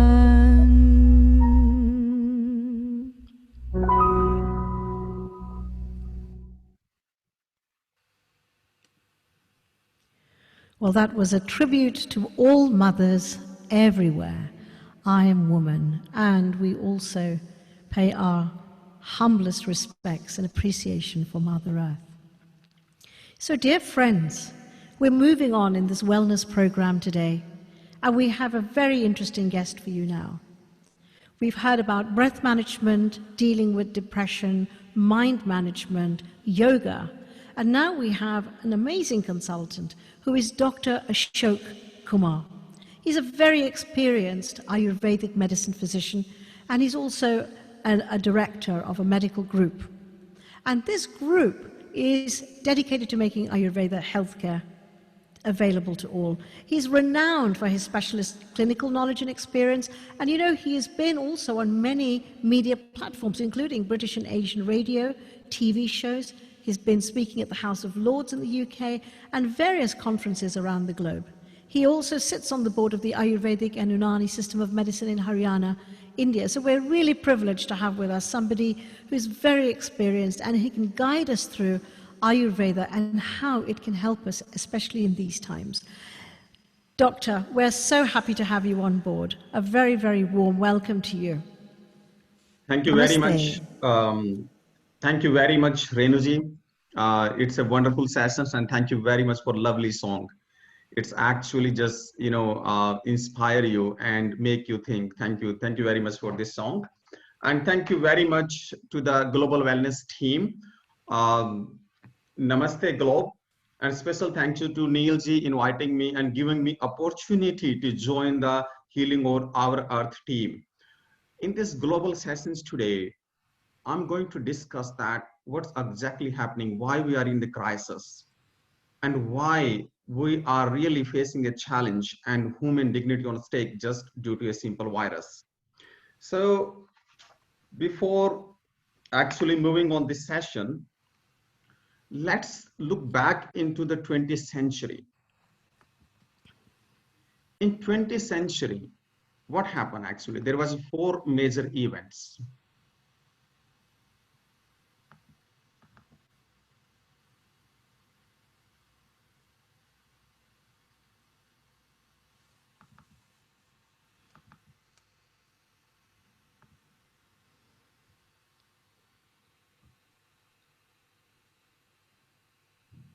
Are you having difficulty sharing your screen, Dr. Ashok? My screen is okay? No, we can't see it as yet. We can see you now. You want to try once more if you want to do the screen sharing?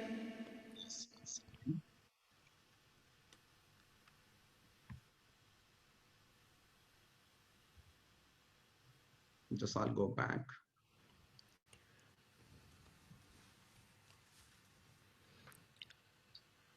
Until you get your screen up and running, I'll just remind everybody that Ayurveda derives from India and is an ancient methodology of treating the human body and the mind. And it is said that the earliest records of Ayurveda texts show that actually surgery was performed thousands of years ago using Ayurvedic techniques. And I was very privileged a few years ago when I was in Coimbatore to visit the Dhanvantri temple. This is the god, the deity that is worshipped of Ayurveda. So I hope now that we have Dr. Ashok's screen. Just 1 second, Anish. I'm struggling to share the screen somehow. Otherwise, would you be able to talk us through? Even if Yes, you can't yes, see? no Please do problem. that. We're so interested in hearing what you right. have to say. Just 1 second. I should be able to do the share screen with you. Renuji, can you actually share my screen? So, tech team. Ashok ji, what did you want to share? Was it a presentation or It's a presentation, yes. I want to share a presentation. Okay, fine. So we can see your screen. If you just open your PowerPoint. Was it on PowerPoint? Yes, it's on PowerPoint. Okay, so your PowerPoint is not on at the moment. Okay. Okay, I'll share my screen. So the slide is. If you press F5, it will start the slideshow. Yeah. Thank you. You able to see? Yes, wonderful, Dr. Ashok. Thank you very much. Thank you. Yes, so basically, if we go back into give a retrospect thoughts to 20th century, what happened in 20th century? There was 4 major events. World War I, World War II, Cold War, and much feared nuclear war. And what happened due to this all actually? What changes and how it influenced the human life? All the universe enter into a race of technology, developing new tools, developing new structures, new phenomena, and what they were losing is the basis to the life. And in this race, what happened is we forget that what is actual our need is. And due to that all, now in 21st century, what's happening? We are in the war with the COVID. And in this war today, we don't have any effective tool. If you see back, whatever we developed in 20th century is really not useful for us today. We developed the best technology, we developed the best medicine, best structures, best surgery. But what we did is we ignored the nature, we ignored the self, we ignored the real need of the humanity, and we ignored the basis of the human life. And due to that reasons today, itself a simple single cellular, it's just a COVID-19, a simple virus actually in the war with this humanity. And it's such a strange that we are not able to address it. We are not able to effectively manage it and treat it. And what I say is today, human dignity is on stake. Why? We have to give a thought. Why human dignity is on stake today? What's went wrong? How it has happened? And what we have to do to really change the human life, change our thinking, thought process. So what's went wrong at the initial stage? The way the medicine is practiced today. What happened is today, the medicine, the way we practice is completely based on medicines, drug-centric, medicine-centric, and there is no element of patient-centric. We are always focused on symptomology. just managing the disease. We haven't given the space and time to understand why we are suffering. We thought that today, most of the time people believe that disease is their destiny. They're supposed to suffer that. The God didn't bless with this, terrible disease of the cancer, diabetes, all these lifestyle disorders. These are the disorders of the human being, created by human beings. And unfortunately, the way we're addressing this disease today is really not helping the humankind. The treatment and treatment protocol itself creating so much problems. And I'll still say why? Because our approach is not human-centric. Our approach is just disease-centric. Other important thing, what another element gone actually wrong into the system of medicine? If we see, the system of medicine is practiced in two ways. One is a reductionist approach, another is a holistic approach. So what happened? Our all complete approach of the medicine science is become reductionist approach. A approach which actually believe in disintegrations and keep on disintegrating the element and trying to understand it. But unfortunately, in this process of disintegrations, science is lost somewhere else. And that is the another reasons today we are not able to address a simple problem of COVID-19. It's become so big problem in the universe. And I still says, it's not end. COVID is just not the end. There is some another COVID is going to come. And there is something else is going to be happen. Do you think this lockdown, this kind of things can going to help us forever? Are we going to stay like that forever? It's not. We have to find the real solution of this problem. And the real solution of this problem, we have to actually change our perspective, our approach, and specifically, actually, I want to give a special message to this platform, to our scientific society, our basically the researchers, scientists, and intellectual people, what they describe in themselves, the nature is our mother. It is a guiding force, and the best scientist in the world is the nature. We can't beat it, but unfortunate thing, what happened in 20th centuries, what we did, actually, all this medical science, all the complete medical science and research was focused to disintegrate the prospect of the nature and the benefit of nature to us. We want to give a different basis to the medicine which is coming from nature. So all our research was focused on discarding and making sure that to make people believe that nature is not useful, natural medicine is not useful. You don't need to worry about anything else. All these drugs, medicine, and surgery will sort it out the problem of the human lives. So our main focus was just to disintegrate and disregard our traditional knowledge. But instead of doing that, if we would have been really use our fantastic technology, the development to revalidate our traditional knowledge and give it a more scientific basis, the prospect of actually the medicine would going to be different. And today we are not facing this challenge of COVID-19. See, another important thing today, what we see today in our system, another questions we have to give a thought, why is our health system is in crisis? Just only due to one conditions. See, everywhere there is a crisis in the world. We have fantastic hospitals, so many fantastic doctors, intellectual people and scientists, and our healthcare system is in crisis. Why? The first thing, because we have a narrow perspective to the well-being. That is the biggest problem what we created. What we did is actually, if you wanted to see what we did, what the environment we created in the society is that we saying to the people and public, don't worry, damage this planet, do whatever you like to do, enjoy your life the way you want to do, damage your body, don't just focus on complete holistic approach your life, just do whatever you like to do, come to us, we will sort it out your problem. But this is not the truth. If it was the truth, then we are not suffering today with all these chronic degenerative autoimmune psychosomatic conditions. As a human, I again want to pass a strong message through this wonderful platform. We have to think we can't even though cure 5 complex conditions with complete medical science.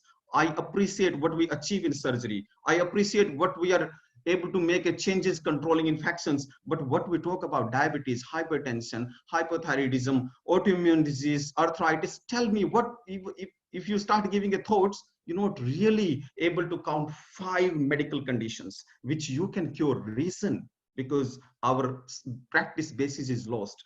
Our science, we just focus on developing the new drugs and technology without giving a thoughts that the drugs and technology is not going to sort it out the solution of the human life.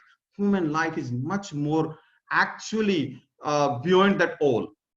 Another thing is that, another biggest mistake what we did, we make health a commodity. Health is not a commodity. What do you think of that? We can package the health in a basket and just like a food we can give and deliver to someone else. And that's what we did. What we did is that we are making a packages, we are making a protocol and just serving them to the community and saying to them, accept it. And that is the another biggest mistakes what we did. We can't make a health a commodity. Health is a culture, health is a discipline, which actually we need to integrate into the human and people lives. Can you imagine today what we are saying to people today? Actually, under this lockdown, cleanliness, these are the common sense, but the traditional science is saying from beginning, it's not something new actually. And you know what we're doing today, build your immunity, stay healthy, keep yourself safe, think positive. But that actually the basis of our tradition is, basis of our nature is. Now we are again still we are not giving that much importance at the natural science, natural medicine and nature needed from us. We really need to respect and care our nature from our heart. Another thing, lack of holistic approach. That is the another thing. Because see, we can build 100 hospital. That is not the solution. Solution is that we need to people make aware. We need to make them self-disciplined. We have to make them understand that life is not all about these drugs and medicines. If we make people aware, obviously, they're going to have a healthy lifestyle. They're going to have a strong immune system. We are able to reduce so many lifestyle disorders, metabolic disorders. So our healthcare system is not going to be in the crisis. If our population is healthy, eating healthy, stay healthy, working in a balanced manner, then obviously the disease is going to be less. Then poor understanding of health, wellness and disease. Most of the people is not able to understand, even though in our scientific society, they always mix health, wellness and disease. They don't understand it. What is health is, what is wellness is, what is disease is. Health is a discipline. It is a culture which is just integrated within us. But by developing so much technology, by developing so many things in this universe, distracted, and our most of the time it just become unproductive. Our mind is become addicted to so many unproductive things in this universe, which we created and we think we developed and the world has become modern. But actually, we didn't become modern really. We are losing the essence of the life. Then what is wellness is? Wellness is basically living the health in the divine form, just to experience the peace within yourself and feeling happy at physical, mental and spiritual level. That is wellness. What is disease is? There is an imbalance in the wellness is simply disease. But what we're doing is in today, our complete healthcare system, we're just working in the management of the disease. And our focus is just management of the disease. And that is the reason people is falling more and more ill. They're having more and more problems. And I'm always says to, recently I got invited into a BAPIA conference, and I specifically actually mentioned that developing new drugs, new technology is not the solution of our problems. The solution of our problems lie within us. We have to change the way we think. We have to become adaptive, what the nature given to us. We have to change our focus and become it more holistic and adaptive to the nature. We, as a human, we have to give up our ego. We shouldn't fight with nature. We just love nature.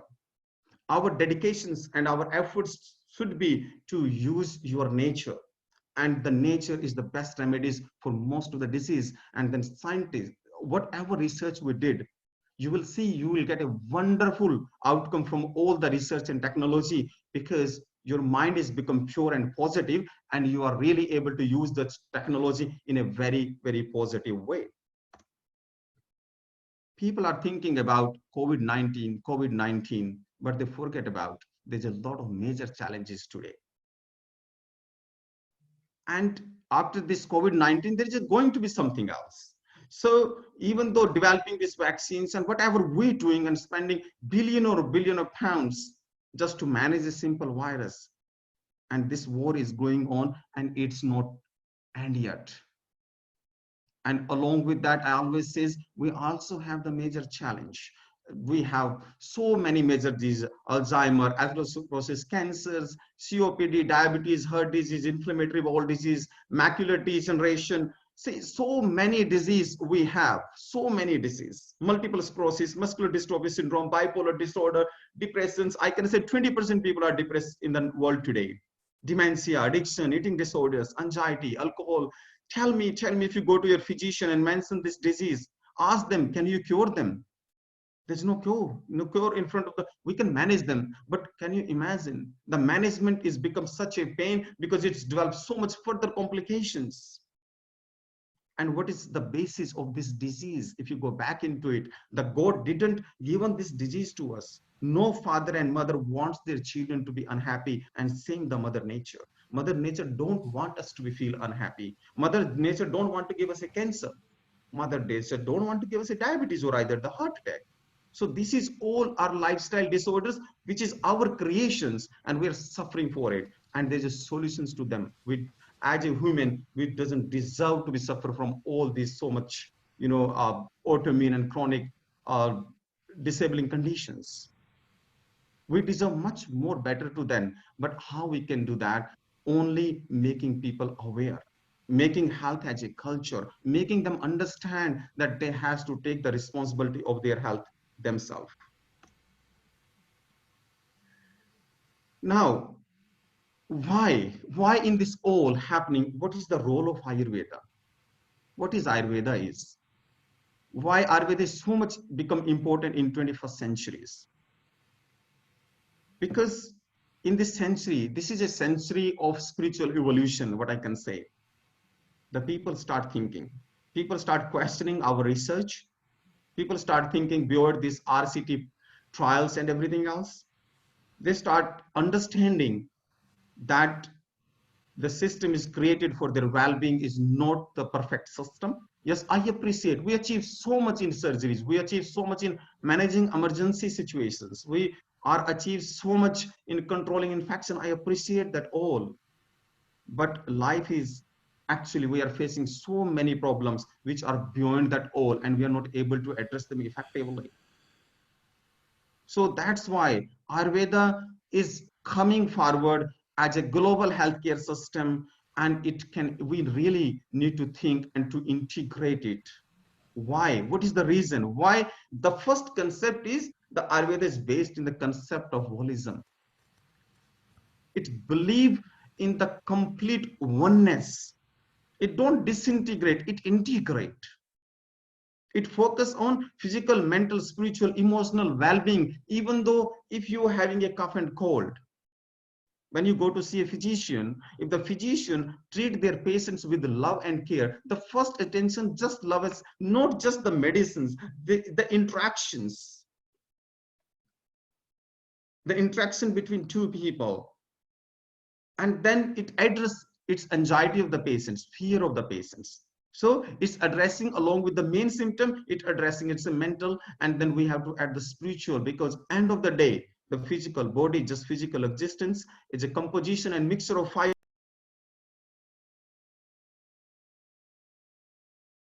I have a lot of clients from all around the world. What I am seeing is, due to this fear, a lot of anxiety and panic attack rates are increasing.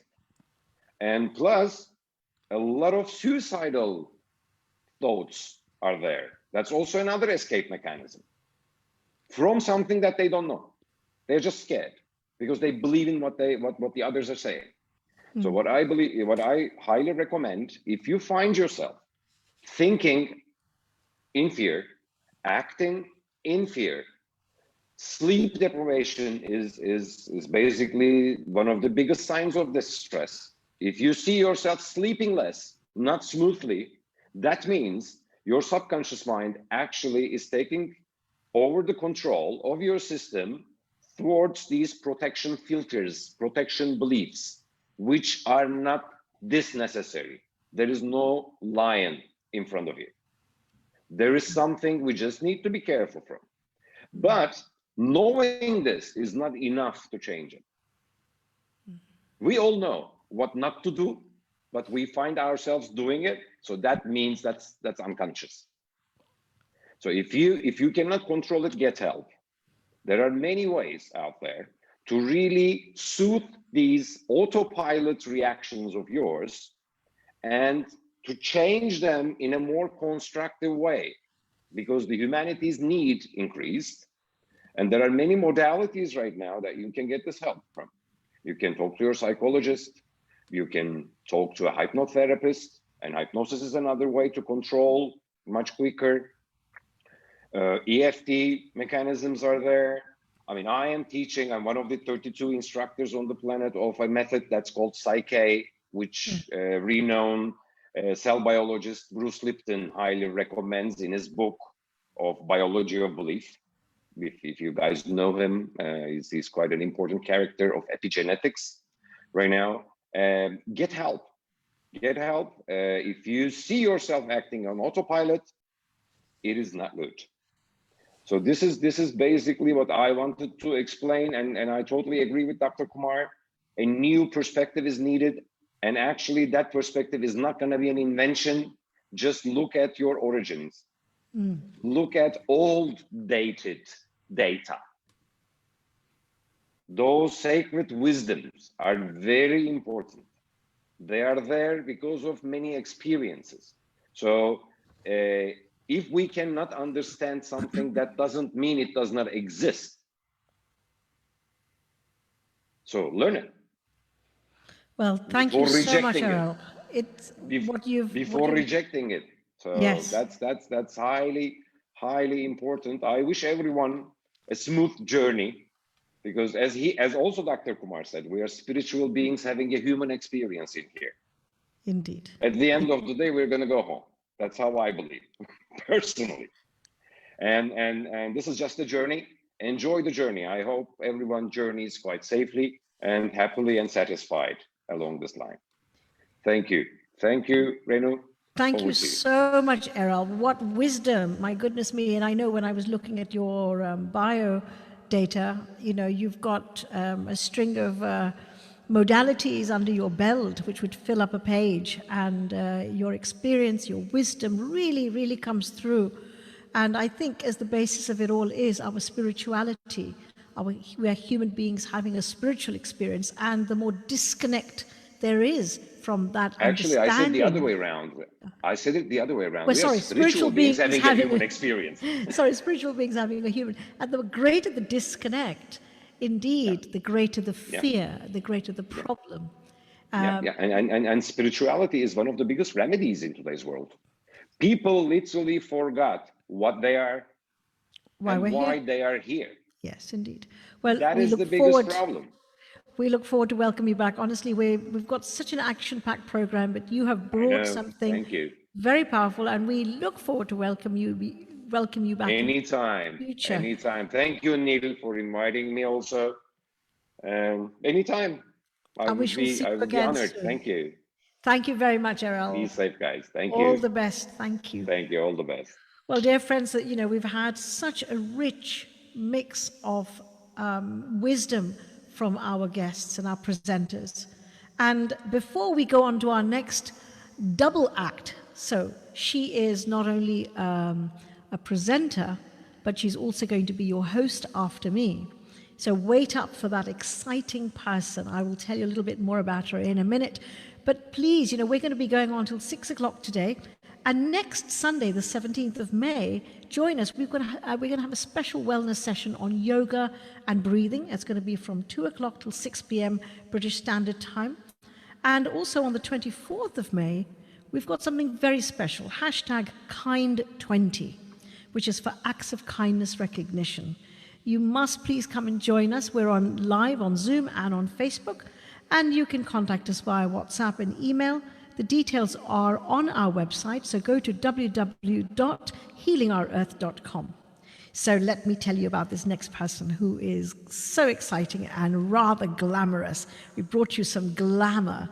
We're going to be energized with somebody who was Miss India 2013. She's an international celebrity anchor, and she's been associated with the prestigious IFA Awards, Filmfare, the Oscars, Academy, etc. She's also the recipient of many illustrious awards, and we are thrilled. I'm so thrilled to have her on as well. But she's requested if I should just sing something. Now, with spirituality as being the base of our existence, spiritual beings having a human experience, for me, my personal thing is that it's all about love. And the one end of the spectrum is love and the other end is fear. So when we are disconnected from our state, our origin, which is here, then we become more fearful. So the thing to bring us back into our state of harmony and unification is love. So for me, love is the only power. Love is the only way. Love, love, love, love. Watch our circle grow. I'll sing for you another time. Let me introduce to you our glamorous presenter and co-host for the rest of the day. It is Simran Ahuja, all the way from Mumbai, India. Welcome, dear Simran. Over to you. Thank you so much, my dear lovely Renu, and thank you for all the love and warmth that you showered on me and each and every soul across the world. Renu, I truly enjoy your singing, and I just started swinging. Today being the Mother's Day, and I think I really want a line or two more about your singing. So Renu, I'm going to request you to come back, but let me please welcome each and every one of you with a very warm namaste and with tons of love and gratitude on behalf of the entire crew of Healing Our Earth. We welcome you all to this wondrous wellness session today, the entire day until 6 p.m. the British summertime.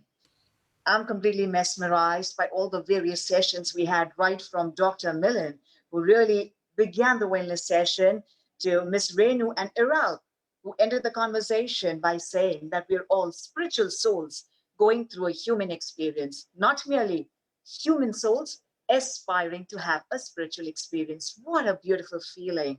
And it says it all.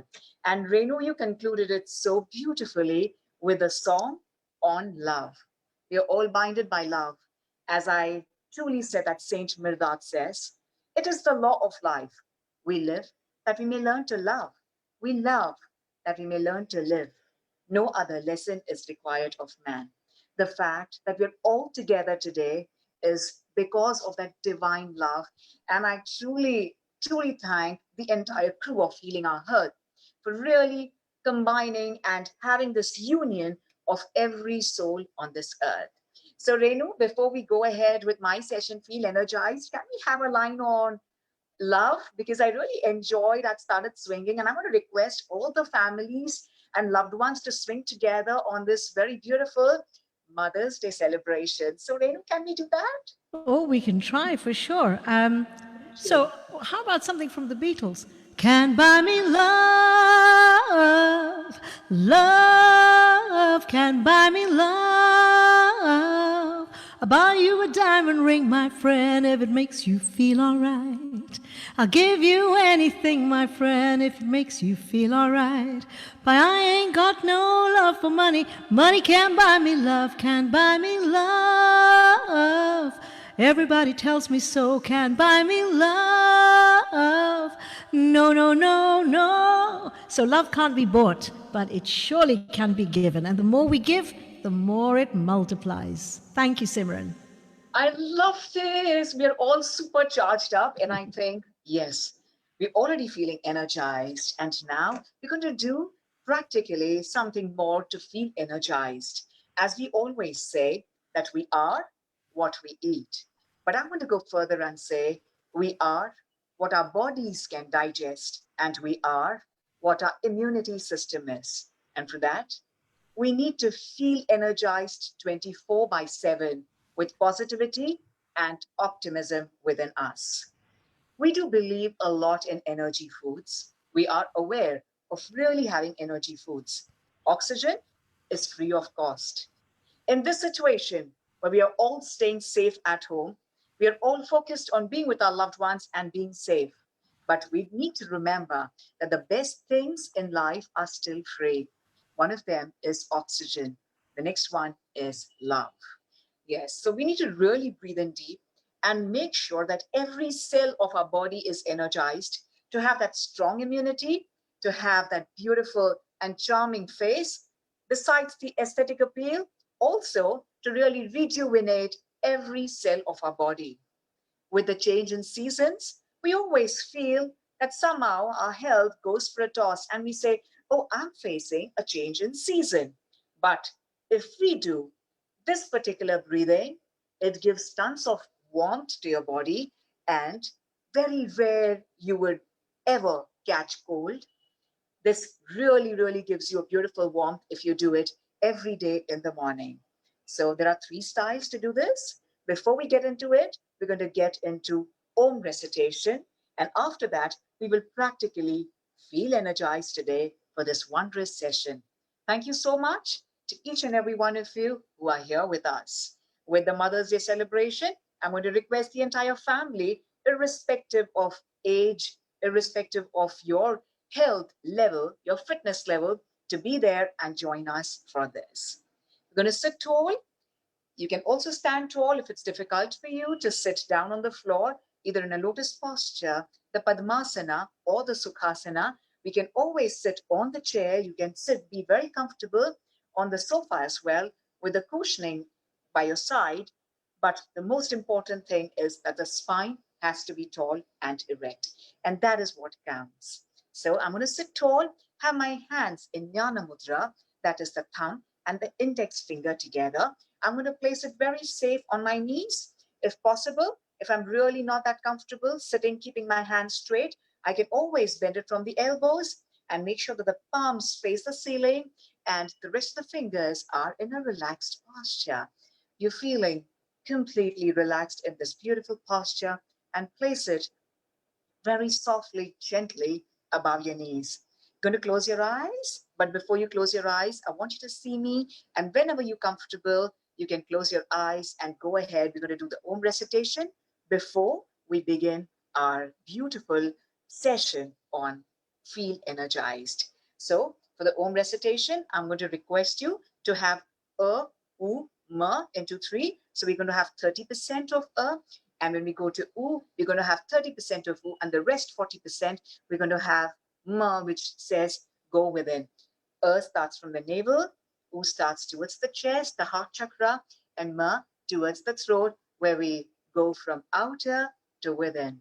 As we say, if we can't travel outside, it's fine. Let's travel inside. How about a journey within ourselves, which is peace, love, and happiness personified. Close your eyes gently, keeping that spine tall. Take a deep breath in, and let's start the Om recitation first.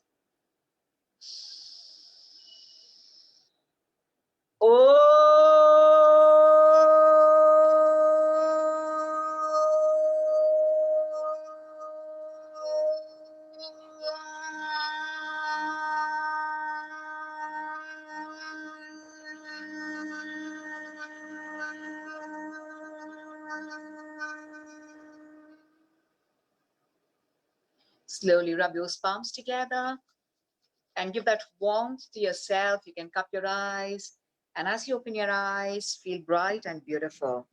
I'm going to take and move it a little bit so that I can showcase to you. We're going to do this in the sitting posture or the standing posture. You can be very comfortable in any posture, provided your spine is tall. We're going to start the first one. And for this, I'm going to breathe in and breathe out from the throat, which is also the throat chakra. So I'm going to go.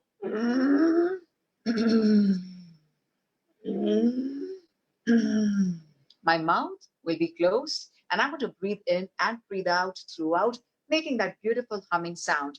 And if you are a singer, like one of Renu is, and if you're not a singer, just like me, you can really enjoy the singing pattern by humming the beautiful tune of your favorite song, because when you do your favorite humming, you always breathe out for the longer span, which will give you great benefit. So we're going to do the breath first without the arms. We're going to breathe in and keeping the mouth relaxed and closed.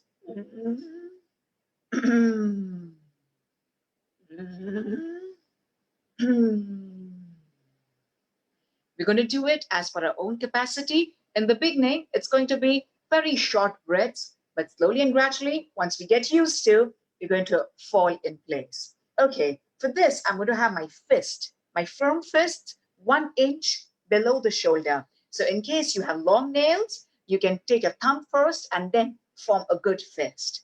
And in case you're comfortable, I would prefer the fingers first and forming a good fist. So when I put my hands right up, I'm going to open them wide open, spread them, and with the tip of your fingers, they have tons of energy. I'm just going to feel this expression that I'm taking all the divine energy from the universe within myself.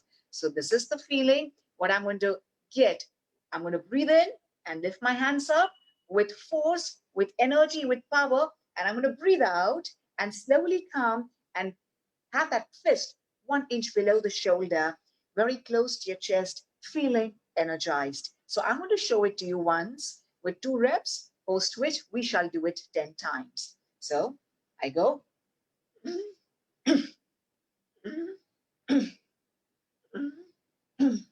So this is how my fingers are spread wide apart, feeling energized, and come very close, 1 inch below my shoulder. So let's get started. We're going to do 10 reps of this, right? Keeping your mouth closed. You can keep your eyes open for the first time, and let's go.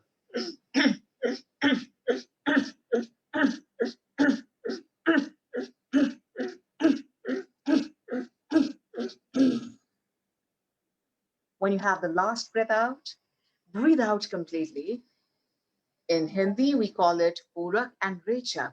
When we have the Rechak, you suddenly feel that calmness in yourself, and you breathe out and hold that position and hold that beautiful feeling of the breath out and feel very calm and relaxed. Then gently close your eyes, and for a few seconds, you feel that you shouldn't be breathing in. And that is how you feel completely in that tranquility, in that absolutely what we call the great feeling of perfect peace. So I'm going to request you. So after the 10th count, we're going to come down, relax. And whenever you feel comfortable breathing in, breathe in deep and breathe out. We're going to do that 2 times. Breathe in and breathe out. And after that, we're going to feel the energy in our palms and do the next style. So are we ready? Once again, please be seated in a sitting posture or a standing posture, whatever comforts you. Take a deep breath in, and this time you have to coordinate your breath. So as we breathe in, and by the time we finish our breathing in, your hands should be right up, straight up. And as we breathe out, and by the time we finish, so depending on how fast or slow you are, we'll try and catch and have that beautiful rhythm. And then by the time we are done with our breath out, we should be down. So we go breathe in.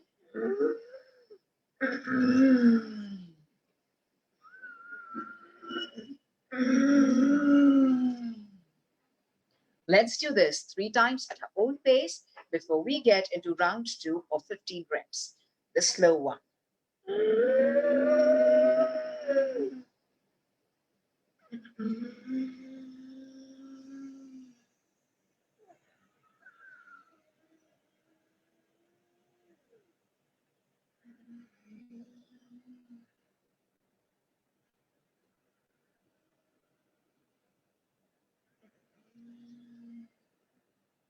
And relax. If you're doing it for the very first time, you might feel a little itchy in your throat, but just be comfortable. You can clear your throat, or you can have a sip of lukewarm water, just a mini sip, so that you feel very comfortable doing the same. Let's get started with the energized breathing pattern, breathing in and breathing out. This time we're going to do 15 times. And for the last time, you're going to come and hold it there. And you will feel that you should hold in that complete no movement altogether. As we always say, to still the mind, it is important to still the body. And that is the moment when you feel completely still. And I want you to feel that. And whenever you feel comfortable, you can breathe in. So let's get started with 15 reps.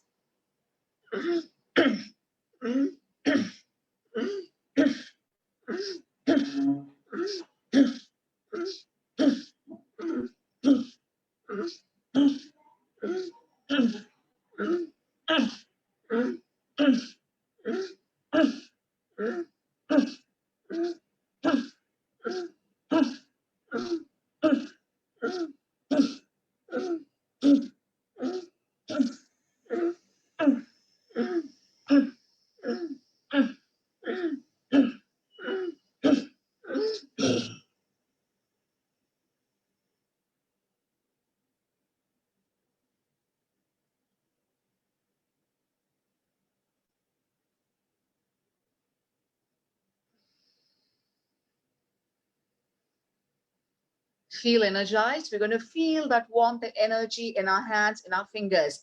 I want your hands around 2 feet apart, okay? And they're facing each other. We're going to outstretch our fingers, and keep them really firm, feeling energized right now, bringing it closer to your heart, closer to your chest. Keep them very firm, having your focus on any one point, as we come closer. Slowly and gradually, we're going to take deep breaths simultaneously with a more focus on the breath out.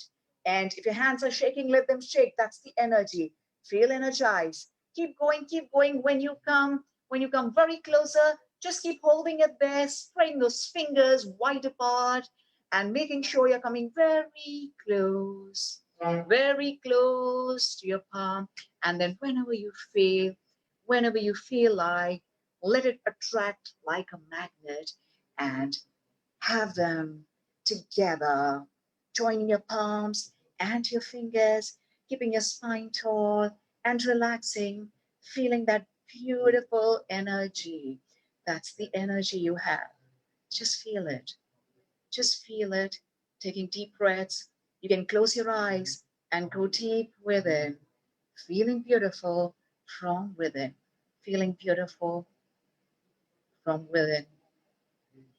feeling that energy. And whenever you're comfortable, you can close your eyes. So in case you felt that beautiful, if your hands are shivering, that's the energy you have. We're going to do one beautiful round in this. There are 3 variations we usually do. The second one, I will just talk about it, and we will do the third variation. I want to do the third variation and not the second one, just because my arms are going to be outstretched and they will go out of my camera. And that's the reason we'll be doing the third one, which is a different variation. And since we have a couple of variations for different fitness levels, we're going to do the third one. But let me mention to you the second one. So the second one, it's the same thing. We have everything in the same manner, the breathing in, breathing out. Instead of my hands up, I'm going to take it and outstretch my fingers when I go out. So I'm going to breathe in.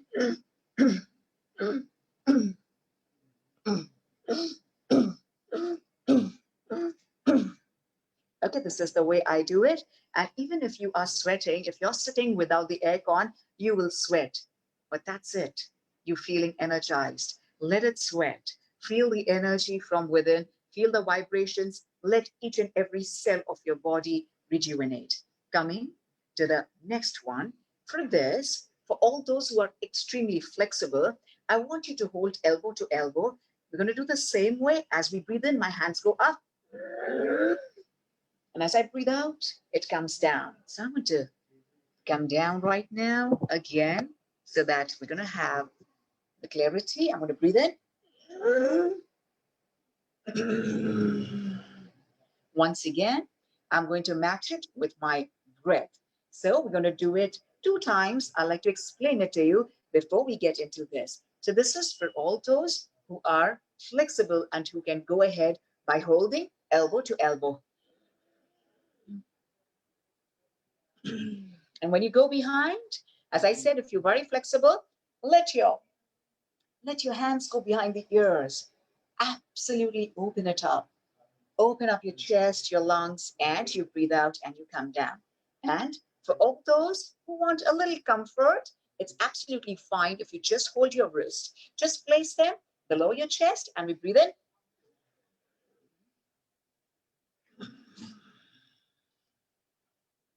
It's along with the breath, as I said, as we breathe in. And if you are a little bit more comfortable in holding it midway, I would prefer you hold it midway and we breathe in.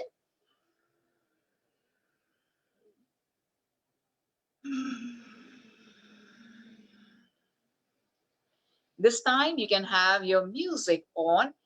You know, we always say it's always music and light. That is the power, that is the divine love.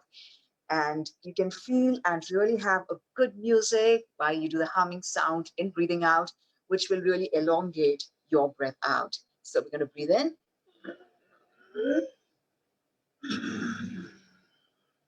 So we're going to get into the slow mode 3 times. We're going to do the slow. As per your capacity of your breath, 10 times we'll go faster. And the last 3 times, again, we'll go slow. And again, after the last count, the 16th count, you will feel that you shouldn't breathe in. Your body just tells you to be in that position and enjoy that feeling. And it is a blissful feeling altogether.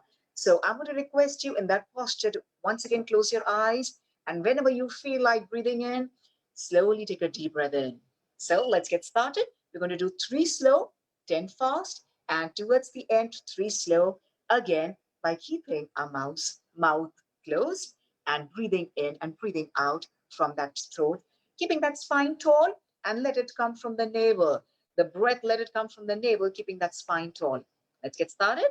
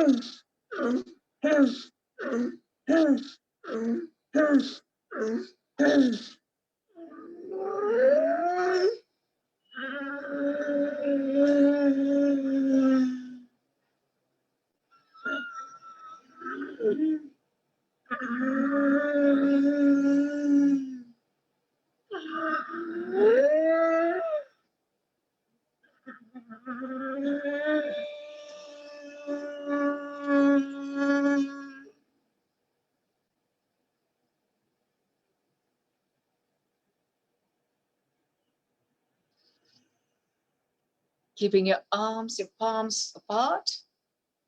Once again, facing each other, look at your hands. Just look at your hands and outstretch those fingers, feeling like a magnet where the energy is within you and you are completely energized. Once again, when you come very close, just come pretty much close and outstretch your fingers, feeling that warmth in both your palms before it attracts together.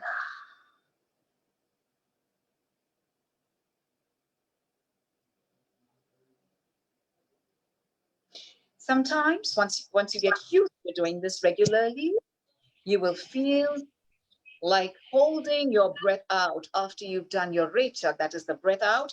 Just feel like not breathing in and just holding your abdomen inside, holding your abs firm and tight inside. You just feel like holding it in that posture. Just feel it. You can feel yourself energized and relax. So I won't let your energy just go off like this. Rub those palms together, rub them, cup your eyes, cup your eyes, cup your face. And in case you have any knee trouble, you can rub those palms and give that energy to your knee. In case you have spine trouble, place it on your spine. So wherever you think you need to be energized, just place it there for a few seconds. Towards the end, I'm going to do Sinha Mudra, which is known as, the posture of a lion. Aesthetically, this looks a little funny, but once again, you feel completely energized. And before I go towards the last Sinha Mudra, I'm going to tell you of the experience I had when I went to Mount Alps in Switzerland. So we were all on snow, wearing our warmers and having three jackets on. And then, just because I wanted to test this particular energy feeling that I do, energy breathing, I've been doing, I just wanted to test myself that, is it that I have so much of warmth in myself that if I just remove my warmers and feel that chill snow and still not feel cold and have the warmth from within?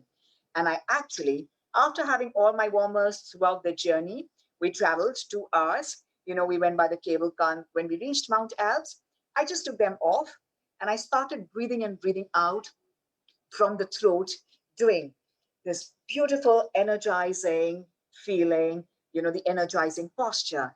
And I could be in that pose for more than an hour. In fact, I did all the yoga postures without having my warmers on, with people around me telling me that you might catch cold, you might catch cold. So this is the benefit of doing this. And that is why we say that you're giving all the warmth to your body with each and every cell energizing. Towards the end, the last 2 minutes, we're going to do Sinha Mudra. And for this, your entire face, we always talk of the 5 senses. We even had the 5 senses spoken about in the previous wellness session today itself on Healing Our Earth.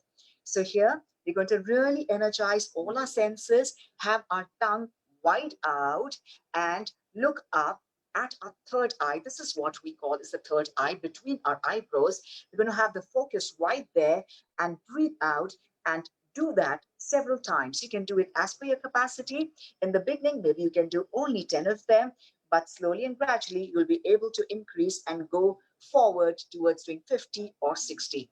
Towards the end of which, in case you might feel once again a little itchy, a little cough-like thing, you can have a sip, a mini sip of lukewarm water. Otherwise, you can stop and feel beautiful and feel the entire warmth and energy in your facial muscles. So you're going to have eyes wide open with a focus on the third eye between the eyebrows. My tongue will be wide out. And I sincerely apologize to all of you in advance for the aesthetic appeal that I'm going to give all of you, but it is really beautiful. And I would request you all to do this. For this, the posture is my back is relaxed. And this is the different feeling altogether when we usually talk that your spine should be tall. But for this, your back is relaxed because the entire focus is on the face. So I'm going to have my tongue out and keep breathing out. So I'm going to show you 5 counts, after which I will truly thank all of them from Healing Our Earth team and of course the wellness crew to be here with us. So let's have it.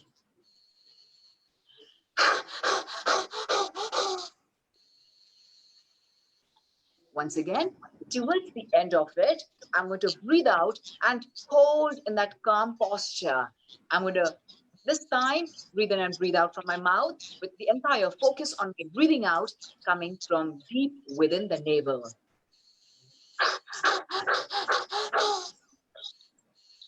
And towards the last one, I'm going to give out all the toxins of the body and feel energized, take in oxygen and feel beautiful, feel young, feel energized.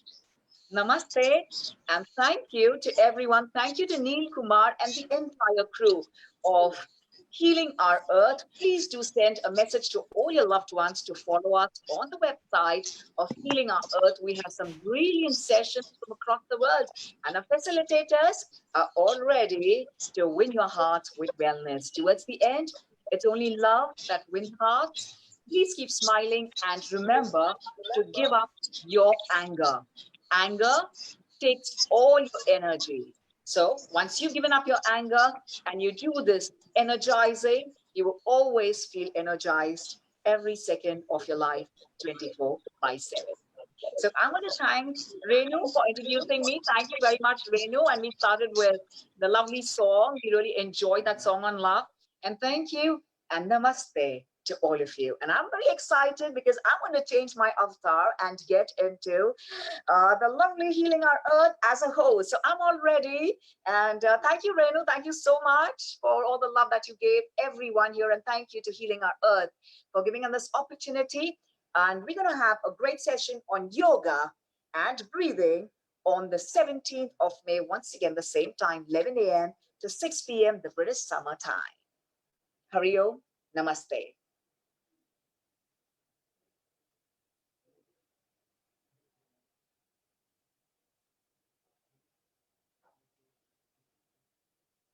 Thank you, Simran. You need to introduce the next guest, please. Straight Okay. in. Oh, I thought that would be Renu. Thank you. Thank you so much, Neil, for that. And I'm very much excited to talk about our next speaker. Well, our lovely people, it's time for us to welcome Cam Patel from UK. And our session is pretty much unique. And this is on COVID-19 impact on domestic violence. So a wholehearted welcome to Cam Patel from the UK, who's a principal lawyer at Case and Solicitors with 25 years of experience in law, with a specialization in property, family, employment, civil litigation, and immigration law. Well, she deals daily with clients who have impacted the domestic violence. Well, and also along with that, it's about the drinking abuse and the mental health troubles. In a world of today, we've all been seeing and facing these problems. Now that we're all at home, we have the session on COVID-19 impact on domestic violence. And let us welcome the very lovely Cam Patel. Hi, Cam. Hi, thank you so much, Simran. Thank you. That was a lovely introduction. Namaste, everyone. What a privilege it is to be invited to make a speech by the Healing Our Earth team on this global wellness session. I hope everyone is keeping safe and looking after one another, given the current COVID pandemic. Sadly, due to COVID-19, today I'm here to talk about the impact of COVID-19 lockdown and the impact it's having on domestic violence around the globe.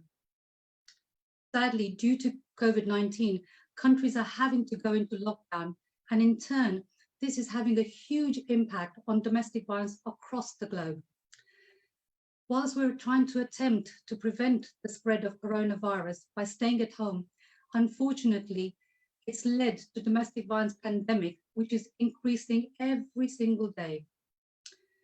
The fact is, domestic violence can happen to anyone, regardless of the victim's age, background, gender, religion, sexuality, or ethnicity.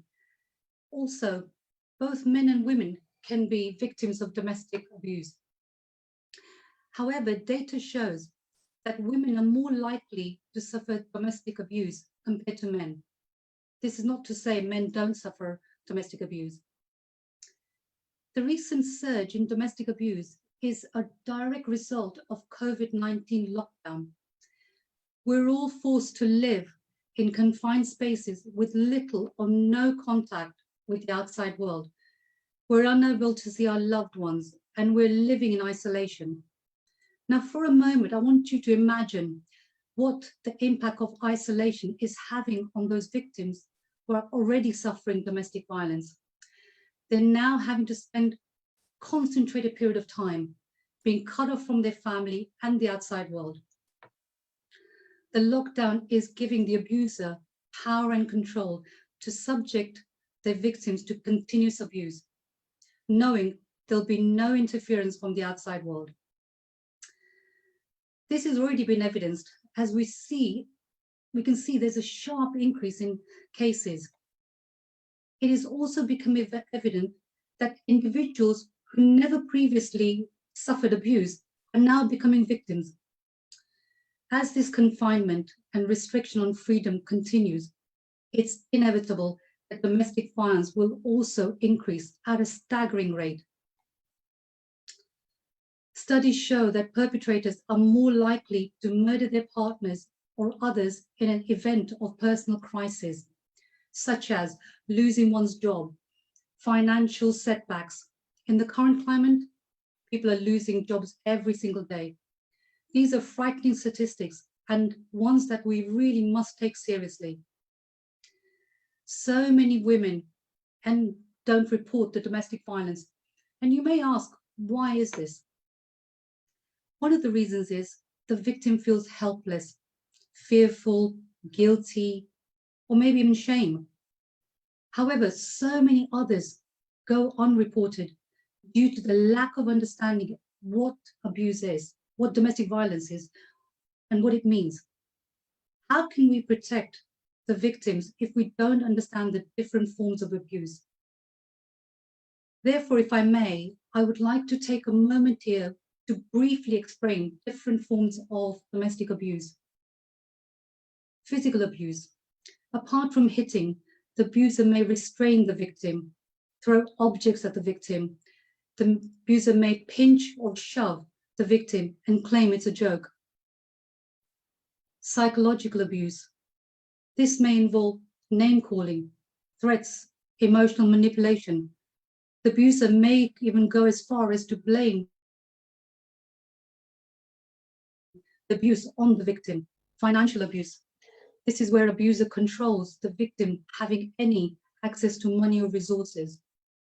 The abuser might take the victim's wages, stop her from working, or increase her financial debt. Sexual abuse. This can be physical or emotional. Here, the abuser will take advantage of the victim by manipulating the victim into doing things that they don't want to do. Coercive control. This is a form of abuse where abuser uses a pattern of behavior over time to exert power and control over their victim. This is in fact a criminal offense. Tech abuse. This is getting very common now. The abuser may send abusive texts, demand access to the victim's devices, even track the victim's movement by using spyware, or share images of the victim online. Sadly, domestic violence has a huge impact on the victim's health and emotional well-being. Children witnessing domestic violence are also impacted emotionally. Even when victims are safe, they continue to struggle to adjust to living in a safe environment.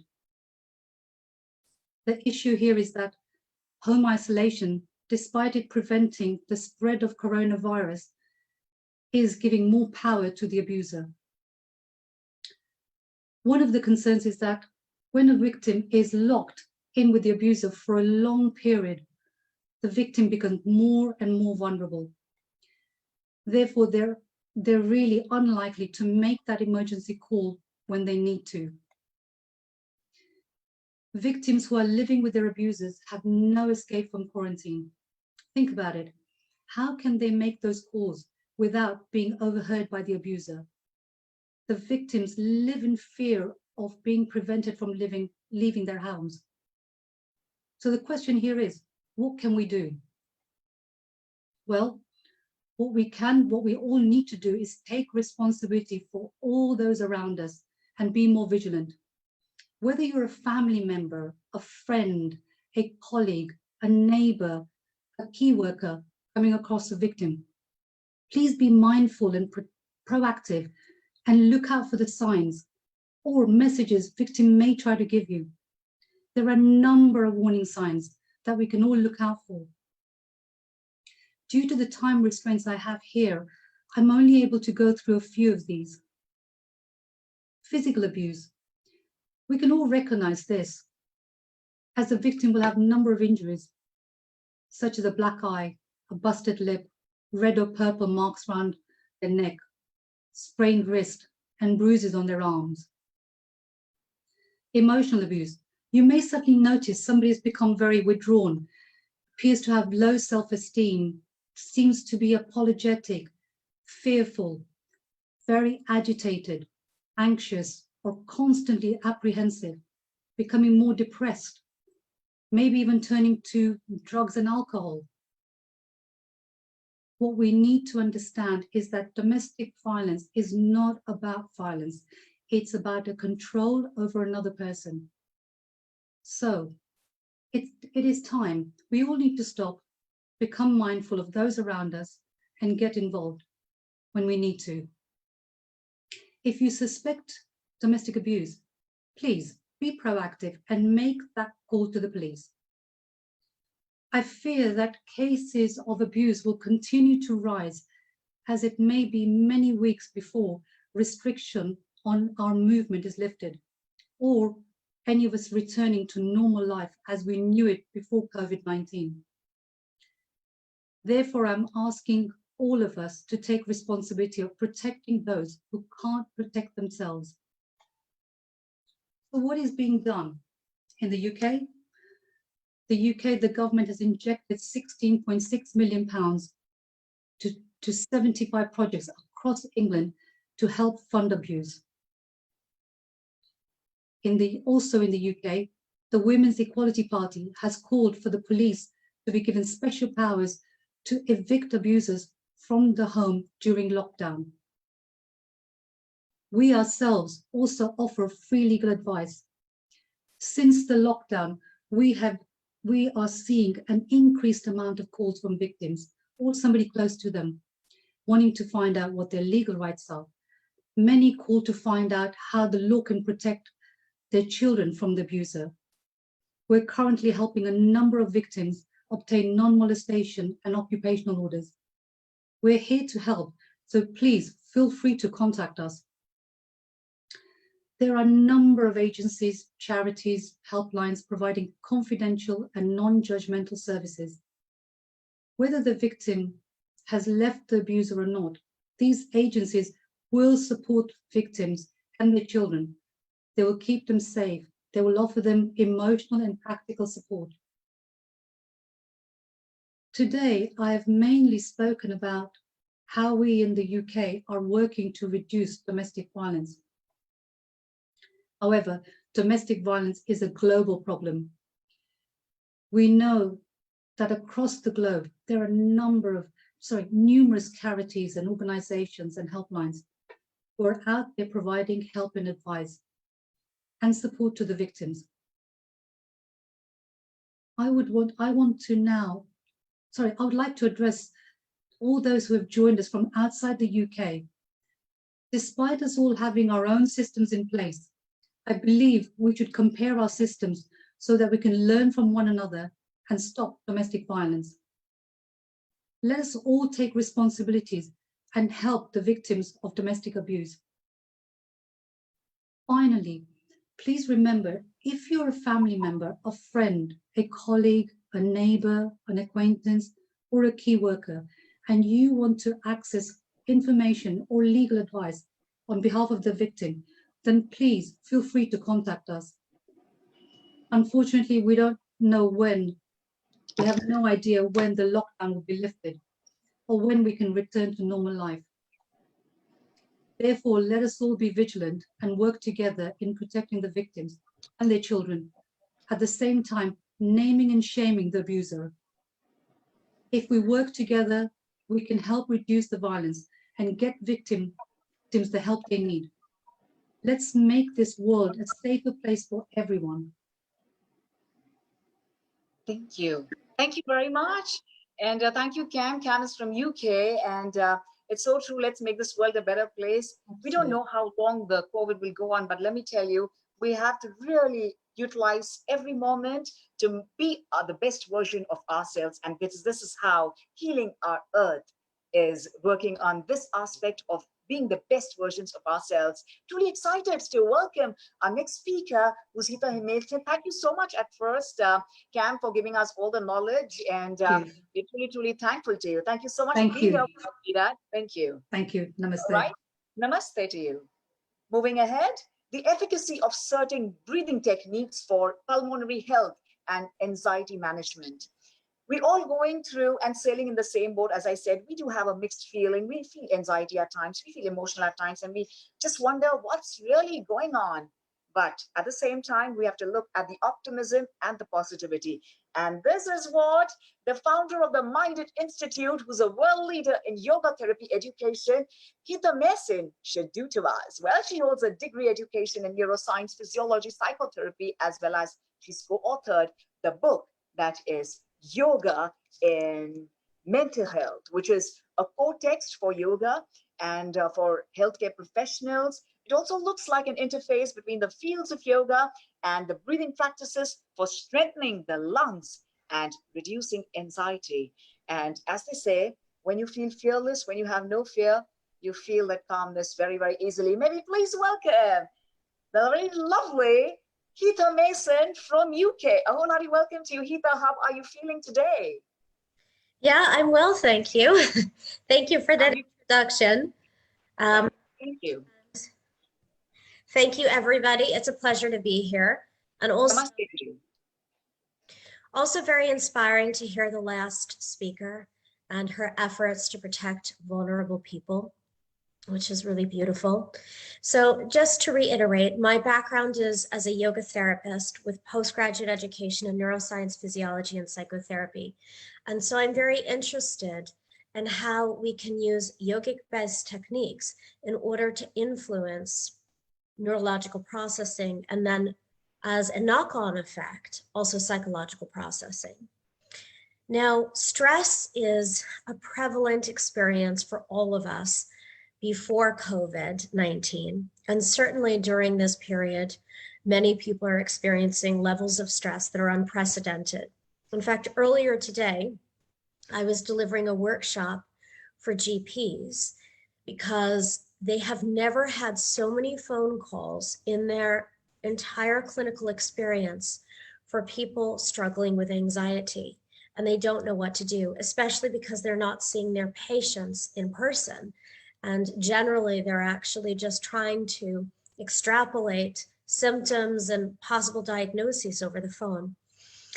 And so I have made it my mission right now to make available very simplistic breathing techniques that have high levels of efficacy that people can use in order to reduce sympathetic arousal, or we would say that kind of fight and flight response, in a short period of time, and that would be safe for all of the population.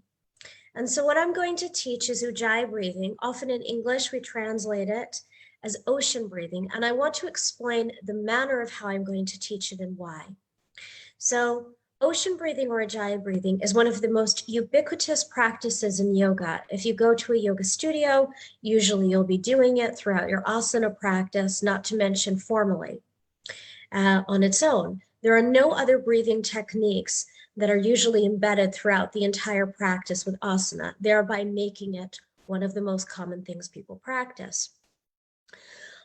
But what many people do not understand is that by simply elongating the exhalation through Ujjayi breath, we have the capacity to enhance our access to relaxation, right? And our nervous system, our autonomic nervous system, has two main branches associated with either relaxation or activation.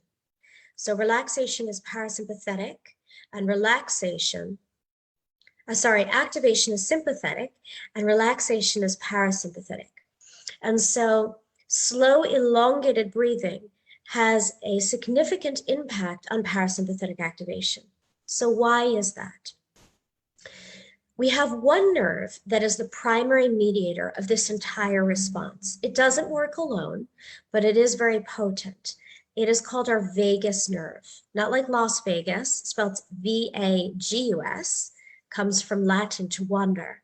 And it courses out of the medulla oblongata in the brainstem, and it moves to many different organs of the body. But notably in relationship to its value for elongated exhalation, it actually articulates or connects to the sinoatrial node of the heart.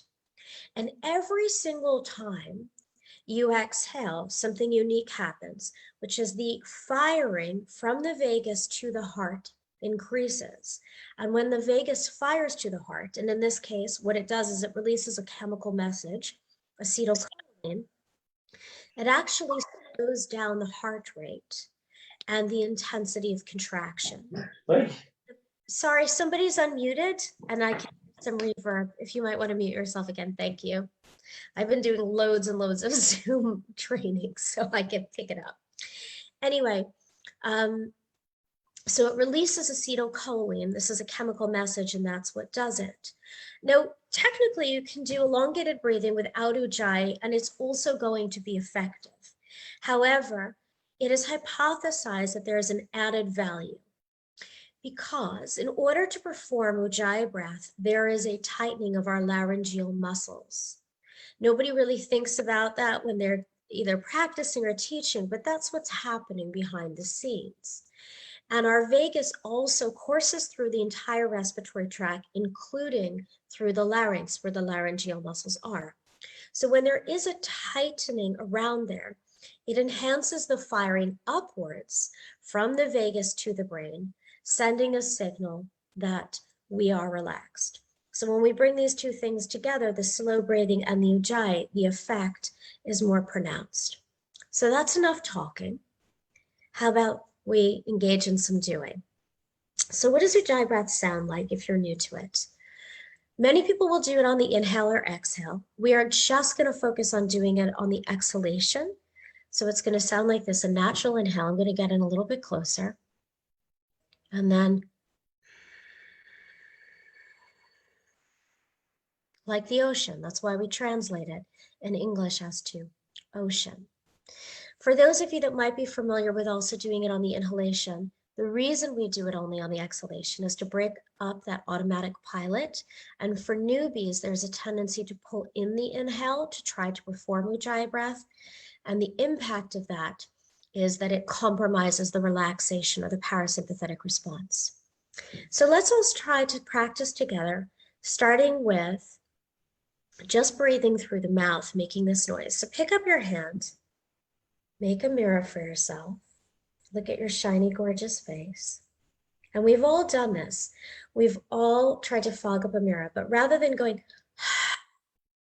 let's elongate it and make it nice and silky smooth. So together we go. Let's do that again. Inhale naturally.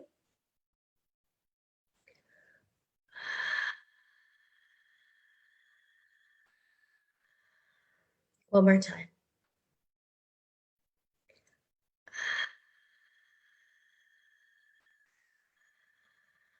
Brilliant.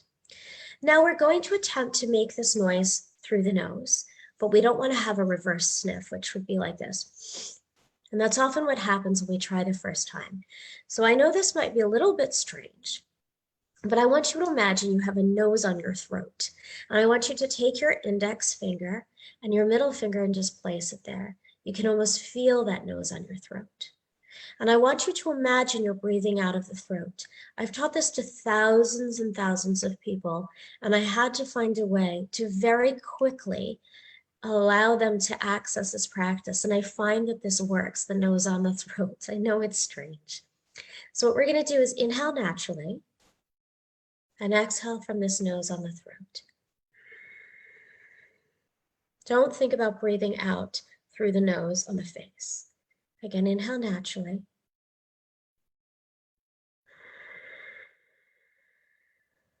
And although we want to elongate the breath, keep doing this as I'm talking. It is vital that you do not push the breath out longer. As soon as you do that, any of the calming effect of this will be undone. You have these special receptors all over your respiratory tract called baroreceptors. They pick up levels of pressure, and if you force too much, thereby stimulating more pressure, you will not feel calm. So it needs to feel silky and smooth. Let's try it one more time.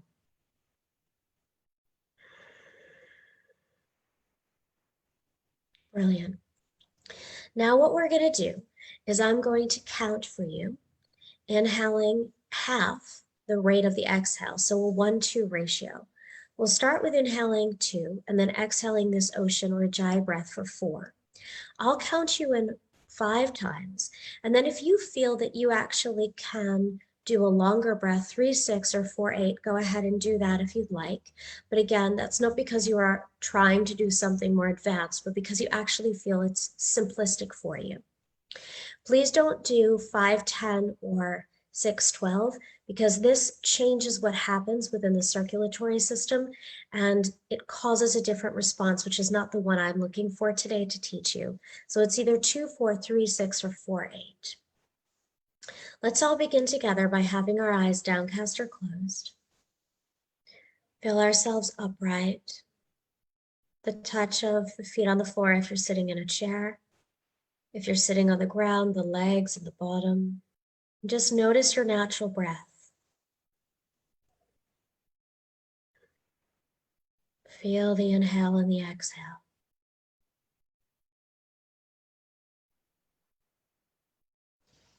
And whenever you're ready, let's begin. Inhale natural, 1, 2. Exhale ujjayi, 1, 2, 3, 4. Inhale natural, 1, 2. Exhale ujjayi, 1, 2, 3, 4. Inhale natural, 1, 2. Exhale ujjayi, 1, 2, 3, 4. Inhale natural, 1, 2. Exhale ujjayi, 1, 2, 3, 4. And last time that I count, inhale, 1, 2. Exhale, 1, 2, 3, 4. And now continue on your own.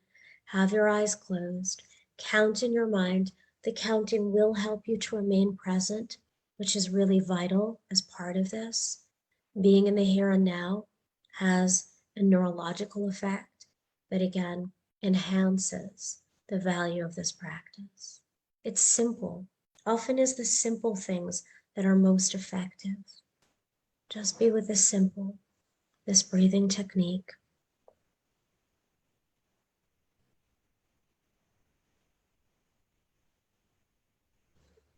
Just this, nothing more.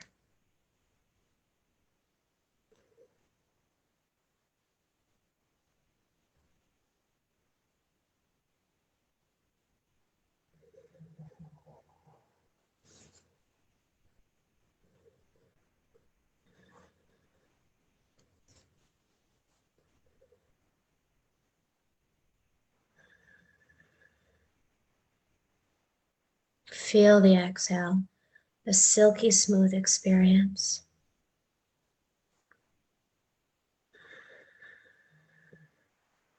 We're going to continue for 5 minutes. You can just listen to me in the background. And if you're really into the breathing, you can even ignore me. I don't mind.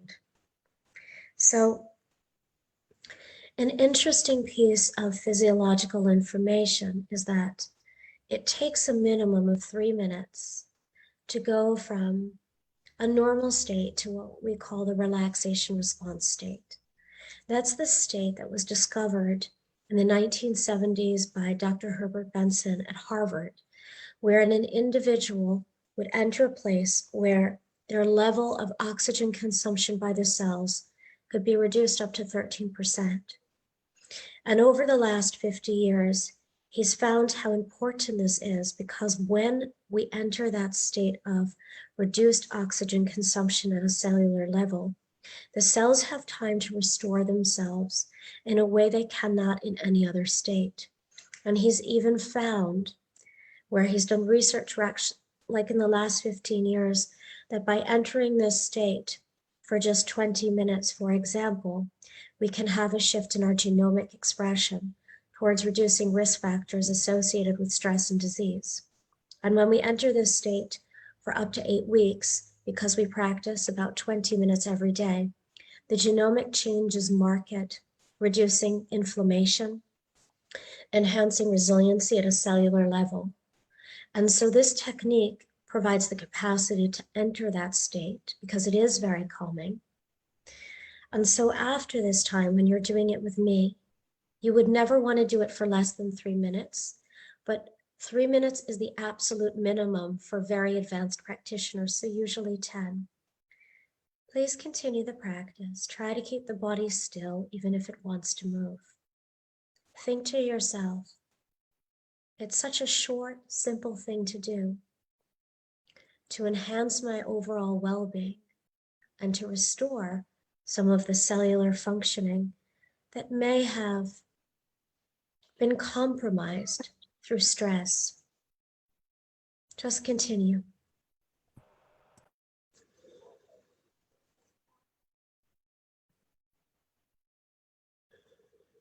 Continue counting the natural inhale. Continue elongating the Ujjayi exhalation.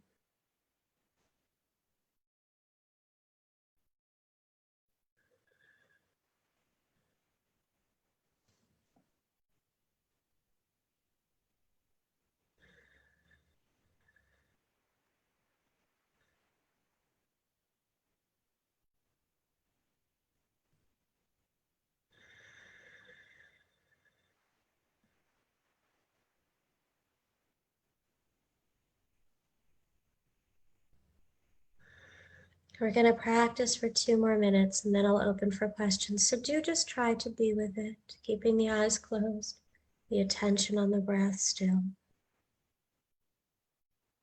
Being awed maybe by the power of something so simple as elongating your breath and what it can bring to you systemically, meaning all your organs, your cells. And then as a knock-on effect to the mind.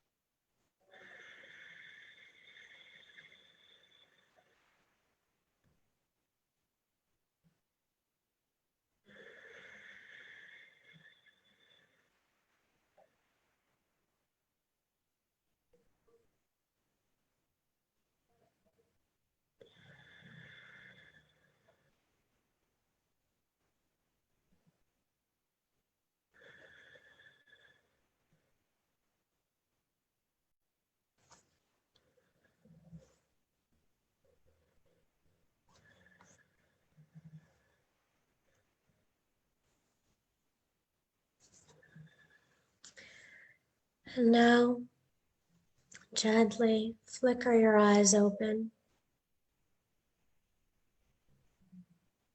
noticing just your natural breath.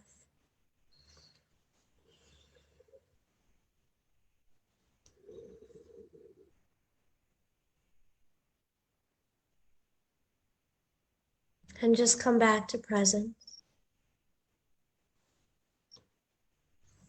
And I'm more than happy to answer any questions. My session had to be a little bit shorter because I do loads of lecturing, and I have another lecture at 5 o'clock that I have to get to, which I know we were a little bit behind.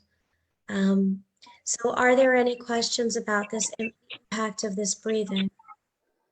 Yeah, so Hita, since we're running short of time and you have a session too, I want to thank you for teaching us oceanic breathing. And it was absolutely, a feeling of bliss altogether. So on that note, I'm truly going to thank you and express gratitude to you on behalf of the entire team of Healing Our Earth. Thank you for being here with us. And, we really loved it, especially, the way you said, that look at the mirror and that's how you start feeling. And the oceanic breathing, the feel of the ocean itself takes you on a high altogether. So thank you very much for that, Heather, for being here with us. Thank you, dear. Namaste. Be well. Namaste to you. Thank you.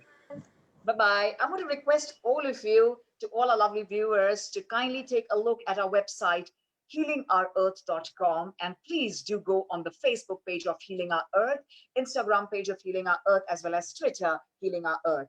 And for any act of kindness, kindly do hashtag us. Please do hashtag us at kind20 for acts of kindness recognition, which shall be on the 24th of May from 11 a.m. to 6 p.m. the British summer time.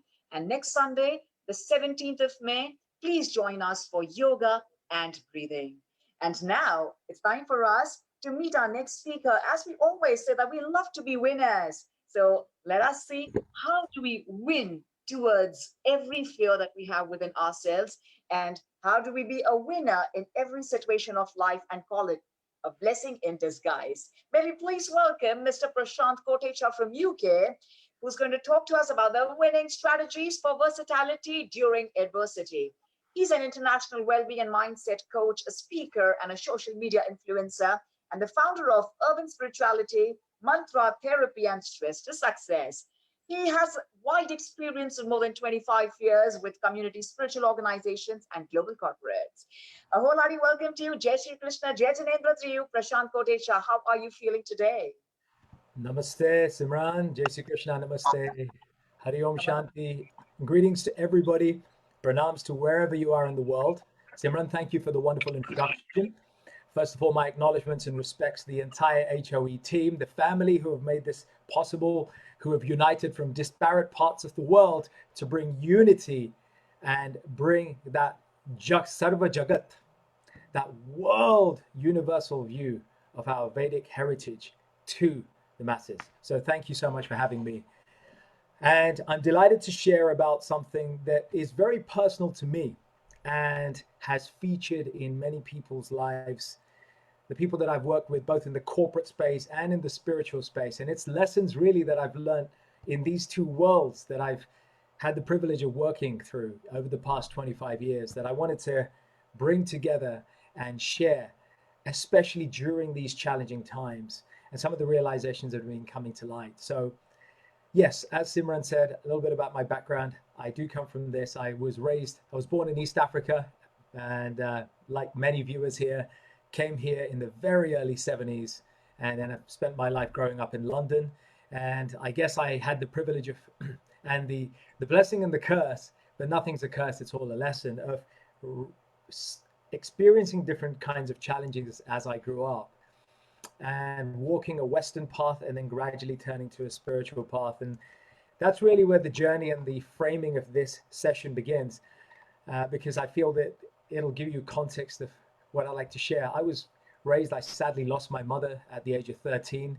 She passed away of a heart attack. I was left with a younger brother and my father. We were facing poverty and hardship. My grandmother was living with us at the time. She was elderly and bedridden. And so from the age of 13, I had to learn how to cook with simple food, get economical, and make do with whatever ingredients were coming our way. So life forced me to become very imaginative in the kitchen. Then taking care of the elderly, my grandmother, my father was unwell, so I was kind of caring for them. And then that forced me to become imaginative about how I study. So at times I was studying in cars, sometimes overnight in friends' houses. I was listening to recorded lectures on a Sony Walkman back in those days. Of course, there was no CDs. And again, I had to find ways of becoming versatile with my studying. Then, because we needed income, my father was on 11,000 a year. So I started doing 3 jobs during my university. Started before with paper rounds and then odd jobs. I knew math, so I started studying. And so in this way, I learned a big lesson about how to become versatile and how to be flexible with what life throws us. And the same applied to my spiritual growth.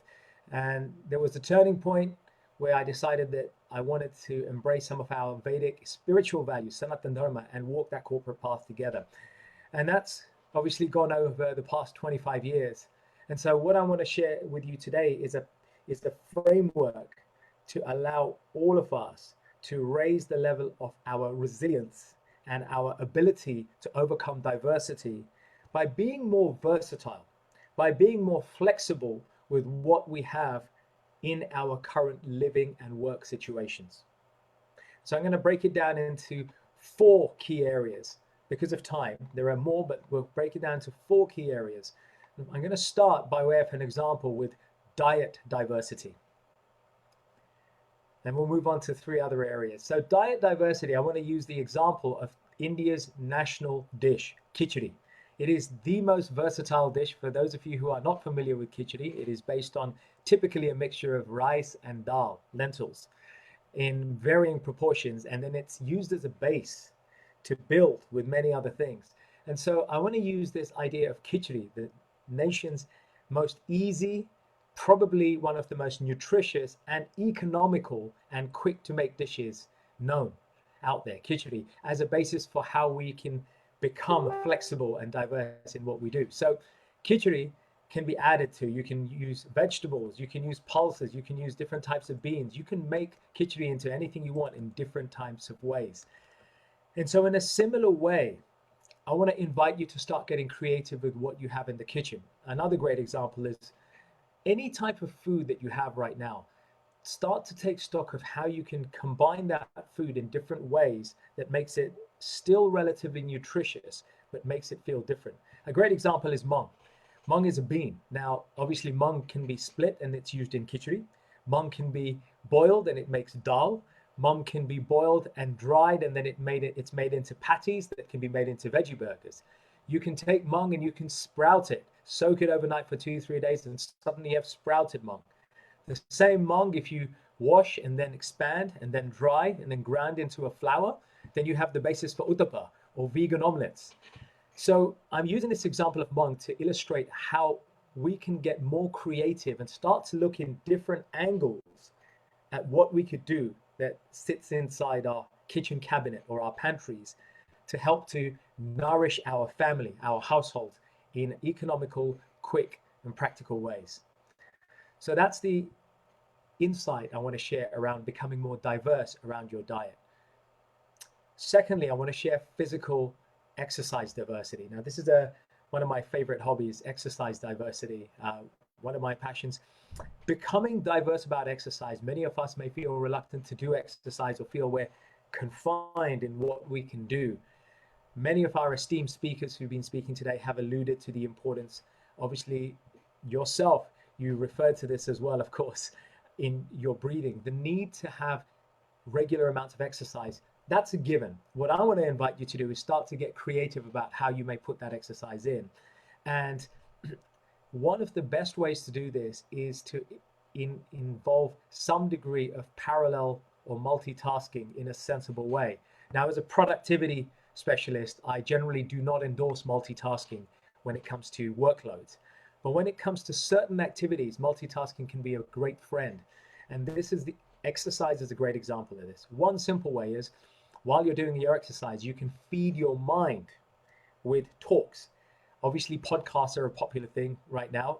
We have our own podcast, Urban Spirituality. So there's a plug for you. Go check out Urban Spirituality. There's so much food from people all around the world giving their wisdom in different ways. And you can find this in so many podcasts. Some of our esteemed speakers across the HOE weekends gone by. We've had so many wonderful and esteemed guests. Swami Swarupanandaji, Sadhvi Bhagatji, Brahmakumari sisters who've joined us and really given their wisdom. So think about how you can combine exercise with something to feed the mind through podcasts or lectures.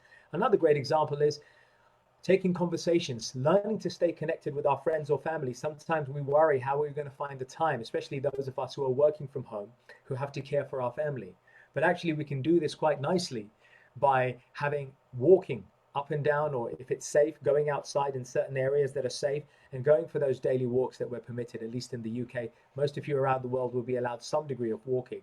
So walking and wearing a Bluetooth headset while maintaining awareness of the surroundings is a great way to combine conversations, staying connected with family members whilst walking. So you get your walking exercise done and you can get your talking done.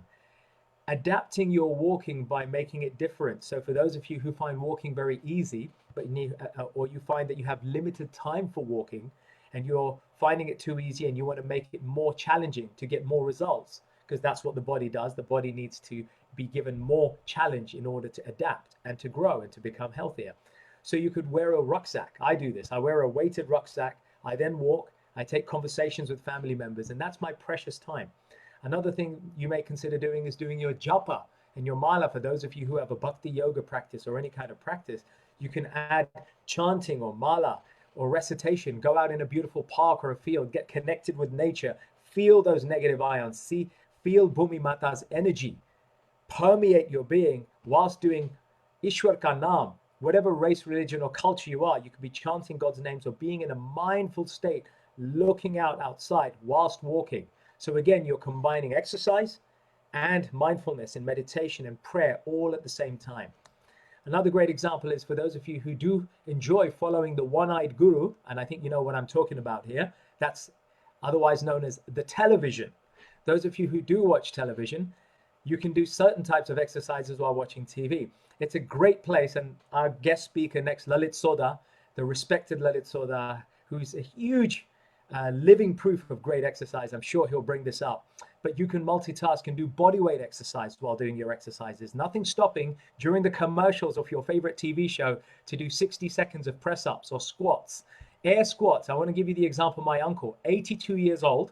I had him start to do air squats at the age of 72. Within 6 months, his knee problems disappeared. His back pain was reduced. I'm not a medical consultant, so that's a disclaimer.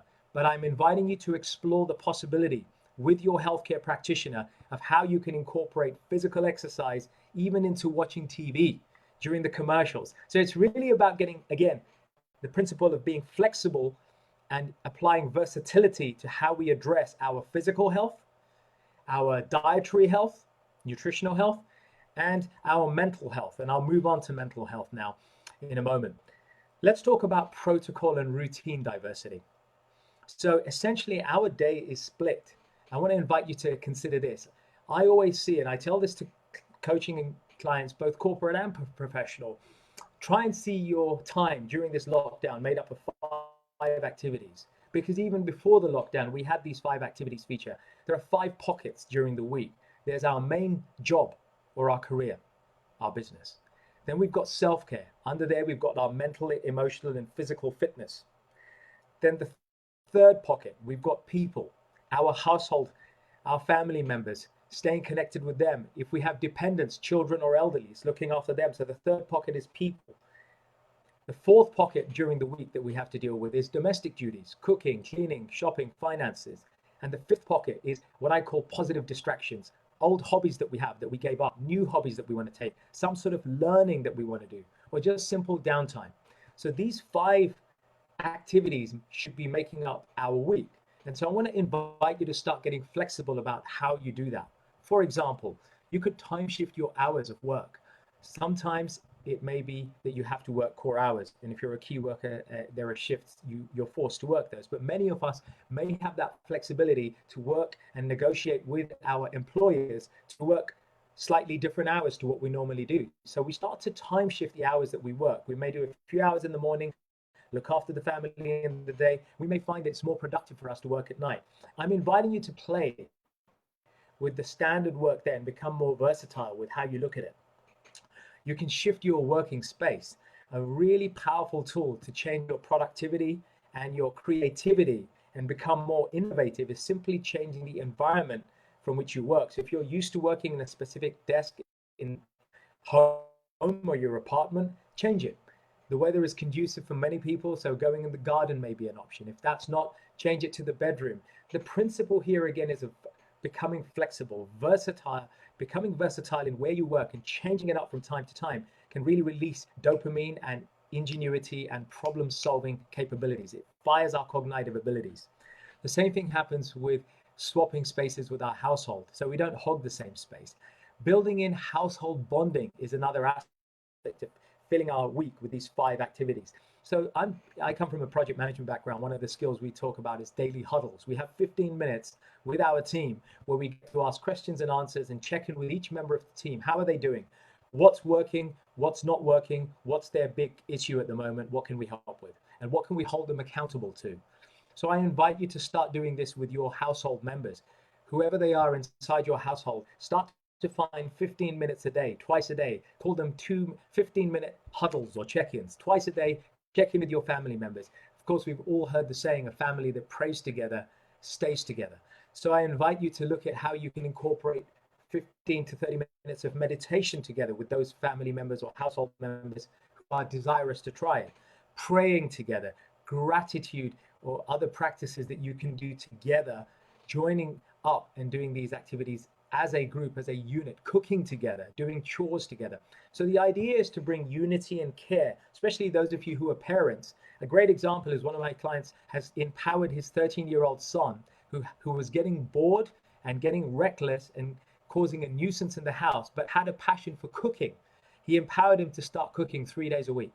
Now he handles the entire menu 3 days a week, and he's gotten so confident with cooking 3 times a week that he's now helping his other family members over Zoom conversations, guiding them how to cook. He's now found a passion, and he's redirected that mischievous tendency into something that's constructive and productive for other people. So think about, those of you who are parents, think about what skill or talent or passion your children may have that you can encourage and fan during this time and incorporate it into part of your working week.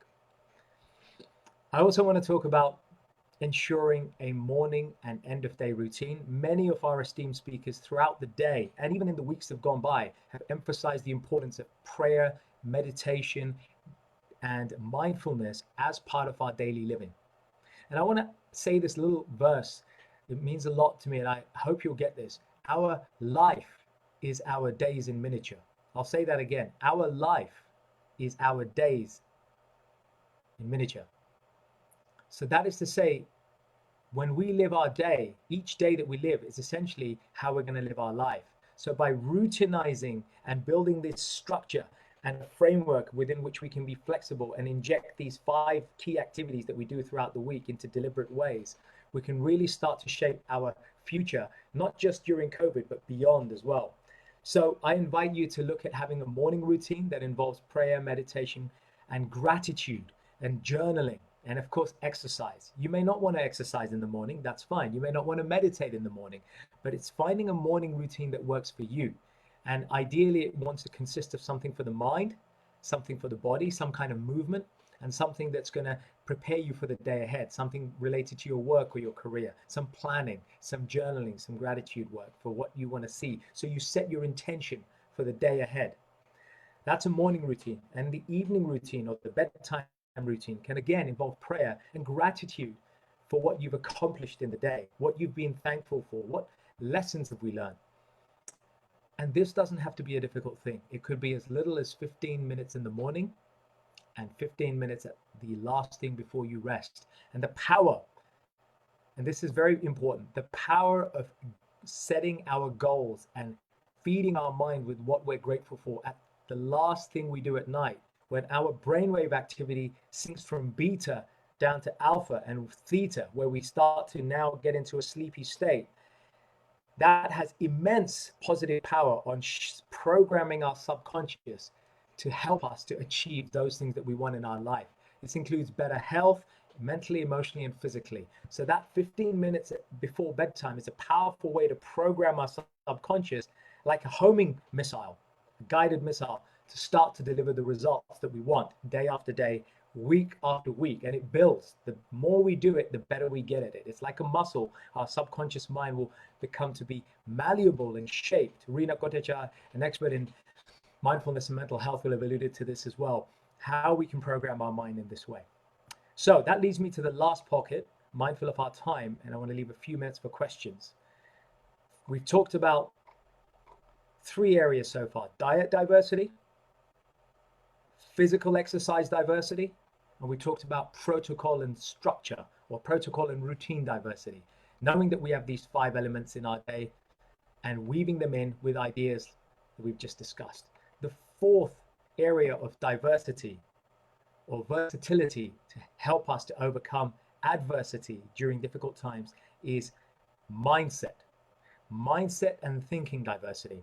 Now, obviously, as somebody who set up an organization with a name like Urban Spirituality, I have a passion for spirituality, something that I deeply honor and respect in all our respected speakers throughout the weeks gone by. And the Bhagavad Gita is one of the best examples, whatever faith or religion or no religion that you happen to be, of a compass for life, an encyclopedia for life lessons, which help us to shape and refine our mindset and our thinking. And so I want to lift a couple of examples of this, speaking from the Gita.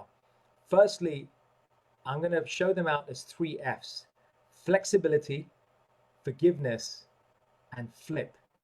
So 3 F's I'm going to talk about within the area of mindset and thinking diversity: flexibility, forgiveness, and flipping. So flexibility in our preferences. This is about becoming tolerant and understanding about the fact that we may not always get our preferences in this time. Of course, we're having to step on each other's toes when we're in the house most of the time. Of course, we're going to fight over the television. Of course, we're going to fight over the kitchen. These are natural things. I'm inviting you to accept that this is a part of this social high proximity that we're in, and allow yourself to be more giving about your space, what you want to eat. Be flexible about what you're prepared to give up on. So it's really about learning to become more adaptable to what food is being offered to us, what space is being occupied, what our employers may offer to give us or take away from us. Many of us are being furloughed, and so we're facing the pain. So it's about learning to become more agile and resilient to that. And part of the way to do that is to accept that this will happen. I want to add in there forgiveness, the second F. Forgiveness, a great example, is from the Mahabharata, the Pandavas. The Pandavas experienced so much suffering from the time they were exiled from their rightful place as heirs to the throne, through the disrobing of Draupadi, through the various attempts on their life during the many years that they were in exile. They faced so much difficulty that the Kunti, the mother of the Pandavas, almost saw all her children taken away from her, their lives finished, and enemies at their door all the time. And yet, after the Mahabharata war was fought, Kunti asked Krishna, she prayed to Krishna this way, Lord, please give me more suffering. Give me more difficulties, because I'm learning to endure. And through that endurance, that forgiveness, I'm learning to remember you more.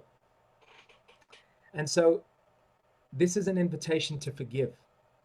In Sanskrit, in Bhagavad Gita, we call it titiksha, the ability to endure, and kshama, to forgive.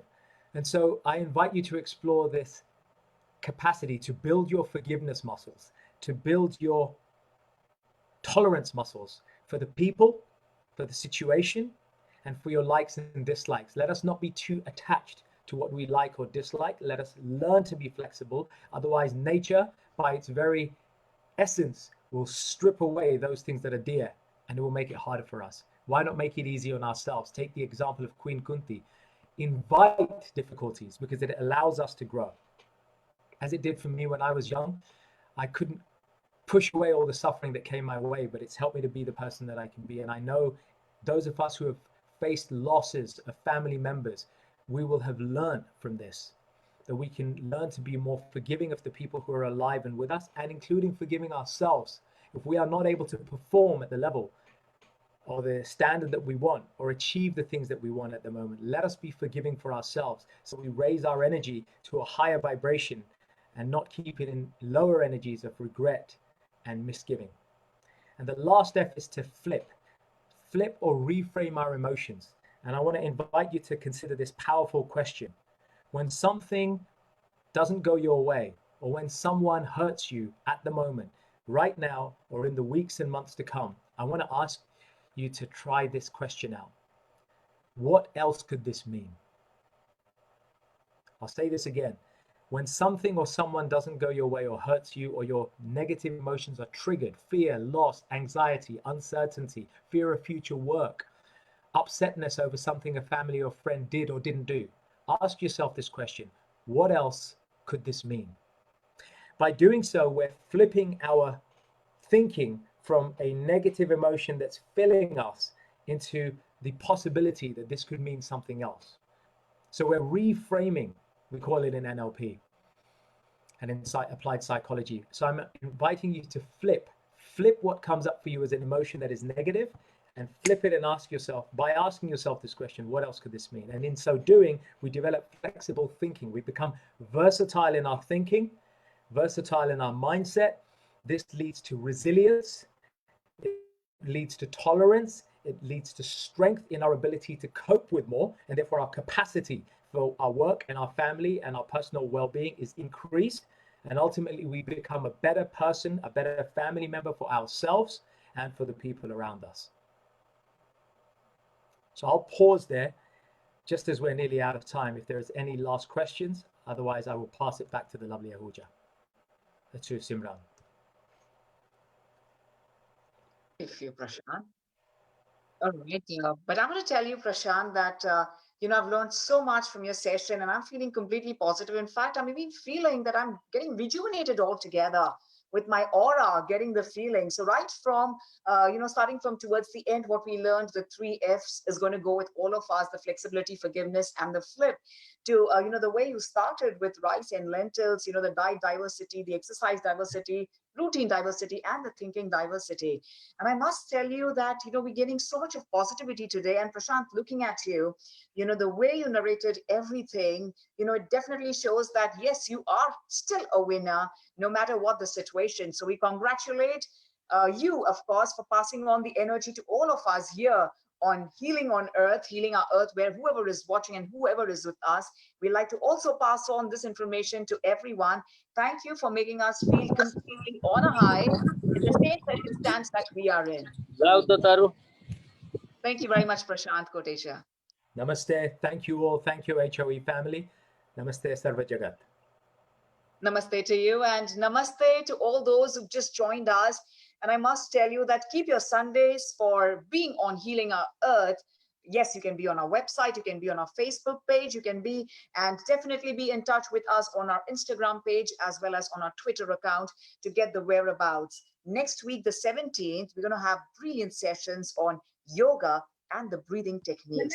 And do remember, for doing all good work, all great work, to hashtag kind20 for all the kindness that you've shown of being a true human being. Our next speaker is pretty much interesting, and I'm going to start with, yes, we always talk and we always listen to that one line. So in case you're going to a fitness class or in case you're sitting at home, our mom always keeps telling us, and everyone who loves us, everyone who wants to be our best will tell us, keep that spine straight, keep that back tall, because the entire health depends on the spine, on our backbone, which is the backbone of our body, of our absolute living being. I must tell you that we have an interesting session by the chiropractor who's going to give us some great tips, because he not only strengthens the back for all those who really have trouble with the spine, but also tells you how to have that strong back, because you see, it's always the spine which holds you erect, which gives you the right thought process as well. Does it have any connection? Yes, it does. So it's time for us to invite Dr. Lalit Soda here, who's from the UK, and he's going to talk all about, taking care of the spine, taking care of the joints in the body. And he's graduated from the Canadian Memorial Chiropractic College, Toronto, Canada in 1990. And with 20 years of great experience in private practice, he's had the opportunity to work with different chiropractors and treat patients with a variety of conditions. Dr. Lalit Soda, who's had the privilege of working at the prestigious Hale Clinic for 5 years with a team of very specialized complementary core practitioners. Well, it's time for us to welcome Dr. Lalit Soda, and he's going to definitely tell us on, oh my God, look at him. Look at your personality, Dr. Lalit Soda. Okay, so before you tell me to sit straight, I'm sitting tall, Dr. Lalit. Over to you. Wholehearty welcome and a namaste to you, Dr. Lalit. Oh, big one. Big namaste to you, Simran Ahuja. Thank you for such a massive introduction. I really, really appreciate that. God, you knew everything about me, so thank you. A big namaste to all the viewers, the globe, who's listening to us on Healing Our Earth. So thank you for that wonderful introduction. A very good afternoon to all the viewers who are here on our program today, Healing Our Earth, and to the organizing team. As you introduced me, my name is Lalit Soda. I practice in Northwest London now, and I will update my number of years of practice, Simran. 30 years this year. Wow. So it's been a long time.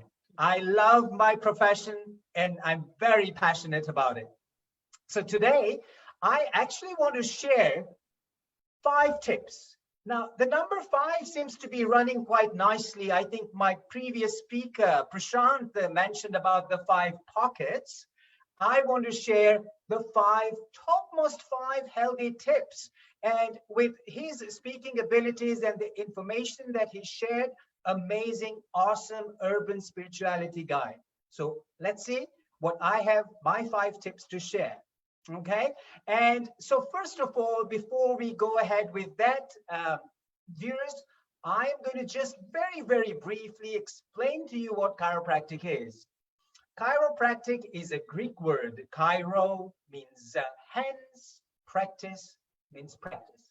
It's hands-on practice to actually realign or align your spine to keep it straight, to keep it firm, to keep it holding upright, so that the nervous system, the brain and the spinal cord can function 100%. Our body has the energy to heal itself. So by chiropractic adjustments, we are realigning the spine and actually making sure the energy that flows from head to toe is flowing in the best possible way, and it's called the innate energy. There are explanations offered with what chiropractic is slightly differently from mechanical aspects, but the core philosophy of chiropractic is trying to make sure that the spine and the body functions to its optimal maximum. Now, that's the little brief introduction on what chiropractic is. And now I'd love to share how we can actually maintain ourselves in optimal health by sharing the 5 famous tips, as I call them. These are core to our clinic, and I'm sure when we share them, just make a brief note and then we can discuss it later. Number 1 is the profession that I'm in, is the chiropractic care. So if your spine is realigned properly, your brain will pass the messages to your spinal cord. Via the spinal cord, it will go to the nerves, and through the nerves to the rest of the body. If your nervous system functions properly, then all your systems function properly, from your digestive system to your breathing respiratory system, to your circulatory system, to your digestive system, and all systems to name, because the nervous system is the powerhouse of all the systems in your body. With a healthy functioning nervous system, your body will function great. Imagine your nervous system not functioning properly, and the only prime example I can give you is Superman, Christopher Reeve, who unfortunately had damaged his spine at the neck level and lay there as a vegetable, unfortunately, with not a very good quality of life. So you can see that the nervous system, once damaged, doesn't regenerate very quickly or at all. So it's vital to look after your nervous system. One way we would say is, if you're chiropractically, if your spine is aligned, you're guaranteed the nervous system is functioning well. Number 2 health tip is nutrition. You are what you eat. Yeah. Now, the secret formula is basically, earlier, Simran, I think you mentioned you are what you can digest. And I thought that was an amazing thing. You eat, you are what you eat, but absolutely you are what you're able to digest. So here, the secret formula that I'd like to share with the nutrition side is 5 fruits, 5 vegetables on a daily basis. No compromise on that. Okay, up to 2.5 to 3 liters of water to absolutely consume that, so that all the toxins that are manufactured in your body as a process of metabolism, they can be excreted with that amount of water on a daily basis. So do not forget the 5 fruits and 5 vegetables on a daily basis. The most important vegetable here is broccoli. Okay, broccoli gets mostly all the nutrients that you would need. One of these seminars that I had attended, they were offering broccoli for breakfast, broccoli for lunch, and broccoli for dinner. And you can't go wrong with that. If you don't like broccoli, guys, tough. That's all you got there. So it is showing the importance of what broccoli is, as a vegetable is. Okay, so nutrition, 5 fruits, 5 vegetables. The third health tip I'm going to share with you is daily exercise. I remember a quote from a very famous Bollywood actor, Mr. Akshay Kumar. And when he was giving an interview, this is going back a few years ago, and he said, if you eat every day, you exercise every day. What's the problem? If you can exercise your mouth muscles every day, why can't you exercise your body muscles every day? And that is so true, because if we're going to eat every day, well, we've got to digest it, let the muscles absorb it, let the systems absorb it, let the growth take place. And with that, we need to exercise on a daily basis to burn the calories we have taken in that are extra, so that our body remains lean, trim, and fit. A fit body, a fit human body will be able to conquer all the challenges that we get in our life, most of them. With a good, strong mind, a good, strong body, we can go through adversities. Okay, so if you have a healthy body, exercised on a daily basis, well, that's the proof. What kind of exercises would one want to do? Well, from the hyperactive exercises to the mainstream exercises to the low-key, whatever your body allows you to do, do it. So here I would suggest, today has been Healing Our Earth, and we've had tremendous practitioners who have been talking about yoga, a most effective way to maintain the health of your body, not just physically, but yoga connects you with the Supreme. So yoga is very, very good. Walking on a daily basis is very good. The benefits of walking are paramount. You cannot go wrong with walking daily for approximately 30 to 45 minutes. There were some studies that said 30-minute exercise every day, but I would say just give yourself a little extra bonus and do 45 minutes of exercises on a daily basis. Believe you me, that is the prescription and the best prescription we can give you. So some sort of walking, yoga, Pilates, exercise classes that people are doing right now with the lockdown, doing loads of exercise classes online, do that. But when the gyms and the swimming places open up, I would say swimming is one of the best exercises to maintain all your muscles, including your breathing muscles, your diaphragm, through swimming, because that helps with your breathing capacity also. Tip number 4, Simran, good posture, sitting tall. That is my tip number 4. Good health starts from good posture. Yeah, amazing. If your structure doesn't hold you properly, or you don't hold your structure properly, the other systems are invariably going to fail on you. So make sure your posture at sitting at the desk, sleeping. While you sleep, never sleep on the stomach, always on your back or on your side in a fetal position. Absolutely, with a good resting pillow that will help you support your neck. Yeah, so posture is vital. Sitting at the desk, I'll go very briefly through that. Have a good ergonomic area. You don't have to invest thousands of pounds on it. A good adjustable high chair with good armrests and a good back support that comes up to almost your shoulder level. Sitting where your feet will actually touch the floor. If not, put a footstool or a box to rest your feet. Sit back on the chair with a good support, with your arms resting on the armrest and your wrists are pretty much at the level where the keyboard will be. The screen that you're looking at should be approximately an arm length away from you so that your eyes can focus better. So those are just general tips I'm going to give you. There are several tips on posture, on how to sit, how to sleep. Join us on our videos, join us on our site, go on our website and have a look. There's a lot available online also, but those are the simple, brief tips that I'm going to give you with posture.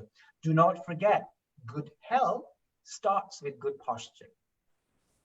The 5th tip is good sleep, good rest, and good relaxation. With that, add a little bit of laughter. Well, not a little bit, I think a lot of laughter. These days, people go to laughter yoga classes to get that high. You don't need alcohol to feel high. All you need to do is laugh your, well, let me say laugh your butt off, because that is what's going to give you so much energy, so much passion in life, that laughter will lighten your load. So really, good sleep, you need to sleep minimum of 7 to 8 hours, depending on what your body type needs. A good rested body is going to function better the next day. It's like your car. If it is well serviced with good brakes, good oil, good tires, good engine, and the engine needs to rest, even your car will stop running if you keep running it all the time. So what different is the human body? Our human body needs to recoup through that rest at night. Let it sleep. Give yourself good 7 to 8 hours of sleep if you can. Your body will need it. Next day, you will be functioning like Superman, Spider-Man, Batman, whichever man, and Superwoman. Yeah, so you can do that if you're well rested. Okay, so sleep is absolutely vital. Good sleep, good rest, good relaxation, and add a bit of laughter to it. Now, those are the 5 tips. There's chiropractic care to keep your spine aligned. Your healthy nutrition, you are what you eat and you are what you digest. I'm going to use that script now, Simran. You should be exercising on a daily basis, because what you don't use, you lose. Okay, so exercise daily. Good posture, because good health starts from good posture, and good sleep, rest, and relaxation. Hang on, guys, don't switch off. There is a bonus coming up. I love my 5 health tips, but the 6th bonus health tip that has been discussed through and through with all the speakers, or most of the speakers today, is somewhere along the line, connect yourself in spirituality. Absolutely vital. Have that connection with the Supreme Personality of Godhead, whoever your, or whatever your faith is, and whoever you believe in. I believe in Krishna. So for me, the Supreme Personality of Godhead is none other than Krishna, who's looking after all of us. Yeah, to have that connection, spend some time. You will not establish any relationship even with humans if you don't spend some time with them. So time with Krishna is vitally spent. And I can tell you one thing. One of the Turkish doctors, I forget his name, who was a speaker about 3 or 4 people prior to me, and he said, we are all here as humans on a journey. We are going back to Godhead. Krishna says that. We have all come here as human beings, but in this materialistic life, but we have to head back to him, the final destination. So really connect yourself with spirituality, connect with chanting, connect with reading, connect with the right mindset people. Association is very powerful for whatever field we are in. So really, guys, it's amazing. These are my 5 plus a bonus health tip of spirituality. Quick review: chiropractic care to realign your spine, healthy nutrition, you are what you eat, daily exercise, you lose what you don't use, good posture, because good health starts with good posture, good sleep, rest, and relaxation. Add a lot of laughter to it. And finally, connect with the Supreme Personality, whatever faith you're in. Those are the tips I would like to share with the viewers globally here today. And may I say, first of all, a big thank you to the awesome team at Healing Our Earth, Neil Kumar, Varsha Mistry, and the IT whiz kid, I call him, Nishit Kotak. Brilliant, a lifesaver, and the whole team at the Heal Our Earth. And also, Simran, a massive thank you to you for giving me such an awesome introduction. I'm going to end this by saying, health is by choice, not by chance. Choose to be healthy. Yeah. So a big global namaste to all the viewers and the massive team at Heal Our Earth. Thank you very much. Thank you very much, Dr. Lalit. But I do have a question for you, and I want to talk about where you've really treated numerous singers, dancers, and performers who perform at the Wembley Arena. So this Yes. goes to everyone, since we all try and work on ourselves, since we're all at home being the best versions of ourselves. How do people really make sure that they're working out on their spine before and after a workout? It could be a performance or it could be any dance form. As we always say, stretches and stretching the back is of utmost importance. So can you please highlight us a bit on the experience you had with all the dancers and performers? So in case anyone has injured their back, they can definitely at home heal themselves in a very, very beautiful way. An absolutely wonderful question. I'll tell you one thing. For the best spinal flexibility, whether you're performing on stage, whether you're participating in a good golfing tournament or any sports tournament, to get that absolute flexibility, nothing beats our yoga Surya Namaskar, the sun salutations. So the more suns, it's recommended. If you do a minimum of 5 sun salutations when you wake up, you've already ignited the fire, the energy in your body.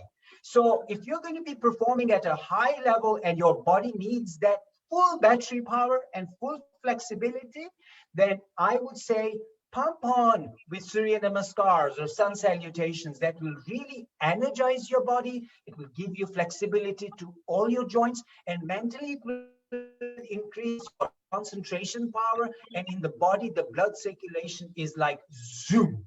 So Surya Namaskar, sun salutations is the answer to you before and after the show. Yeah.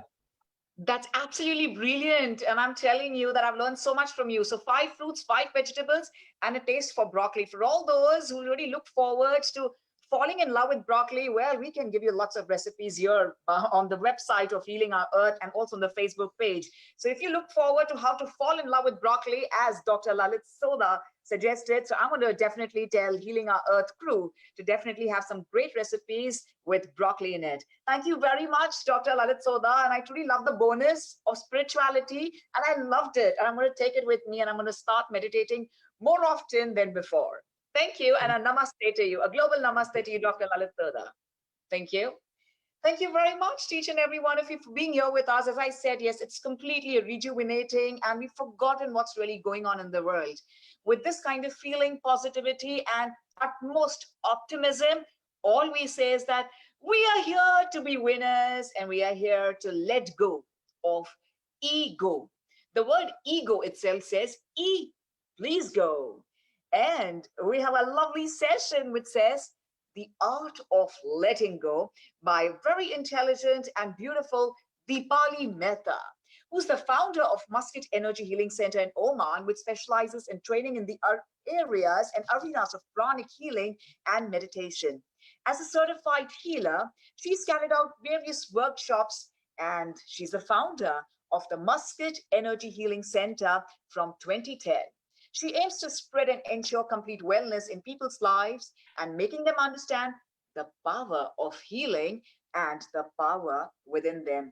I'm going to invite her with the lovely mantra that she believes in. She says, be the light, love, and power to humanity. Let's have a great, powerful session, The Art of Letting Go with Deepali Mehta. A warm namaste to you, Deepali. Namaste, everyone. Thank you so much, Simran, for a wonderful introduction. I would like to say namaste to the entire team of Healing Our Earth, and I'm truly privileged to be here, a part of this team to serve the humanity. You guys are doing a wonderful job, and it's a great work, and I'm sure positive vibration, with this positive vibration, we are going to help Mother Earth to heal. Mother Earth is going to heal soon and revitalize. I'm sure Mother Earth is going to bounce back soon with her unconditional love, unconditional light, and power. Our collective efforts will definitely make a difference and will make this world a better place again to live. So today is a beautiful theme, and I really enjoyed all the wonderful speakers, and the theme is wellness. So to me, I would like to just start with what is wellness to me. To me, wellness is when we actually find a great balance, the great balance into our physical health, mental health, emotional health, and spiritual health. When we find a great harmony and a balance in these all four areas, that is wellness. So once Nelson Mandela said, he said that resentment is like drinking a poison and then hoping it will kill your enemy. Now, unknowingly or knowingly, most of us are drinking this poison every day. Or each one of us are drinking this poison, maybe some of them in a short amount or some of them in a big amount. But this is what we are doing to our system. So if you are given a choice what to choose in life, what would you choose? On one side, you have a love, peace, joy, happiness, success, and good health. And the other side, we have anger, hatred, jealousy, resentment, and ultimately we call it stress. One side, you have nectar, and the other side, we have poison. One side, we have heaven, and the other side, we have hell. To me, if we learn to live with joy, peace, and happiness, it is heaven to me. We create heaven right here. But if we choose hatred, jealousy, resentment, then the hell is right here. So each one of us need to make the right choice in life, right? So we need to make a right choice.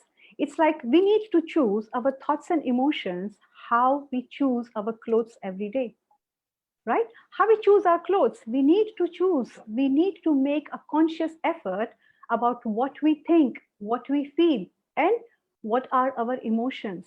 So how we get rid of our old clothes, we also need to get rid of our old repetitive negative thoughts and repetitive negative emotions. We need to learn to get rid of these emotions and these thoughts. And how we invest our money wisely, we do the proper research, and then we invest our money, right? The same way we need to learn to invest into a right thoughts and emotion. So if this is what we can do with money, why can't we do this with our thoughts and emotions? This is so important because it is all going into our system. What we think becomes energy. What we feel becomes energy, and we are nothing, but we are just the energy bodies, right? So to me, my topic today, art of letting go. Why do I call it art of letting go and not power of letting go? We will learn soon. But to me, when I say art of letting go, that means putting a full stop to a sentence so I can start a new sentence. So the letting go is something like that. When we let go, we are allowing a new, fresh start, a new beginning. The letting go of past allows us to enjoy the present. When we enjoy the present, we are actually putting a stronger foundation to our future. So if we want a better future and we want to enjoy the present, the only and only key is letting go. What? Letting go of the past, right? So have you seen when you travel light, how do you feel? You feel fantastic. You have just one small suitcase. You can move wherever you want. It will fit in your bag, in your car, and you just feel great. So letting go, it's like dropping the baggages so we can travel. So this is the meaning of letting go. Now, the letting go, or even the other word called forgiveness for letting go, has many more personal benefits. The Mayo Clinic reports that forgiveness creates healthier relationships. It improves mental health, lowers blood pressure, anxiety, and stress. It also strengthens immune system. It helps depression and boosts self-esteem. Wow. Just by letting go, just by forgiving, I can control my blood pressure. Isn't it amazing, right? So how does it happen? What happens when we learn to forgive, when we learn to let go? We are actually cleaning all the toxins from our system, from our organs, from our cells. Now remember, we have trillions of cells in the body, and these cells have a consciousness of its own. Every cell in the body has a consciousness, has a memory. So when we forgive, we are getting rid of all these toxins. So if you want to do a simple experiment of what I'm saying, it's a very simple. You can do it at home, okay? You check your blood pressure when you are happy. You check your blood pressure when you are at peace. Or simple, if you don't have blood pressure machine, just check your pulse when you are at peace. And check your blood pressure or check your pulse when you are upset, when you are angry, when you are frustrated. You will know the answer. So it is all, everything, our health is connected with our emotions. Now, when we forgive, we are not only forgiving them, but we are actually giving the greatest gift to ourselves, the gift of freedom. When we forgive, we are actually giving a freedom to ourselves. How does that happen? It's something like this. You can do this with me. The one hand, this is anger. The person has anger, and the other hand, this is you. When the person has anger and when you react with anger, it binds you with that person. So the angry person and you react with the anger, it binds you. But the moment you decide to let go, you decide to forgive, you are free. You are freeing yourself, right? So this is what happens when we let go. We are actually giving freedom to ourselves. We are actually taking control from other people. Nobody can control us. The control is back in our hand. So once we have the control in our hand, it's actually when we forgive and we have control in our hand, we are breaking a cycle. We are breaking a cycle of resentment. It's like the person is angry, I'm angry. It's a cycle. It's like it goes on and on and on, and sometimes it goes on and on and on for years. But here we are breaking a cycle. Now, forgiveness isn't a weakness. People think that if you are weak, you need to forgive. But to me, forgiveness is the greatest strength. It's a sign of courage, right? So how do we practice letting go? As I said, it's an art, right? So how do we practice this letting go? The first step to letting go is forgiveness. Now let's remember one thing. Here, nobody's perfect.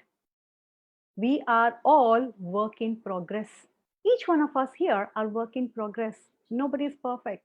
So if we are not perfect, we need to let go of our mistakes, and we need to let go of our hurt and pain, right? Because this hurt and pain is nothing more than stinking garbage. Would you keep the garbage in your home? Would you keep the garbage in your bedroom, in your cupboards? No. We throw them out, and we throw them out even outside, not even outside our gate, but we throw them out away from us. So this negative emotions, negative thoughts, all the resentment, all the anger, all the hatred is nothing else but a garbage. We need to learn to let go, and we need to get rid of it. Because more we take time, we are collecting it. And as I said, the cells are very, very intelligent. We have trillions of cells, right? So if we have too many of these negative emotions, they feel that this physical body is my home.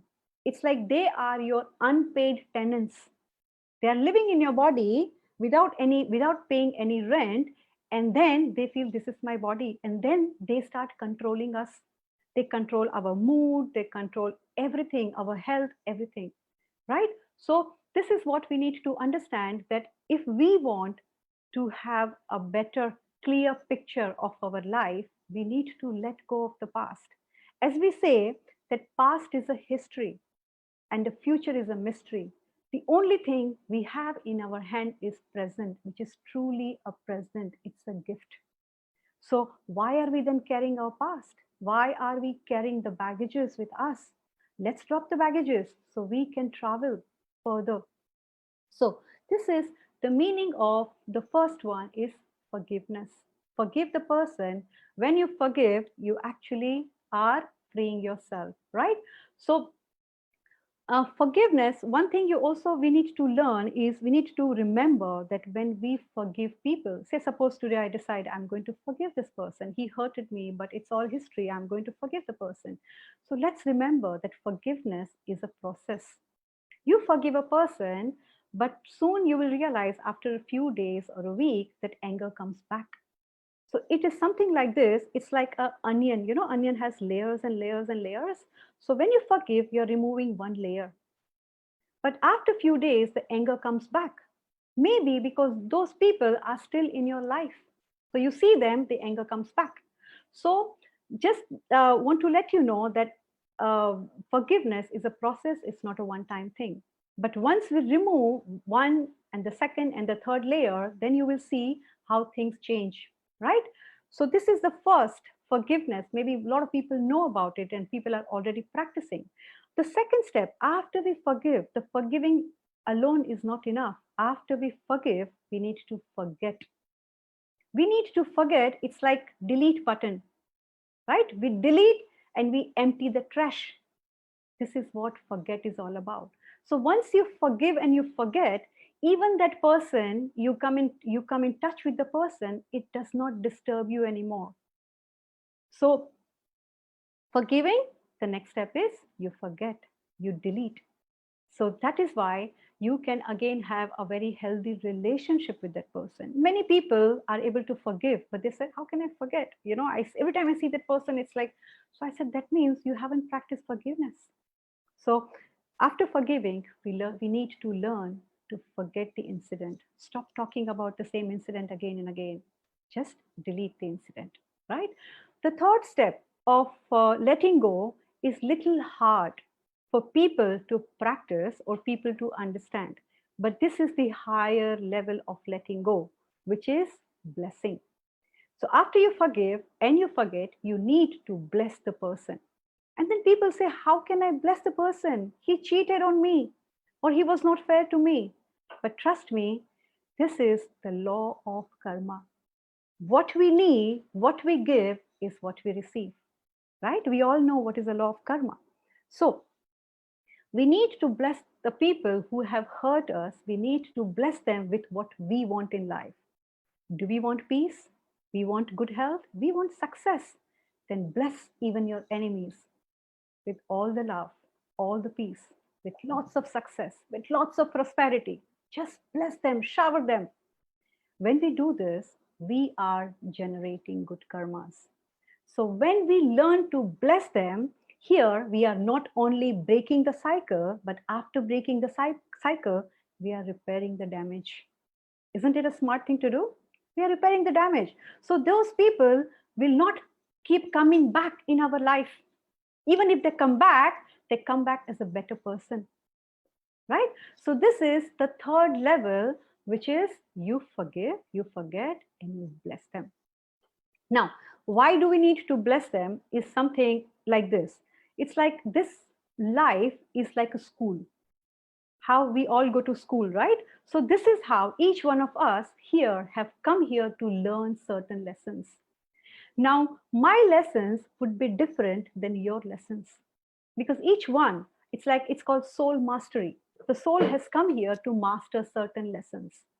So if I have come here to learn my own lessons in this school, which we call it life, you have come here with your own set of learning. It's like I go to school or I go to college and I am doing business, and you come to a college and you are doing arts. So our subjects are different. Our matter is different. Everything is different. But we are both studying. We are both in a school. Does that mean you are wrong and I'm right? No, right? But it's just that we need to understand our lessons are different. Once we understand that our lessons are different, we also understand other people with compassion, with more understanding. That's next time you have a problem with a person, you just say, oh, she has come for arts, I have come for science. It will help you to understand the person. If that person is making a mistake, you will understand why they are making a mistake. In the same way, if you are making a mistake, you also understand that why I'm making a mistake, because our subjects don't match. right? So this is a higher level. This is why I said it's a higher level. After you forgive, then you forget, then you bless them. So why did I explain the life is a school? So it helps us to understand nobody is wrong. This is just a process. We are all here. It's a school. And in this process, we do make mistakes. All of us. We are not perfect, right? So when also the other higher level of learning, blessing, it's something like this. When these people are given in your life, you will have set of people in your life as your best friends, as a spouse, as a child, whatever. The close people, the near and dear ones, what are given to you, right? These people are given in your life for a reason. Whatever lessons you have come here to learn, these people are given to you so you can learn and grow faster. So basically, these are the people in your life, in your near and dear ones. Sometimes they are very challenging people, right? So if they are challenging people, we have to understand that through them, I'm learning my lessons. Say, for example, if my lesson is tolerance, if my lesson is patience, then through these difficult people, they are helping me to learn these lessons. So don't you, when you go to college and you have professor who is teaching you, don't you say thank you to your professor?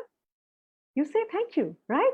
So here we need to actually say thank you to those people who are giving you trouble, because through them you are learning the most difficult lessons, right?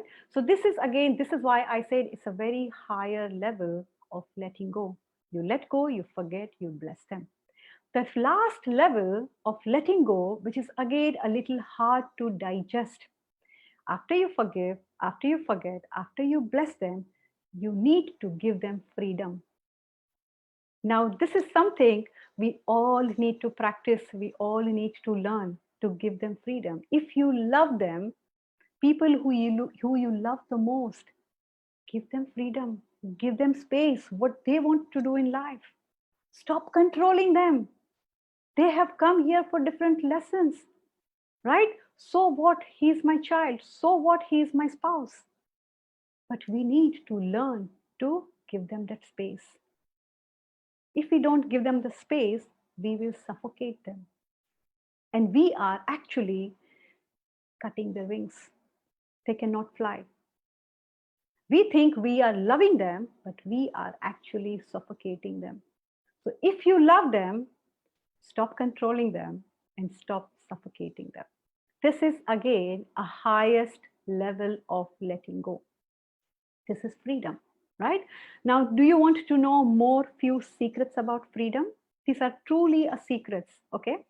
So people think that when I let go and when I have to practice freedom, I can also practice that I want to be free from my past.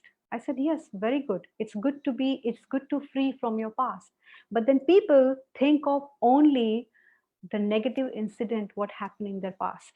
But I tell them, also let go and free yourself even from a good memories.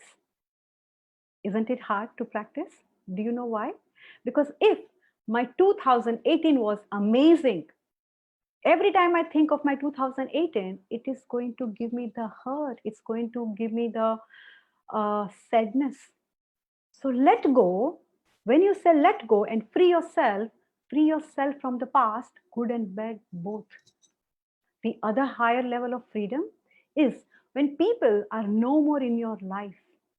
Say, for example, your ex-boyfriend, your ex-husband, or whatever. People are no more in your life. You also need to give them freedom. Let them go. The journey with you is over. Full stop. Finish. Right? So even people who have left the physical body, who are no more with you, let them go. Let them fly. They have another destination. They have another set of family and people. So if we don't let go of them, we are not allowing them to enjoy their next life, right? So this is, again, as I say, these are the secrets or the higher level of freedom. Now, I'm just going to tell you what were the 4 points. We said forgive, forget, then we said bless, and the last one is freedom. Now, when we start practicing forgiving, we are actually improving our emotional health. When we forget, when we start practicing and forget and let go and forget, we are improving our mental health. When you start blessing them, you are improving your physical health. And when you learn to give them the wings, the freedom, your soul is also ready to fly. You are actually yourself, you are giving yourself a spiritual freedom. You are growing on a spiritual path, right? So these are the 4 areas of wellness to me, and how simply by practicing letting go, you are practicing all of them, right? Now, do you remember the last words of Jesus? What did he say? The last words of Jesus, he says, Father, forgive them. They don't know what they're doing. Wow, isn't it amazing? So much compassion, so much mercy for people who are killing them. So these are the last words of Jesus. Father, forgive them. They don't know what they are doing. Of course, we are not there, and it will take us maybe few lifetimes to reach there. But these are the ways to letting go. Now, this is the reason I call it art of letting go. It's an art. You know how artists have a perfection. They know what colors they are using. They know why they are using the colors. So to me, letting go is not a power of letting go. It's the art of letting go. So this is the last thing I want to tell you. And so there is a beautiful forgiveness prayer which our teacher, Grandmaster Choa Kok Sui from Pranic Healing, the founder of modern Pranic Healing, he has introduced this beautiful, short, very, very short prayer. It is called forgiveness prayer. Now, in my experience, my 20 years in Pranic Healing, what I have seen is it has changed many people's lives. It has saved many, many marriages. It has saved, it has done miracles. This just simply by doing a forgiveness prayer. So what I'm going to do is I'm going to lead you, and I'm going to end the session with this short forgiveness prayer from our teacher, Grandmaster Choa Kok Sui, right? So all you have to do is close your eyes. Think of that one person who has hurt you the most. The first person who comes in your mind, right? So don't think so much. The person will come just like this. So think of that person, visualize that person in front of you, and close your eyes, right? So this is a great and a very smart way to do it. You don't have to go to that person to apologize. This is so fantastic. Sitting at home without even letting that person know, you are asking for forgiveness. Right? So you don't even have to pick up the phone. So why and how this works? Because by forgiving and doing the forgiveness prayer, we are changing our vibrations. When we change our vibration, these vibrations will slowly go towards that person. It's like we are all energy, right? We are all connected with energies. So let's try this. Close your eyes. Visualize that person in front of you. Keep your eyes closed and just say your hands on your heart and say to that person, look into that person's eyes and say to that person, Atma Namaste. Atma means soul. Say to that person, Atma Namaste. I salute to the divinity within you. I salute to the purity within you. We are all children of God. We are all evolving. We are all here on a journey to learn and grow. In this process, we all make mistakes. I forgive all the mistakes you have done to me. I forgive all the mistakes you have done to me. And I ask for your forgiveness for all the hurt, all the pain I have given you. Thank you for coming in my life and teaching me these wonderful lessons. Thank you for coming in my life, and may God's blessing be with you. May you be blessed with peace, love, joy, happiness, and lots of success. I release all the negative emotions, negative thoughts. I release all the negative thoughts and emotions. I release you. I release you. I let go. I let go. I let go. Atma, namaste. Smile at that person. If you don't want that person back in your life, see, visualize that person is turning away and he is continuing his own journey. He's never coming back. But if you want that person back in your life, then look into that person's eyes and see the beauty in that soul.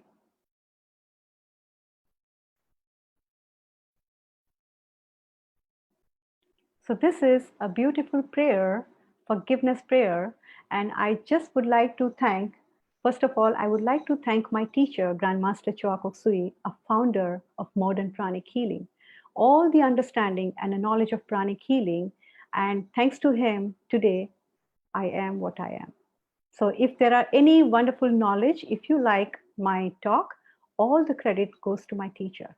But if there were any mistakes, the mistakes are mine because I'm still growing. I'm not perfect.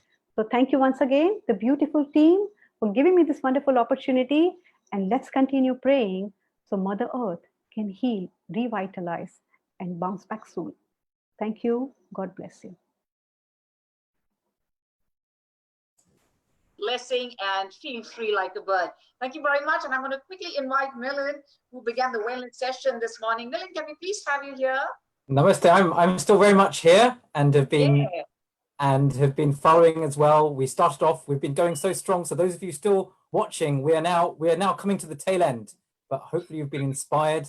Simran, thanks so much for all your hosting as well. And we had Renu in the middle with some beautiful singing, including the Beatles. We had this young yoga Ishwar from 10 years old as well. So we're still going strong. So do stay online. We're almost at the end. But last but not least, we still have one more speaker. So with that, remember our Healing the Earth team is still continuing every week. And next week, 17th of May, there's a yoga and breathing session. So do look online. The week after, the 24th of May, this Sunday, is a theme called #Kind20. Sounds like a mouthful. Maybe just say Kind20. You've got COVID-19, which everyone's got used to. So we've now got Kind20, which Dr. Talwar, so Dr. Shaminder Talwar is with us, who's now been online a few times with us actually, who is a social psychologist, works for the NHS. And one of the things he has done is formed a group called TUFF, T-U-F-F, the Unity of Faiths Foundation. Shaminder, Dr. Talwarji, Jai Sai Ram and Namaste, welcome to you. Hopefully we can see you soon and come on board. I think your video's gone off, but in the meantime, I think we've had so many interesting speakers. There we are.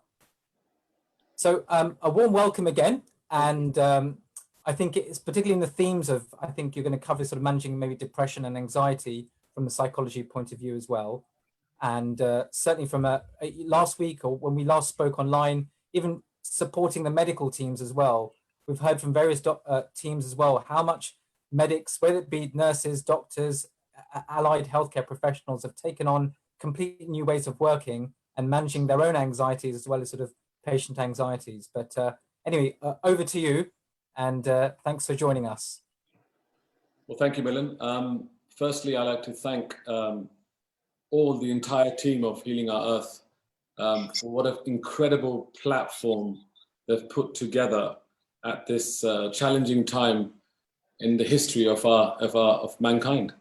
And thanks to Neil Kumar and Nitin Palan for creating this incredible space for everyone to come on and basically give their experiences and support people at this time.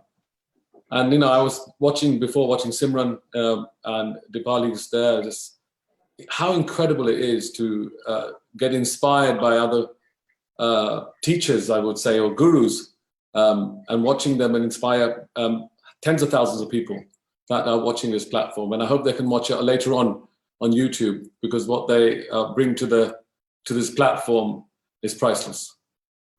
I'm here to speak about about depression and how we cope with depression, how we manage depression and anxiety, and especially at the time that we have now with this whole scenario of COVID-19. And what I've noticed is with lockdown, and it's not just been lockdown, it's been lockdown, with the entire planet. First 2 weeks, people can cope with it. They think it's a bit of a holiday. Third week, fourth week, when it came to the fifth week, we realized, hey, it's difficult. We've seen the increase of domestic violence. We've seen the increase of anxiety.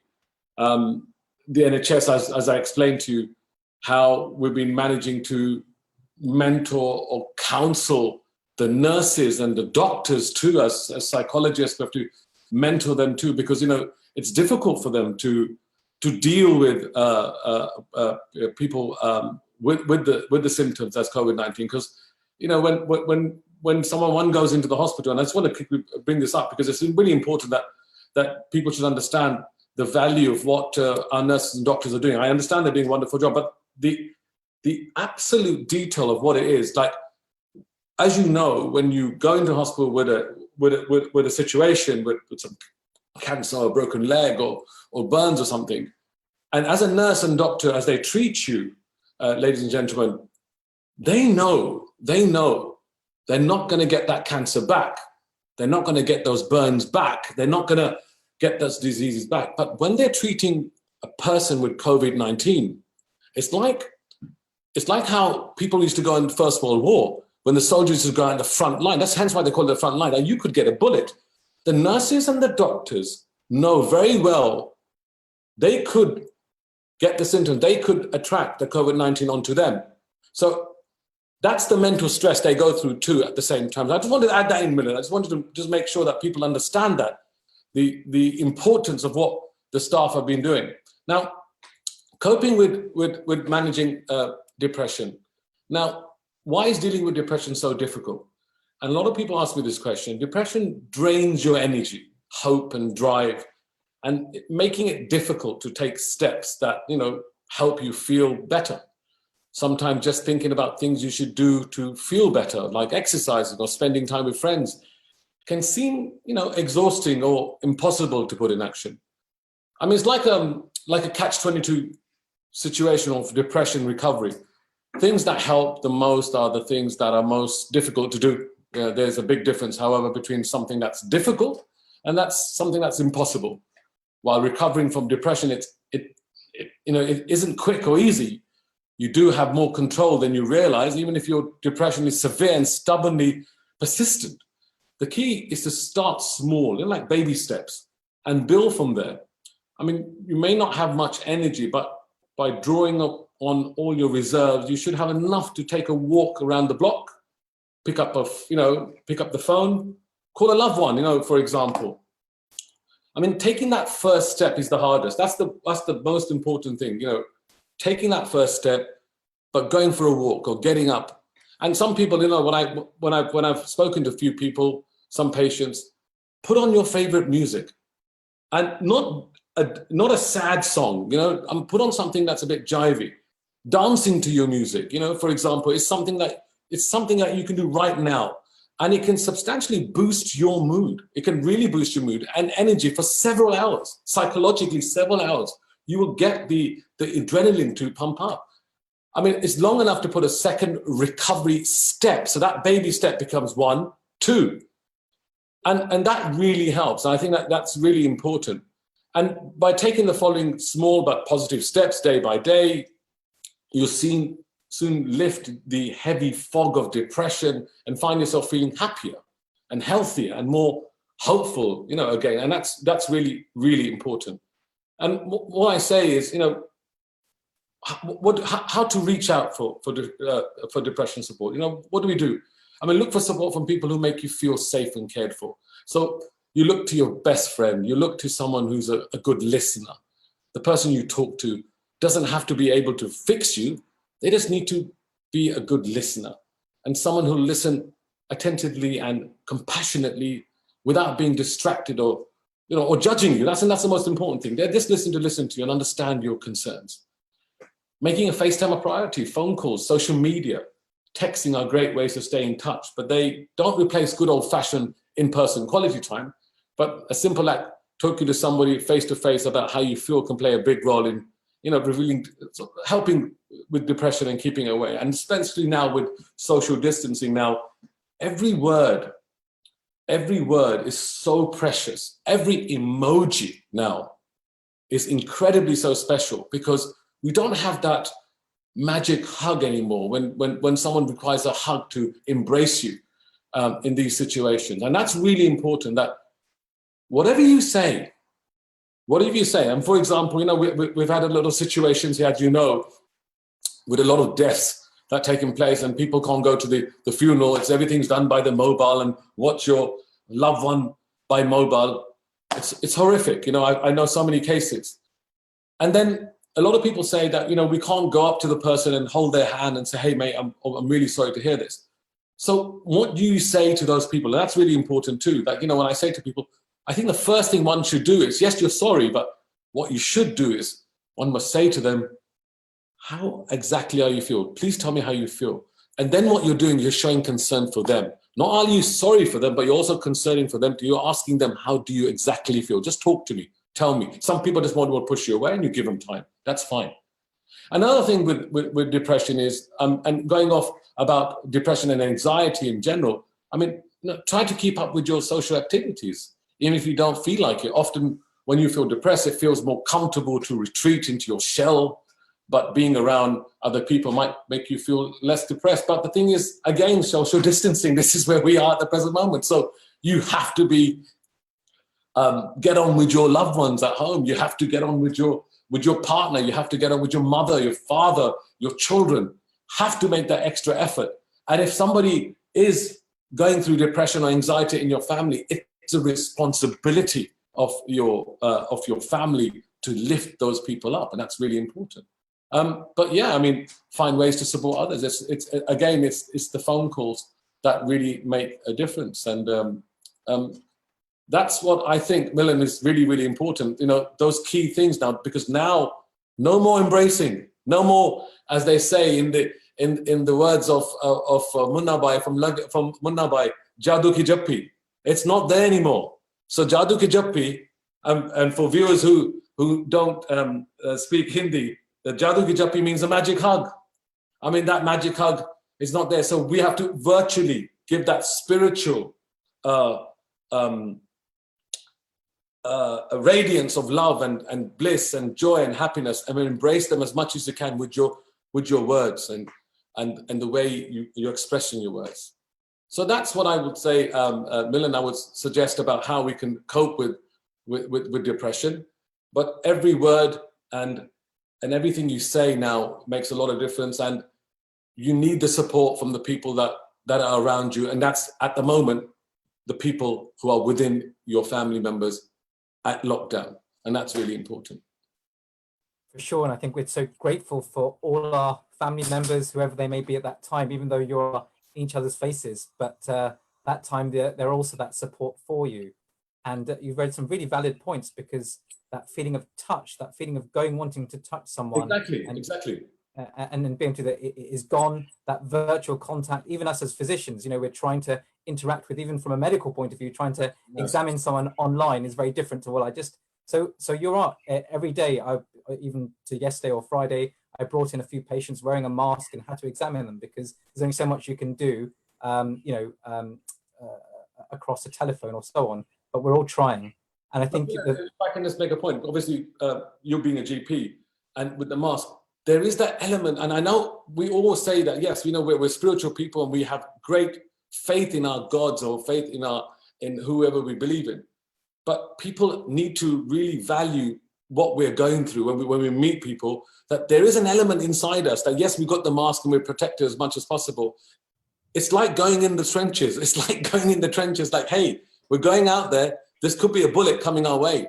And it's really important that people value that. I think that's really, really important. And a lot of them know to say this. But just one more point, Milan, I wanted to make that.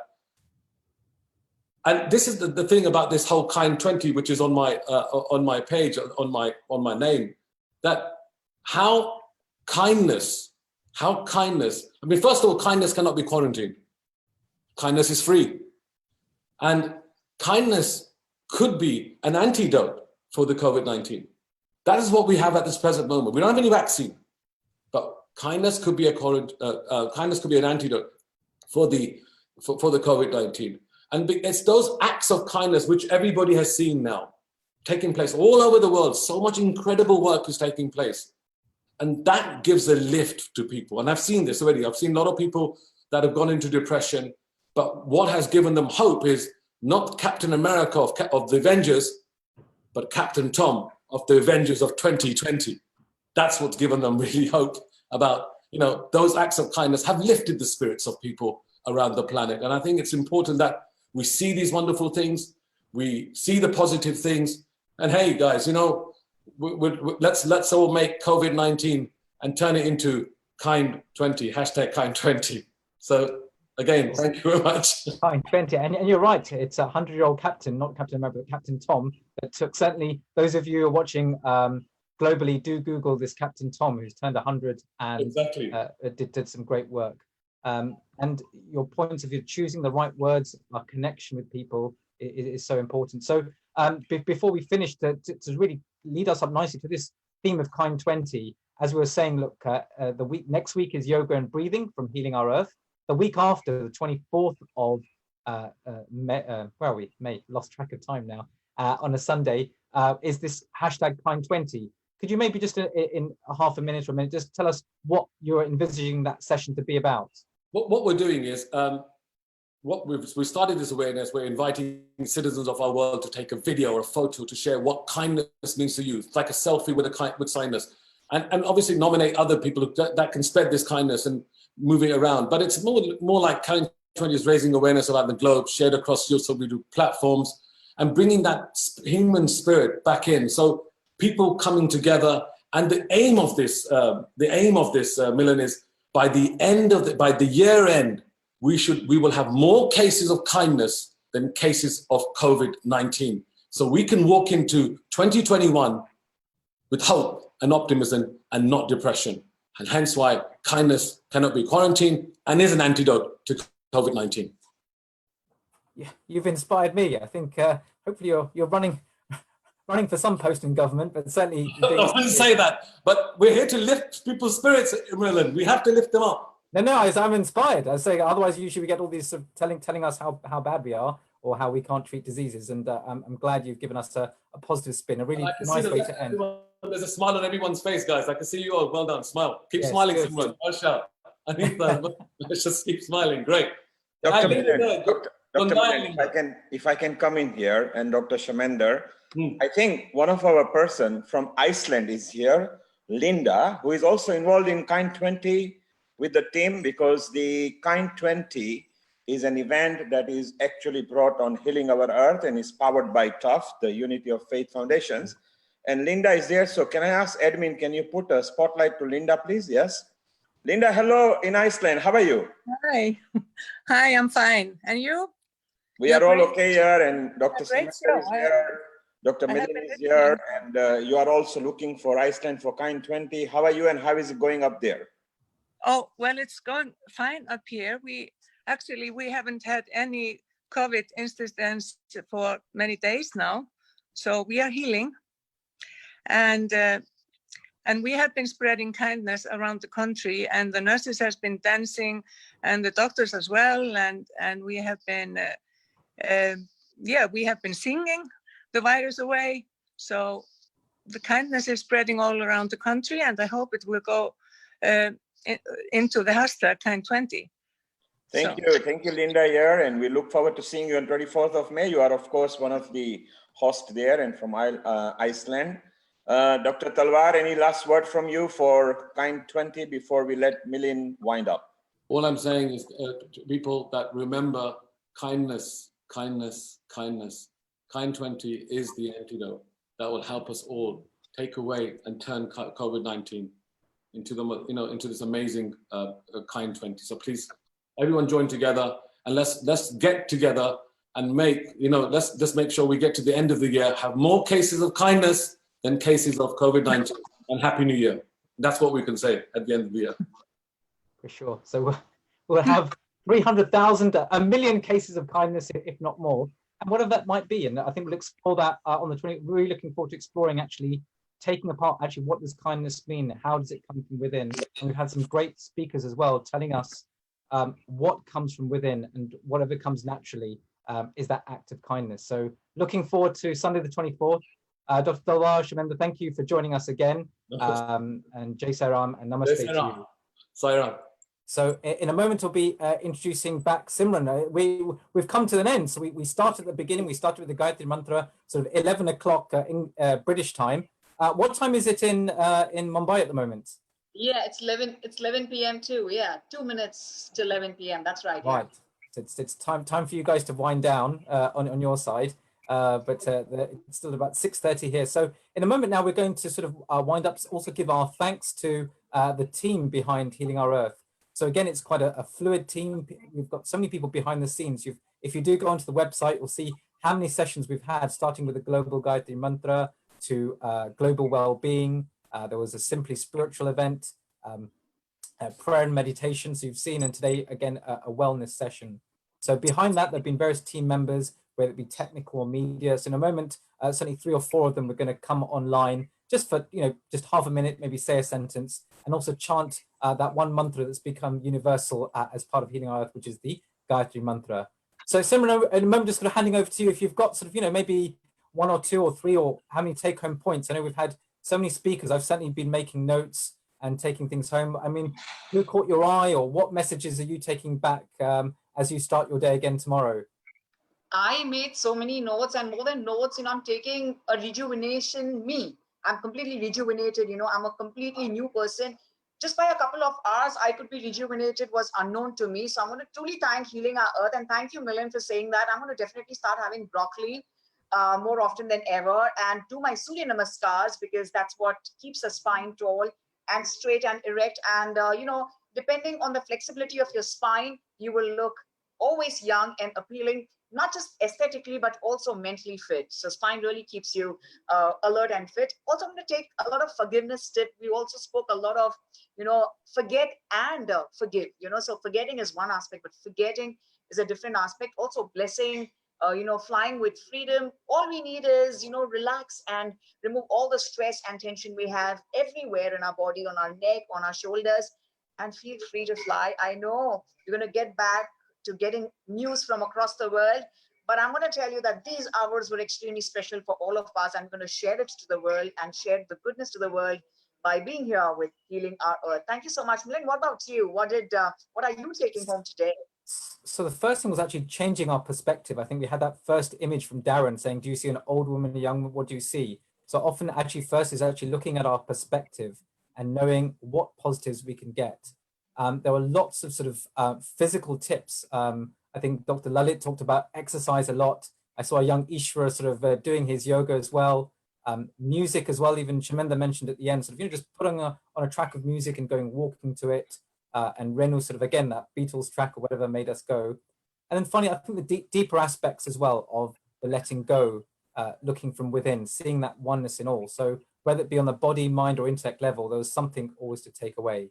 So I did really enjoy so many different sessions. And as I'm going back as a healthcare professional, I think we have a wide variety of teams. I know people, from wherever you are, but knowing what your primary care doctor may be doing. And there's a wide variety of teams, whether it be the nurse or the doctor or the social worker. And people think, well, we're just practicing medicine. We're practicing a lot of social care, where there was a speaker on domestic violence. So actually, as a doctor, how many patients, even now as I speak, I'm looking at, we're looking after as a practice, who are going through very difficult times. And I think there was a question that came on, where do you go sometimes? But do look online. As soon as you look at domestic violence, your national helpline will come on, whichever country you're in. Certainly in UK, there's plenty of support. It just takes that one step. So if you are looking and watching, know that hopefully, depending on how your practice is, even your GP is there. But with that, so I'm taking that away as we carry on. With that, we'd like to thank some of our team members as well. So in a moment, we're going to ask them to come on. So on the technical side, we've had someone called Nishit in the background doing some fantastic work in Zoom. We're going to ask also Malesh to come forward now in a moment.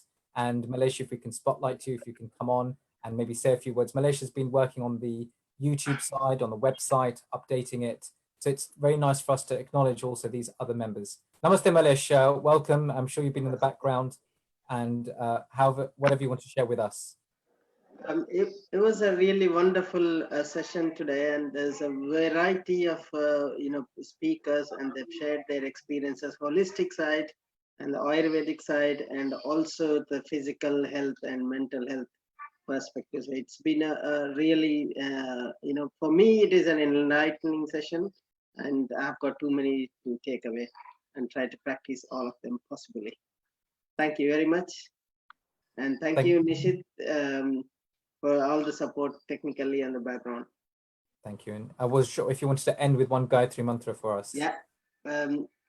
Om Bhuvasvaha Tatsavitur Varenyam Bhargo Devasya Dhimahi Yo Na Prachodayat.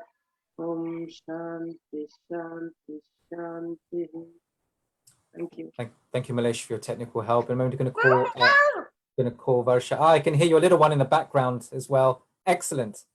Very good. Oh, I think we need to spotlight. Yeah, there we go, our young man. So good. There's our future. Thank you.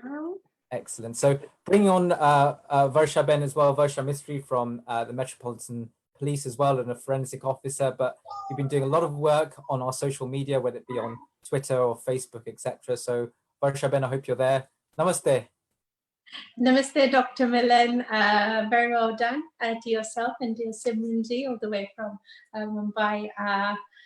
Gosh, what a privilege to spend Mother's Day with the Globe. It's been an opportunity to grow in so many ways. I'd just like to say God bless you and keep safe to our wonderful hosts and all the presenters. Stay with us, and I hope you'll be on board for our meditation and yoga event next week. Dhanyavad. Namaste. Namaste. Again, if you wanted to chant a Gayatri mantra with us. Oh. Thank you. Thank you. Om Bhur Bhuvasvaha Tatsavitur Varenyam Bhargo Devasya Dhimahi Yo Na Prachodayat. Dhanyavad. Namaste. Namaste. Thanks so much. And finally, bringing on Anita Nomla from the Telugu Association from TAL. Anita, you've been doing a lot of the work in the background as well, whether it be on Facebook and so on. So namaste to you, Anita. And again, thank you very much. Namaskaram to everyone. It was a really incredible session. And the way Simran said is really is a rejuvenation session today. I enjoyed a lot. And in your doctor's prescription, I can say I'm taking today is a multivitamin tablet. The supplement is a package of all supplements into multivitamin. Today's session is I can apply to the multivitamin tablet today. That much of strength has given to me today. Thank you so much, all of you. Thank you very much. So I'll pray my Gayatri mantra. Om Bhur Bhuvasvaha Tatsavitur Varenyam Bhargo Devasya Dhimahi Dhiyo Yo Na Prachodayat. Thank you, and happy Mother's Day to other part of the globe. Thank you very much. namaste. Thank you so much, Anita, and all the work you've done, and all the others behind the teams on other days. Simran, I'm going to hand back to you for any final words, maybe chanting either a Gayatri mantra or a prayer to end us we do with. chant the Gayatri mantra too, and it's all about being positive and bringing brightness, not just in the room but in our hearts as well. So should we do it together, Milan? You want to join me? Please do. I will. I think with Zoom it's always good. I think with one person, but I'll be chanting in the background. Don't worry. Sure. Om Bhur Bhuvasvaha Tatsavitur Varenyam Bhargo Devasya Dhimahi Dhiyo Yo Na Prachodayat.